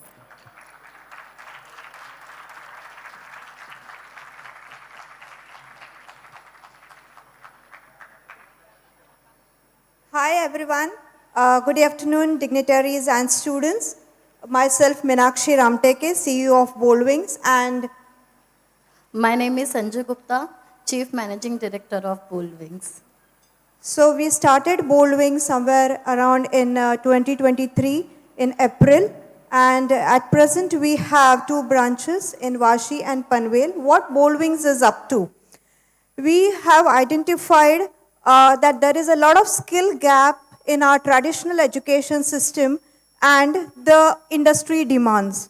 I myself come from an education industry for last 25 years, and what is my observation and what this entire education industry is struggling into, that we are able to produce the graduates, we are able to produce the engineers, but then why there is so much of unemployment in the industry? So there is a gap, and the gap is a skill gap, and that is why an educationist we have all come up with a new education policy. And the new education policy only aims at a skill development. And that is where a traditional education system has to be bridged with a skill and a vocational courses so that we are able to bridge this gap and create a capable workforce for increasing the GDP of India. What exactly and how do we train our students and make them employable in the blue-collared industry of aviation, hospitality, and travel and tourism, booming sectors? The more information. Thank you so much. So my name is Anju Gupta. As I said, I'm a Chief Managing Director of a Bold Wing. So at present, we have too many opportunities. Let's talk about Navi Mumbai. So our Diba Patil airport is going to come now. And the truth is, जहाँ airport आता है, सिर्फ airport नहीं आता है. बहुत सारे 5 stars hotel आते हैं, ट्रैवल एंड टूरिज्म का निर्माण होता है. So we have a too many employment opportunity and we have too many students still they are struggling with the job opportunities कि we don't have a good job. We have a job like telecaller और receptionist. They are doing 6 months and बच्चे वो job छोड़ देते हैं because they are not comfortable and still they are searching. So the main gap is there, that is a skill gap. बच्चों में training की कमी है. Still like too many students don't know how to present themselves, how to communicate with the people, how to provide the service, how what is the grooming standards of industries, what is the corporate etiquettes. So these things we are giving the training into this. And when we will talk about the Navi Mumbai airport, so the international airport is going to launch. एक airport पे काम करने के लिए minimum से minimum 3000 से लेकर 7000 employees की ज़रूरत होती है. एंड साथ में 5 स्टार्स होटल्स आते हैं आसपास, जहाँ पे 2000 से लेकर 3000 एम्प्लॉयज़ की रिक्वायरमेंट्स होती हैं. जब ट्रैवल एंड टूरिज़्म का निर्माण होता है तो वहाँ पे 5000 तक के एम्प्लॉयज़ की ज़रूरत होती है. When we will talk about totally, तो minimum 10,000 to 15,000 employment opportunity generate होने वाली है हमारे पास till December 2024. So are we ready for that? So we need a training, right?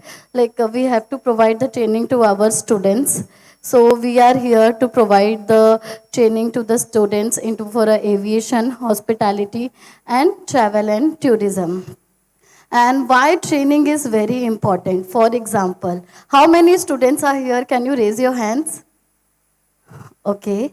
So, for example, if there is a person who is not trained and he is standing or she is standing on the airport, अगर कोई customer की flight miss हो गई या वो बच्चे पे चिल्ला दिया उसने या क्रू पे चिल्ला दिया, सो बच्चों का रिप्लाई जो स्टाफ का रिप्लाई आ जाता है गुस्से में, इट इज़ लाइक तू भेट भला बाहेर तुला दाखवते मी कौन है, राइट? समटाइम ऐसा बच्चों का रिप्लाई आ जाता है specially in the rural area. So we are training the students की where is the main gap, what is the standard, what is the corporate etiquettes, how to present yourself. So we are training into that. Thank you so much. Especially we are training for our middle class people. As first time I met with Meenakshi ma'am, so I said, ma'am, let's open a center in Andheri and one center in Ghatkopar. So she said, no, Anju. From the last 10 years, I am working in the Raigad, across with the 1200 schools, who are, the students are from the villages. They are never getting the opportunity to go ahead. So we have started our institute. One is into the Panvel, second one is into the Vashi, ताकि अपना हर एक middle class का बच्चा एक blue collar industry में काम कर सके, एक एविएशन इंडस्ट्री में काम कर सके. बहुत सारे बच्चे हैं हमारे पास गांव में जिन्हें आज भी नहीं पता है कि एयरपोर्ट पे काम करने के लिए या 5 स्टार्स में काम करने के लिए जस्ट सिर्फ 12th पास होना ज़रूरी है, plus they need a training how to provide the service. So we are here कि अपना हर मिडिल क्लास का बच्चा आगे बढ़े. Our fees is not like lakh rupees और 2 lakh 3 lakh 4 lakh, it is in very minimum cost कि अपना एक मिडिल क्लास का बच्चा अफोर्ड कर सके. Our purpose is not to make a profit, our purpose is our all middle class people should have to reach in a blue collar industry and उनको employment मिले. Thank you so much. Thank you, Bold Wings. Thank you. At this point, I would also like to mention a project which was conducted by 3 students of Wellinger Institute under the leadership of Kaustubh Dhargalkar, which was commissioned by Rambhao Malgi Prabodhini Atal Incubation Center on the airport infrastructure. They have come up with some fantastic findings, and unfortunately the students could not be here because of their schedule, but RMP AIC is planning to publish the findings on the airport infrastructure. I would now invite, before we break for tea that is, the CEO of Atal Incubation Center, Rambhao Malgi Prabodhini, Shri Uday Vakawala.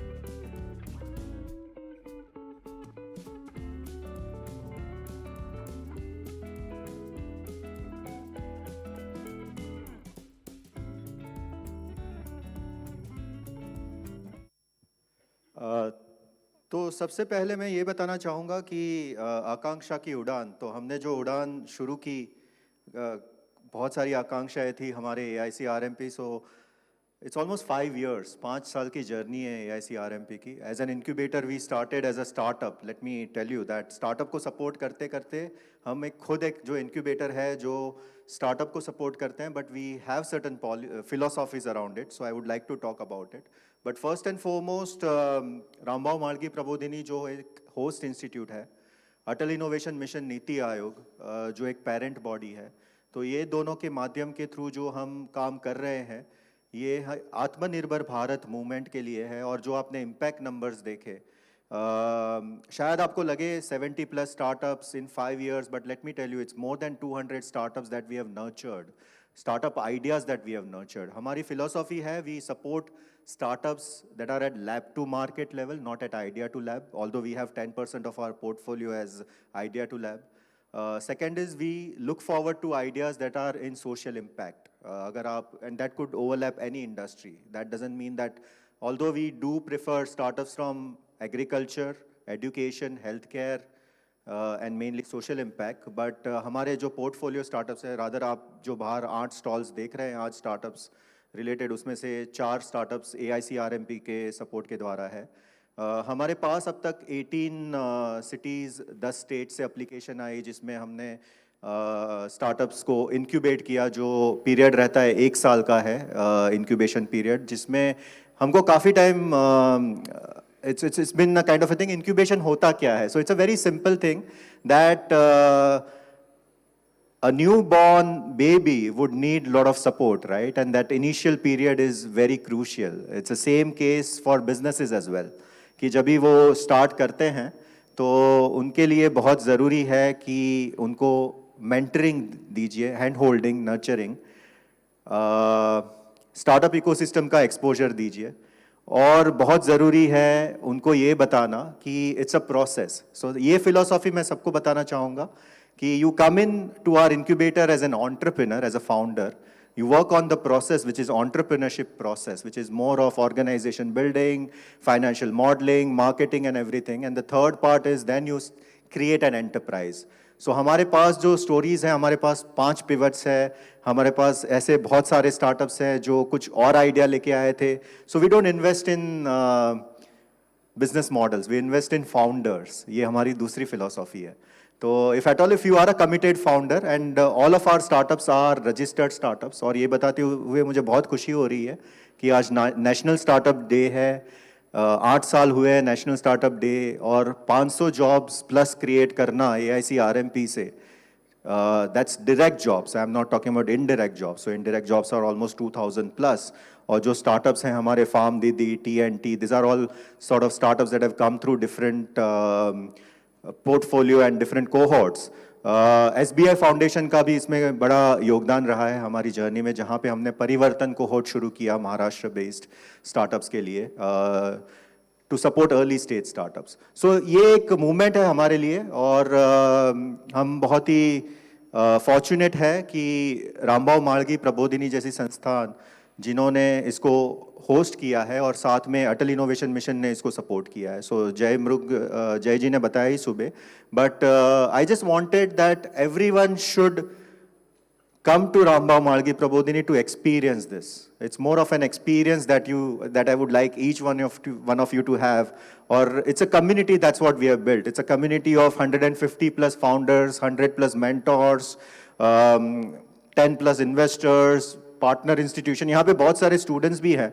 We work with lot of campuses wherein if they have pre-incubation program, if they have incubation support, then we would handhold them and make them much more ready for the next level of incubation at their campuses. So this is just a request to each one of you that please do visit, although this is at Uttan, which is Mira Bhayandar.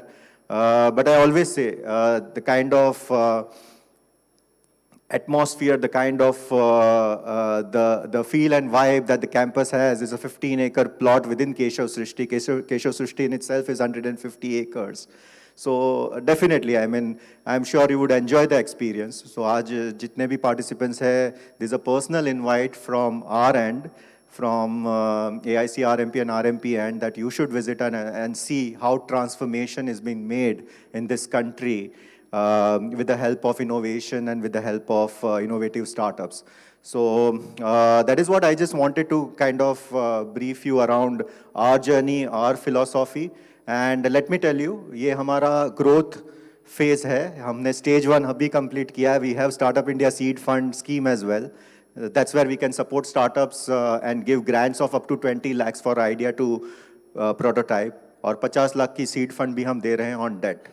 So there are a lot of opportunities, a lot of things that could be worked together. In fact, I was having a word with Charudat ji, and we said that how about looking at, you have co-working spaces, right? How about airport should have co-working spaces? I think airport space could be used for startups. So there is a lot that can be done, and that can be done together. It's not just only AIC-RMP, it's through efforts of everyone. So thanks a lot. Thanks for listening, and I look forward to everyone's inputs. Thank you.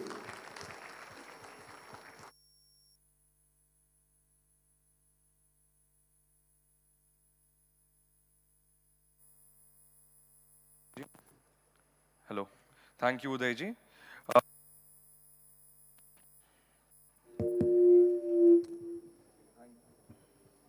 Hello. Thank you, Uday ji. We will now break for tea. और ये एक आधे घंटे का break रहेगा. नवी मुंबई में कार्यक्रम हो रहा है तो vada pav is there on the menu, चाय कॉफी के साथ.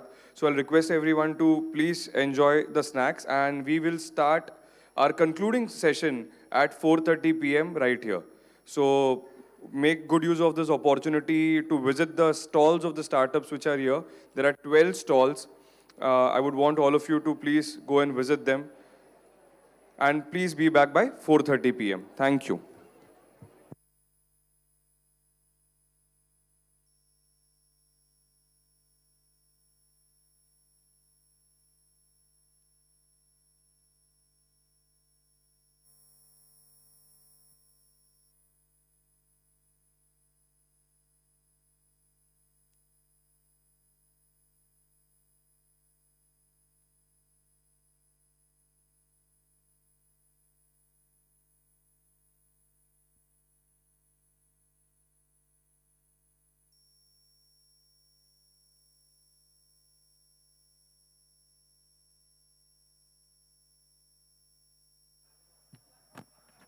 Check.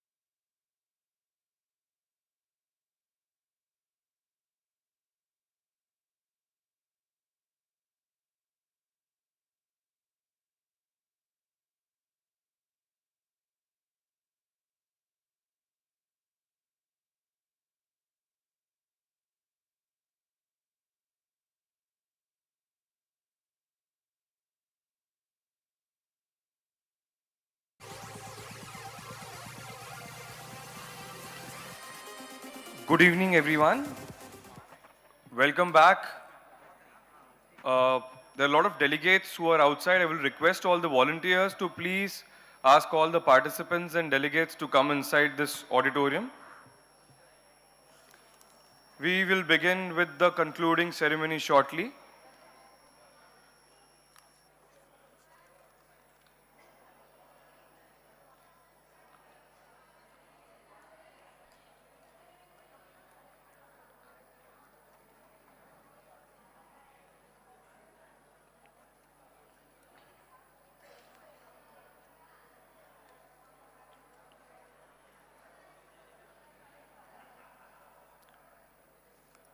Before we formally begin the concluding ceremony, we have a small aviation-based entertainment program organized by Bold Wings.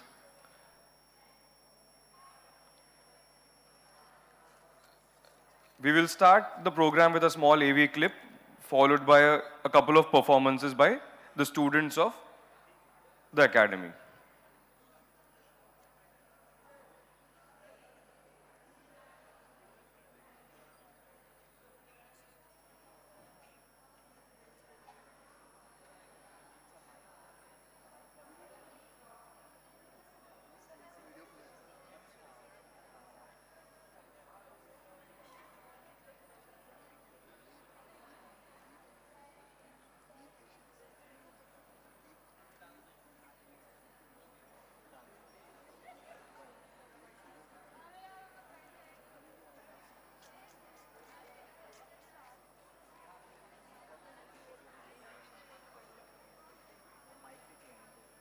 Namaste. Welcome to Akanksha Ki Udan. My name is Priyanka Hooker. I am an ex-cabin crew for Qatar Airways. Currently, I am working for an aviation and hospitality industry. The name of this institute is called as Bold Wings. I am a HOD of the training department. Let's talk about aviation industry. At present, India has 137 airports operationally. By the end of 2024, we will be having approximately 220 airports. India ranks third largest aviation industry in this world. So I feel that we have a very nice and a big opportunity for all our Navi Mumbaikars to come and join this opportunity. Diva Patil Airport is one of the biggest airport which is going to be launched by the end of this 2024, and this is a very proud moment for all our Navi Mumbaikars to grab it and to have this successful life in our future by highly paid salary. This job is not only for the airports, but there are a lot of opportunities where will be different hotels and companies which will also be coming and launching their brands. So this is a very good opportunity. Dream good, dream big. Akanksha Ki Udan is always there to help you. Make your dream higher and higher and make it complete. Akanksha Ki Udan is always there to help you. And for your career guidance, feel free to contact us. Thank you, Akanksha Ki Udan, for giving us this opportunity in Navi Mumbai. Thank you so much.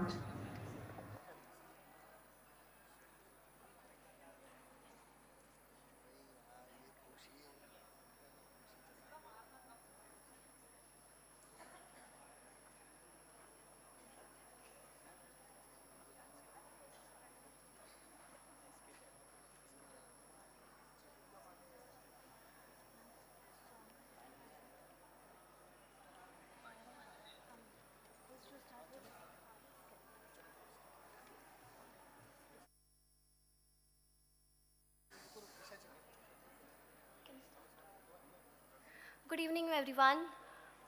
Ladies and gentlemen, welcome to Akanksha Ki Udan, a journey in aviation. Today we take you through a performance that encapsulates the incredible journey from admission to selection in the world of aviation. Our journey begins with the first step, admission.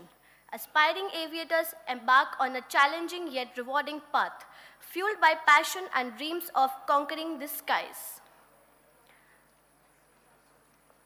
The selected individuals immerse themselves in comprehensive training, honing their expertise in the fundamentals of hospitality, in-flight service, and the airline procedures.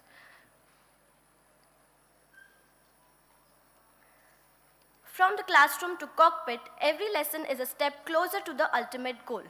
to spread bold wings and touch the clouds. The moment of truth arrives, selection, a culmination of hard work and dedication, where aviators prove they have what it takes to navigate the vast and challenging skies. And there it is, the transformation from a dreamer to certified aviator. The skies are now a playground, and the horizon is just the beginning. Thank you for joining us on this brief but exhilarating journey through the world of aviation. May your dreams take flight and your aspirations soar to new heights. Thank you so much.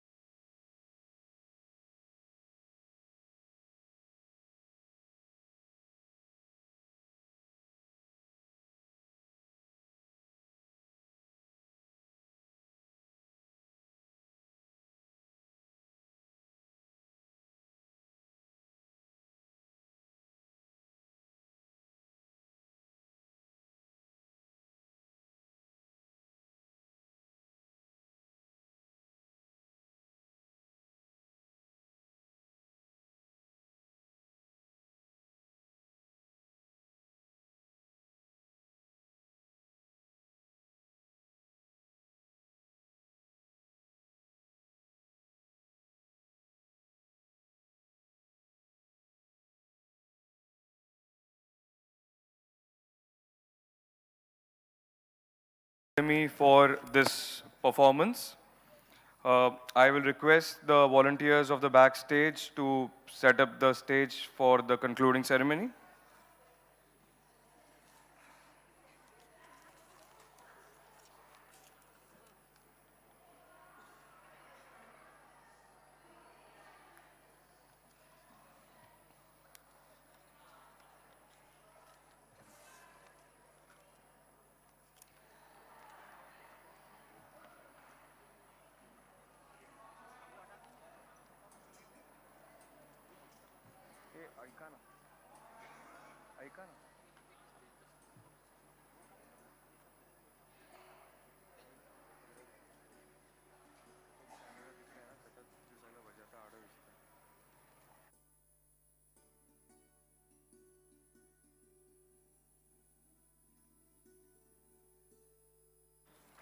Thank you.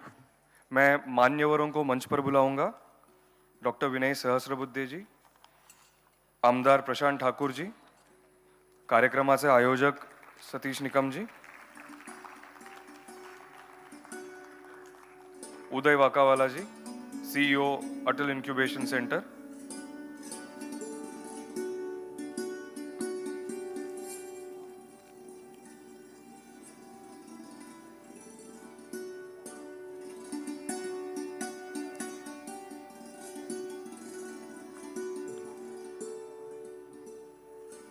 मी या कॉन्क्लेव्हाचे आयोजक श्री सतीश निकमजी यांना विनंती करेन की त्यांनी आमदार प्रशांत ठाकूर यांचं स्वागत करावं.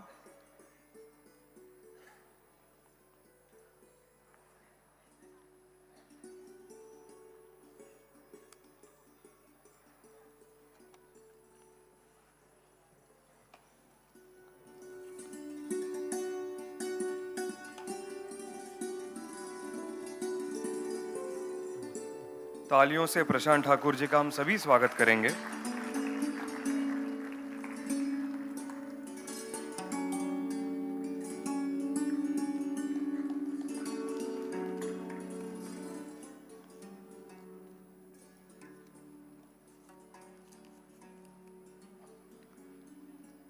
मी आमदार प्रशांत ठाकूरजींना विनंती करेन की त्यांनी पुढे येऊन काही शब्द मांडावे.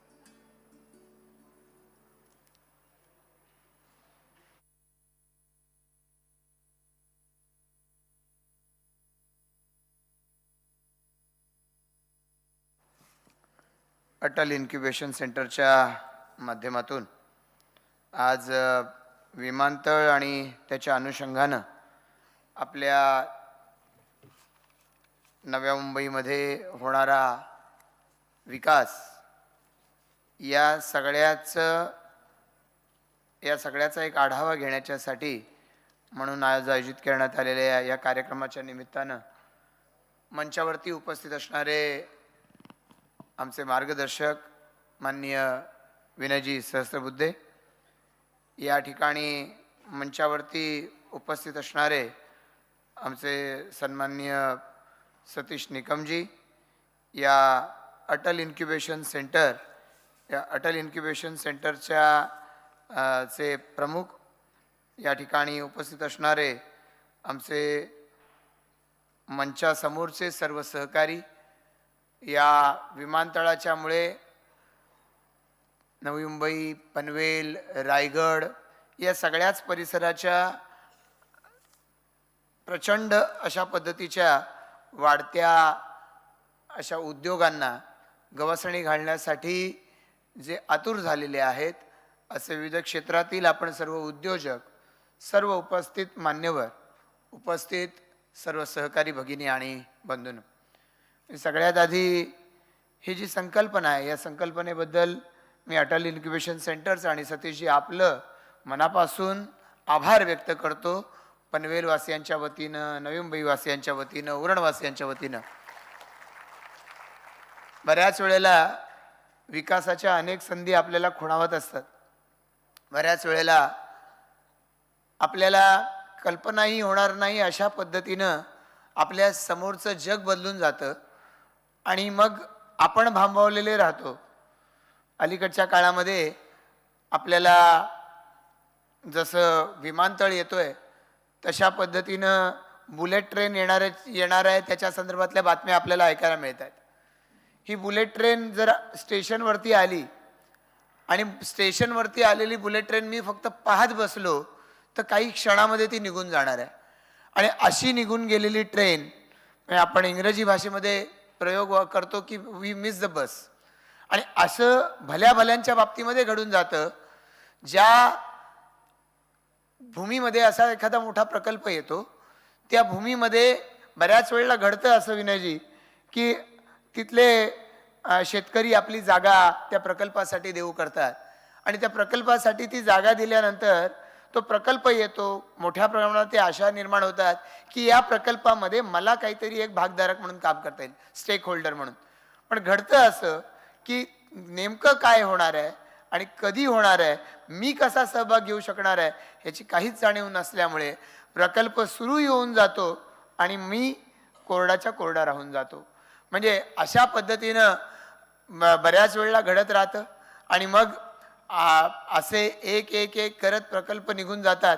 आज माझ्यासारख्याला आनंद आहे की ज्या वेळेला माननीय पंतप्रधान 12 तारखेला आपल्या पनवेलच्या भूमीमध्ये अटल सेतूच्या उद्घाटनासाठी आले. हा जो प्रकल्प झाला तो देवेंद्रजीच्या काळामध्ये सुरू झाला आणि तो प्रकल्प सुरू होत असताना जायकाने त्याला फायनान्स केलं. जायकाने फायनान्स करताना अट त्याच्यामध्ये अशी घातली की ह्या प्रकल्पाच्या मुळे जे लोक बाधित होणार आहेत, मच्छीमार विशेषत्वानं, त्या मच्छीमारांना कॉम्पेन्सेशन दिलं गेलं पाहिजे आणि ते कसं दिलं जात आहे हे आम्ही मॉनिटर करणार आहोत. आणि खऱ्या अर्थानं केवळ ठीक आहे MMRDA करतंय, MMRDA करेल एवढ्यापुरतं फायनान्सिंग कंपनी न थांबता त्यांनी त्या प्रत्येक स्टेजवरती मॉनिटरिंग केलं आहे. काही मंडळींचं कॉम्पेन्सेशन दिलं जायचं पण मोठ्या प्रमाणात हे कॉम्पेन्सेशन दिलं गेलं. एका अर्थानं काही लोक जे तात्पुरते बाधित होणार आहेत, झालेत, काहींचं कायमचा मच्छीमारीचा व्यवसाय गेला, पण सुरुवातीच्या कालावधीमध्ये त्याची काळजी घेतली गेली आहे. अशाच पद्धतीनं हा विमानतळ ज्या वेळेला येतोय आपल्या परिसरामध्ये, मोठ्या महापालिका इथे आहेत, नवी मुंबई महापालिका आहे, पनवेल महापालिका आहे, या सगळ्या परिसराची लोकसंख्या ही आता 20 ते 25 लाखाच्या घरामध्ये आहे. ग्रामीण भाग शेजारच्या परिसरामध्ये आहे आणि आता तर रेल्वेनं मुंबईपासून थेट तो उरणपर्यंत जोडला गेला आहे. पलीकडे कर्जतपर्यंत ही ऑलरेडी रेल्वे आहे. पनवेलपासून कर्जतपर्यंत पुन्हा नव्यानं जोडलं जात आहे. या सगळ्या परिसरामध्ये JNPTचे 4 पोर्ट्स ऑलरेडी त्या ठिकाणी आहेत. पूर्ण क्षमतेनं ते कंटेनर टर्मिनल, देशातलं आशियातलं एक कंटेनर टर्मिनल म्हणून ते या ठिकाणी विकसित झालेलं आहे. या परिसरामध्ये रेल्वेचे मोठे मोठे प्रोजेक्ट सुरू होत आहेत. कळंबोलीला या संदर्भामध्ये रेल्वेचे डबे ते बनवण्याच्यासाठीचा त्या ठिकाणी प्रोजेक्ट आहे. याचबरोबरीनं मल्टी मॉडेल कॉरिडॉरच्या कामांना सुद्धा आता सुरुवात होते. खूप मोठ्या प्रमाणात या परिसरामध्ये विकासाच्या संधी या प्रत्येकाला खुणावत आहेत. मात्र हे सगळं करत असताना त्याच्या माध्यमातून या परिसरामध्ये उद्योजक म्हणून मी काय करू शकतो, मला उद्या रोजगाराची संधी हवी आहे तर उद्योजक कुठले कुठले या परिसरात असणार आहेत, कोणतं शिक्षण इथल्या शिक्षण संस्थांनी दिलं पाहिजे, या सगळ्याची माहिती होण्याची आवश्यकता आहे. आणि म्हणून मला आनंद आहे की आज पूर्ण दिवसभरामध्ये या ठिकाणी जे ब्रेनस्टॉर्मिंग झालेलं आहे, वेगवेगळ्या पद्धतीनं जे त्या क्षेत्रातले अनुभवी मंडळी आहेत त्यांनी आपापल्या परीनं आपल्या भावना व्यक्त केलेल्या आहेत आणि तिथून शिकलेले इथून याच्यातून काहीतरी घेऊन आपल्याला काहीतरी घेऊन पुढे जायचं आहे याचा विचार करणारे आपण सारी मंडळी इथे आहात. इथं अटल इन्क्युबेशन सेंटरचे प्रमुख या ठिकाणी आहेत. मला खात्री आहे की येणाऱ्या कालावधीमध्ये आपण काहीतरी एखादा प्रोजेक्ट जर घेऊन त्यांच्याकडे गेलो तर त्यांच्याकडून या दृष्टिकोनातून निश्चितपणानं पाठबळ मिळू शकतं. आणि ज्या पद्धतीनं या सगळ्या प्रकल्पाला देशाचे पंतप्रधान नरेंद्र मोदीजी यांचा पाठिंबा आहे, पाठबळ आहे, त्यांचं मॉनिटरिंग सुरू आहे. ज्या पद्धतीनं माननीय मुख्यमंत्री एकनाथ शिंदे साहेब असतील, माननीय देवेंद्रजी असतील, यांच्या माध्यमातून याच्यातल्या एक एक ज्या ज्या अडचणी आहेत त्या दूर करण्यासाठी वॉर फुटिंगवरती काम चालू आहे. ते पाहता ही वेळ निश्चितपणानं आपल्या समीप आलेली आहे की आपल्याला या एका महत्वाकांक्षी मोठ्या प्रकल्पामध्ये स्टेक होल्डर बनता येणार आहे. माननीय ज्योतिरादित्य शिंदेजी हे 12 तारखेला त्या विमानतळाच्या परिसराची पाहणी करायला येणार होते, पण त्यांना कळलं की त्याच दिवशी त्या ठिकाणी कार्यक्रम आहे, त्यामुळे ते 12च्या ऐवजी 13 तारखेला आले. आणि आल्यानंतर त्यांनी सांगितलं की याच्या आढावा बैठका आपण याच्या आधी घेतल्यात, पूर्णही होईल हा, पण पूर्ण होत असताना याचं जे इन्फ्रास्ट्रक्चर आहे, याच्यामध्ये जे इंटिरियर आहे, याला इथल्या महाराष्ट्राच्या संस्कृतीची झलक ही याच्यातून दिसली पाहिजे. ते मॉडर्न तर असलंच पाहिजे, अल्ट्रा मॉडर्न असलं पाहिजे. 21वे शतक सुरू झालं, 20 त्याच्यातली वर्ष निघून गेली, तेव्हा आता या एअरपोर्टनं जगातल्या सगळ्या एअरपोर्टच्या पुढे असलं पाहिजे. पण त्याच वेळेला या एअरपोर्टनं इथल्या संस्कृतीची खूण सांगितली पाहिजे. कोकणचा विशाल समुद्र किनारा आहे, महाराष्ट्राची संत परंपरा आहे, छत्रपती शिवाजी महाराजांचा वारसा आहे, हे सगळं या ठिकाणी दिसलं पाहिजे. आणि मला या आजच्या कार्यक्रमाच्या निमित्तानं देखील हेच सांगायचं आहे की विमानतळ होणार आहे. विमानतळाच्या निमित्तानं जे सर्वोत्कृष्ट बिझनेस करणारी मंडळी आहेत, देशातली नाही जगभरातली या ठिकाणी येतील. पण त्यावेळेला इथला भूमिपुत्र, इथल्या क्षेत्रामधला उद्योजक, इथला एंटरप्रिन्युअर तो सुद्धा इथे चमकून उठला पाहिजे. तर याच्यासाठी आमची तयारी काय आहे, तर त्याचं उत्तर हे आजच्या कार्यक्रमामधून आकांक्षा की उडान हे आहे. आणि त्याबद्दल मी पुन्हा एकदा आपल्या सगळ्यांचं या ठिकाणी मनापासून अभिनंदन करतो. वेगवेगळ्या मार्गानं आपण सारी मंडळी अशा मोठ्या मोठ्या प्रकल्पाशी जोडलेले असतात. आपल्या परीनं आपण आपल्या या परिसरामध्ये आमच्या स्थानिक माणसांना रोजगार देण्यासाठी प्रयत्न करत असतात. पण जर हेच काम आपण खूप आधी सुरू केलं आणि आपल्याला हवे असलेली आपल्याला मनुष्यबळ, आपल्याला हवं असलेलं मनुष्यबळ ते योग्य वेळी निवडायला सुरुवात केली, तर मला असं वाटतं की आपण आपल्या एंटरप्राइजेसकडे पाहूया. किती माणसं अशी होती की सुरुवातीच्या काळापासून आपल्या सोबत होती, आणि किती माणसं अशी आहेत की तुम्ही त्यांना ठेवू पाहत होतात. तुमची तर इच्छा आहे की हा आपल्या बरोबर पुढच्या 10, 15 वर्ष, 20 वर्ष राहायला पाहिजे. पण ॲट्रिशन ही अशी एक आपल्या सर्वांच्या पुढची समस्या आहे की त्याला तोंड देता देता आपल्याला अनेक वेगवेगळ्या पद्धतीचे प्रकल्प राबवावे लागतात. त्यामुळे आपल्याला हवी असलेली व्यक्ती आपल्या सोबत राहत नाही, पण जर आपल्याला जिद्द असलेली आणि त्याचबरोबर क्षमता असलेली मंडळी जर आपल्याला मिळाली, तर बघता बघता आपल्या बरोबरीनं त्यांच्याही क्षमतांचा पूर्ण विकास होतो. आणि मला वाटतं की ज्या परिसरामध्ये हे सगळे मोठे मोठे महत्वाकांक्षी प्रकल्प होत आहेत, मी त्याचं प्रतिनिधित्व करतो. त्या माझ्या आमच्या सर्व मतदारसंघातल्या लोकांच्या वतीनं मी आपल्या सगळ्यांना आवाहन करणार आहे की जरूर आपण या परिसरात व्यवसाय केला पाहिजे. जरूर आपल्याला आपला व्यवसाय 10 पटीनं 100 पटीनं वाढवला पाहिजे. पण तो वाढवता वाढवता आमच्या इथल्या स्थानिकांना, भूमिपुत्रांना त्याच्यामध्ये आपण जर सामावून घेऊ शकाल, इथल्या ज्या आमच्या स्थानिक तरुणांच्या आकांक्षा आहेत त्यांना सुद्धा आपल्या इतकंच उड्डाणाची संधी मिळाली पाहिजे, यासाठी जर आपण लक्ष देऊ शकलात तर मला असं वाटतं की या परिसरातल्या लोकांना त्याच्यातून खूप धन्य वाटेल. आणि मला खात्री आहे की विनयजी आपण या सर्व परिसरामध्ये या ठिकाणी सातत्यानं काम करताय. इथल्या परिसरातल्या लोकांच्या आकांक्षांशी आपण जोडला गेलेला आहात. तर निश्चितपणानं हे जेव्हा विमान या वर्षाच्या शेवटी अगदी प्रारंभाला पुढच्या वर्षीच्या हे इथून उड्डाण घेणार आहे, त्याच्यासोबत आपल्या सर्वांनी आपल्या करिअरमध्ये, आपल्या जीवनामध्ये एक मोठं उड्डाण, एक मोठी झेप घ्यावी, अशाच शुभेच्छा या निमित्तानं मी देतो. आणि या कार्यक्रमाला उपस्थित राहण्याची संधी मला आपण दिलीत. सतीशजी, आपलं मनापासून आभार व्यक्त करून थांबतो. जय हिंद, जय Maharashtra.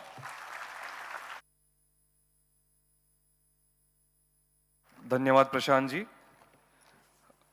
Before we move on to the concluding address, there are 2 felicitations which are to be made.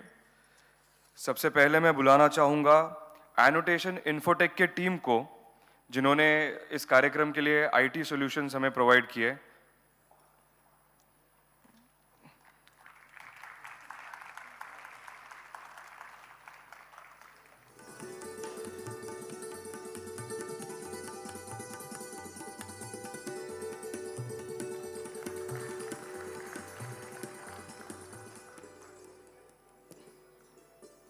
Thank you annotation infotech.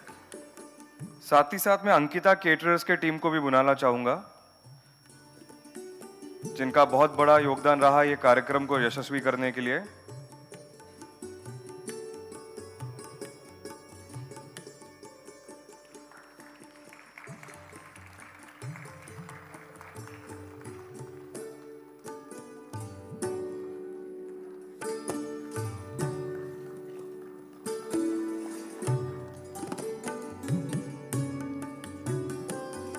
कार्यक्रमाच्या शेवटच्या भाषणाकडे आपण जातोय आणि मी माजी खासदार आणि या कार्यक्रमाचे अध्यक्ष डॉक्टर विनय सहस्रबुद्धे यांना विनंती करेन की त्यांनी यावं आणि त्यांचे विचार आपल्यासमोर व्यक्त करावे.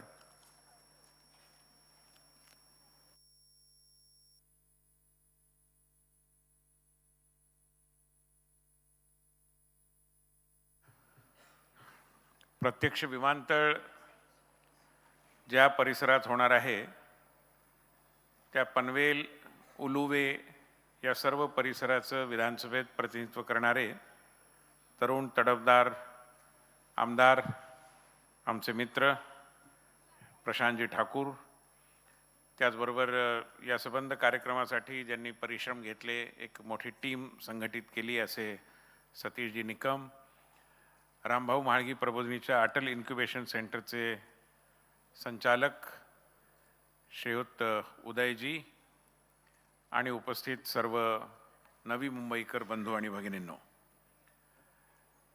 जवळजवळ 2-3 महिन्यापूर्वी ज्यावेळी आम्ही ही कल्पना मांडली आणि सतीशजींनी लगेच ती उचलून धरली, एक छोटी टीम गठीत केली, त्यावेळी त्याला एवढा भरभरून प्रतिसाद मिळेल असं खरं म्हणजे वाटलं नव्हतं.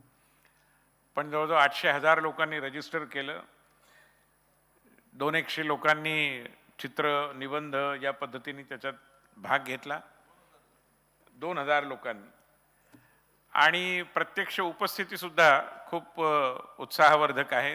आता शेवटचं सत्र असून सुद्धा आपण सगळेजण उपस्थित आहात म्हणजे या विषयाबद्दलची उत्सुकता, अधिक जाणून घेण्याबद्दलची मानसिकता, या सगळ्याचं मला असं वाटतं की हे प्रत्यंतर आपल्या सगळ्यांच्या उत्साहवर्धक अशा प्रतिसादातून आम्हाला मिळालं आहे. या कार्यक्रमाचं नाव आकांक्षा की उडान असं आम्ही ठरवलं. याचं कारण पंतप्रधान नरेंद्र मोदी यांच्या कार्यकाळामध्ये त्यांनी अनेक शब्द बदलले. एकेकाळी ज्या जिल्ह्यांना मोस्ट बॅकवर्ड डिस्ट्रिक्ट्स असं म्हटलं जायचं, MBD, त्या संकल्पनेत आमूलाग्र परिवर्तन करून त्यांनी त्या जिल्ह्यांना आकांक्षी जिल्हे असं म्हटलं, ॲस्पिरेशनल डिस्ट्रिक्ट्स. हा नुसता शब्दातला बदल नाही आहे, तर हा मानसिकतेतला बदल आहे की आपण मागास आहोत असं म्हणण्याचं काही कारण नाही. आपण आकांक्षी आहोत. आपल्या चीनच्या सीमेवरती जे गाव सगळ्यात शेवटी आहे त्याचा उल्लेख व्हायचा की दी लास्ट विलेज. पंतप्रधानांनी सांगितलं नाही, this is the first village. कारण बरोबर आहे, तिकडनं कोणी माणूस आला तर पहिलं भारतीय गाव कोणतं आहे तर ते गाव आहे. हा मानसिकतेतला बदल त्यांना अभिप्रेत आहे. दिव्यांग हा शब्द गेल्या 10 वर्षात आपण ऐकला. अपंग याऐवजी दिव्यांग. याचं कारण असा जो दुर्भाग्यवश ज्याला समजा दृष्टीबाधित किंवा कर्णबधिर किंवा अन्य काही शारीरिक व्यंग किंवा कमतरता असेल, अशा प्रत्येक व्यक्तीत देव काही ना काही अधिक चांगलं पण देत असतो. म्हणजे आपल्याला असं नेहमी जाणवतं की असा एक वेगळा सेन्स, सिक्स सेन्स अशा व्यक्तीकडे आहे. याचाच अर्थ त्याला एक दिव्यांग प्राप्त आहे आणि म्हणून त्याला आपण दिव्यांग म्हटलं पाहिजे, अशी एक नवीन दृष्टी पंतप्रधानांनी आपल्याला दिली. आणि म्हणून आम्हाला असं वाटलं की या नव्या विमानतळावरून नुसतंच विमान उड्डाण होणार नाहीये, तर तुमच्या आमच्या प्रगतीला झेप घेण्यासाठी आपल्या आकांक्षेचं उड्डाण देखील यातून होऊ शकतं आणि म्हणून त्याला आकांक्षा की उडान असं नाव आपण दिलं. आणि हे गरजेचं आहे. सतीशजींनी सुरुवातीच्याच भाषणामध्ये म्हटलं होतं आणि याचा आम्ही अनेक ठिकाणी उल्लेख केला की मोठे मोठे प्रकल्प त्या परिसरात येतात. रेल्वे स्टेशन्स, मोठे कारखाने, आणखीन मोठ्या अशा अनेक रचना निर्माण होतात. पण एखाद्या गावात अशी रचना निर्माण होणं आणि त्या रचनेमध्ये ते गाव निर्माण होणं, म्हणजे त्या रचनेमध्ये त्या गावाचं अस्तित्व दिसणं, या दोन्ही गोष्टी महत्त्वाच्या. आणि आत्ताचा हा काळच असा आहे. पंतप्रधानांनी एक आणखीन सूत्र आपल्याला दिलं की व्होकल फॉर लोकल. मला असं वाटतं की आजचा कार्यक्रम म्हणजे व्होकल फॉर लोकलचंच एक उदाहरण आहे. कारण हे विमानतळ आहे ते ग्लोबल पातळीवरचं व्हायचं आहे. पण प्रत्येक ग्लोबल होणारी गोष्ट ती सुरुवातीला लोकलच असते, एकदम कोणी ग्लोबल होत नाही.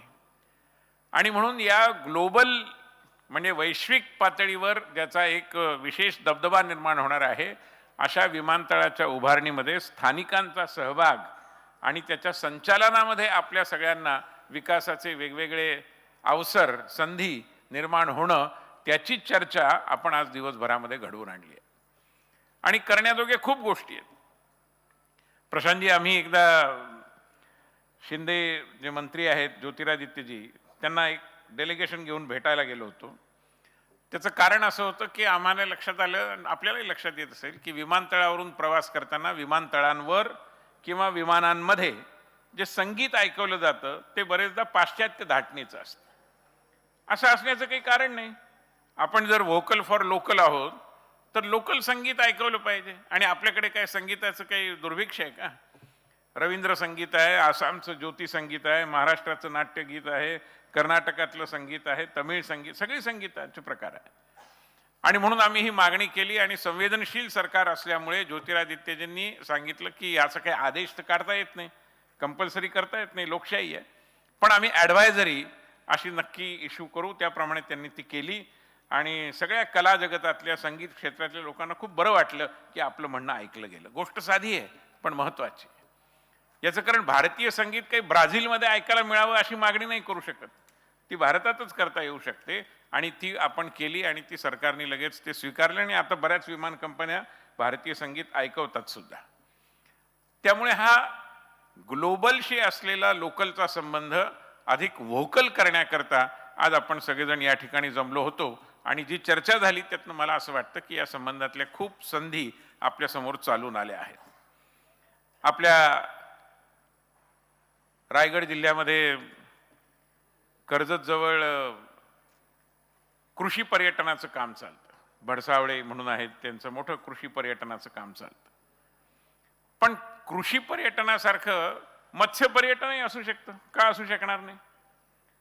आणि त्यामुळे असे नवीन नवीन उपक्रम शोधून आता बऱ्याच ठिकाणी विमानतळांवर आपण पाहतो की काही ना काही त्याला असं म्हटलं जातं की एक आपण या ठिकाणी आलो याचं एक स्मृतिचिन्ह आपण काही घेऊन जावं, मेमेंटो, मेमोरॅबलिया, सुवेनीर. असं सुवेनीर शॉप समजा इथे निघेलच तर त्यात आपल्या मच्छीमाराची होडी का असू नये? जरूर असावी, कारण या भागाचं प्रतिनिधित्व तो करतो. त्यामुळे अशा पद्धतीने या भागाचं प्रतिनिधित्व, या भागाची छाप इथल्या सगळ्या व्यवहारांवर उमटली पाहिजे. तसं झालं तर ग्लोबल आणि लोकल यांचं नातं हे अधिक वृद्धिंगत होईल आणि आपल्या सगळ्या या ठिकाणी राहणाऱ्या लोकांना काही ना काही रोजगाराच्या किंवा व्यवसायाच्या संधी निश्चितपणाने उपलब्ध होऊ शकतील. मग एअरपोर्ट कंपनीने जे प्रेझेंटेशन केलं त्यात त्यांनी 2 मुद्दे खूप महत्त्वाचे सांगितले की अजूनही एअरपोर्ट व्यवस्थापन आणि एअरपोर्टला लागणारं आर्किटेक्चर याविषयीचे अभ्यासक्रम आपल्या देशामध्ये सुरूच झालेले नाही. 230 नवीन विमानतळ बनणार आहेत येत्या 10 वर्षामध्ये, पण असे अभ्यासक्रम नसल्यामुळे त्याकरता तंत्रज्ञ शोधायचे तर ते परदेशातून मागवावे लागतात. त्यामुळे अशा अनेक गोष्टी आहेत की ज्याच्यामध्ये आपल्या शिक्षण संस्थांना देखील खूप वाव आहे की त्यांनी नवीन अभ्यासक्रम तयार करावे. एक काळ असा होता की लोकांना 5 स्टार हॉटेलचं आकर्षण असायचं, पण इतके वेळा 5 स्टार झालं की लोकांना आता होम स्टेची गरज वाटते की एखाद्या घरगुती वातावरणात आपण राहावं, आपल्याला बेड आणि ब्रेकफास्ट एवढं फक्त मिळावं, बाकी आपण व्यवस्थित. आता नव्या मुंबईत तर इतके मोठे मोठे फ्लॅट्स आहेत, लोकांना तसं पूर्वीपासून घेतलेली जी घरं आहेत ती तुलनेने आकाराने मोठी आहेत मुंबईच्या तुलनेने. त्यामुळे अशा प्रकारच्या व्यवसायाच्या संधी देखील नव्या मुंबईतल्या लोकांना, पनवेलमधल्या लोकांना या उपलब्ध होणार आहेत. पनवेलमध्ये धूत पापेश्वर सारखा कारखाना आहे. आयुर्वेदाला खूप मोठी मागणी आज जगामध्ये आहे आणि त्यामुळे त्याचा देखील आपण याच्याशी काही ना काही सांधा जोडू शकतो. त्यामुळे अशा प्रकारच्या अनेक संधी आपल्याला या एअरपोर्टमुळे खुणावत आहेत आणि माझी खात्री आहे की रोजगार आणि स्वयंरोजगार, स्टार्टअप किंवा छोटे मोठे व्यवसाय आणि नोकऱ्या या दोन्ही संदर्भामध्ये हे जे नवीन दालन आपल्यासाठी खुलं झालं आहे त्याच्यात आपण सहभागी व्हाल आणि सर्व पद्धतीने त्याचा लाभ घेऊन शेवटी या परिसराचा अधिक चांगला विकास कसा होईल याकडे या सगळ्या आपल्या या विषयातल्या जे काही थिंकिंग आहे, आपली जी काही दृष्टी आहे, या विषयाचा जो विचार आहे त्याला आपण अधिक अभिमुख करू अशी मला खात्री वाटते. या दिवसभराच्या या उपक्रमामध्ये खूप मान्यवर लोकांनी सहकार्य केलं. आमचे कुशलता विकास विषयक मंत्री मंगलप्रभातजी लोढा वेळ काढून मुद्दाम आत्मीयतेने या ठिकाणी आले. जवळजवळ या परिसरात ज्यांचं रेप्रेझेंटेशन आहे असे 3 विधिमंडळ सदस्य, सन्माननीय गणेशजी नाईक, मंदाताई म्हात्रे आणि आता प्रशांतजी आले. चौथे उरणचे आमदार देखील येऊ घातले होते, पण एका कोर्टातल्या कामामुळे अचानक त्यांना येणं थोडं अवघड झालं, पण त्यांनी त्यांच्या शुभेच्छा पाठवल्या आहेत. आणि त्यामुळे सर्व प्रकारचे लोकप्रतिनिधी, शासकीय संस्था, सिडकोचा सहभाग होताच, महापालिकेचा सहभाग होता, एअरपोर्ट कंपनीचे सर्व ज्येष्ठ अधिकारी आलेले होते, स्थानिक शिक्षण संस्थाही या ठिकाणी सहभागी झाल्या होत्या, राजकीय आणि सामाजिक कार्यकर्ते देखील आले होते. आणि त्यामुळे मला असं वाटतं की अटल इन्क्युबेशन सेंटरचं जे काम आहे की प्रतिभेचं पोषण करण्याकरता एक प्रकारे वातावरण निर्माण करणं आणि अशा नव्या उद्योजकांचं मेंटरिंग करणं, त्याचा या विमानतळाच्या संदर्भामध्ये एक नवा श्री गणेशा आज झाला आहे असं म्हटलं तर मी अतिशयोक्ती करतोय असं मला वाटत नाही. माझ्या या भाषणानंतर वेगळं आभार प्रदर्शन असं काही नाही आहे, त्यामुळे मी प्रशांतजींचे आभार मानतो की त्यांनी वेळ काढून, ते मुंबईत होते, उपमुख्यमंत्र्यांच्या दालनात त्यांची एक बैठक सुरू होती, पण त्यांनी सांगितलं की मी बैठक लवकर संपवतो आणि वेळेत येतो, त्याप्रमाणे ते आले. या संबंध व्यवस्थांमध्ये मोठ्या प्रमाणात स्थानिक कार्यकर्त्यांनी भाग घेतला, छोट्या छोट्या टीम्स उभ्या केल्या आणि हा कार्यक्रम नुसताच अर्थपूर्ण म्हणजे त्याच्यामध्ये चांगला कंटेंट मिळेल असंच राहील केवळ असं नव्हे, तर तो दिसायलाही देखणा व्हावा, भारदस्त व्हावा, या प्रकारची देखील सगळी रचना सतीशजी आणि त्यांच्या टीमने केली. वाशी आणि या संबंध परिसरातल्या पनवेल, उरण, त्याचबरोबर ऐरोळी, कोपरखैरणे या सगळ्या भागातल्या लोकांनी याविषयीची उत्सुकता दाखवली. अनेक शाळांनी आपल्या मुलांना निबंध आणि चित्रकला स्पर्धेत सहभागी होण्याकरता प्रोत्साहन दिलं. अनेक स्वयंसेवी संस्था देखील या कार्यक्रमासाठी पुढे आल्या. स्थानिक कारखानदारांच्या आणि व्यापाऱ्यांच्या संघटनांनी यामध्ये रुची दाखवली. मला असं वाटतं की या सगळ्यांविषयी आम्ही आमच्या मनातली कृतज्ञता व्यक्त करण्याचीच ही वेळ आहे. मी आपल्या सगळ्यांचे आभार मानतो, सर्व आयोजकांच्या टीमचे आभार मानतो आणि याबरोबरच आपला हा दिवसभराचा कार्यक्रम संपला आहे असं जाहीर करतो. आपले जे मास्टर ऑफ सेरेमनी आहेत आमचे देवेंद्र पै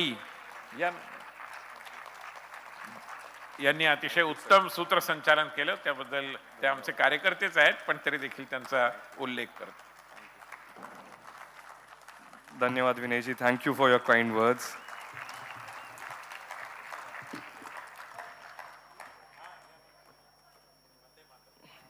आपण वंदे मातरमसाठी सगळ्यांनी उभं राहावं अशी मी विनंती करतो आणि या कार्यक्रमाचा आपण समारोप करू.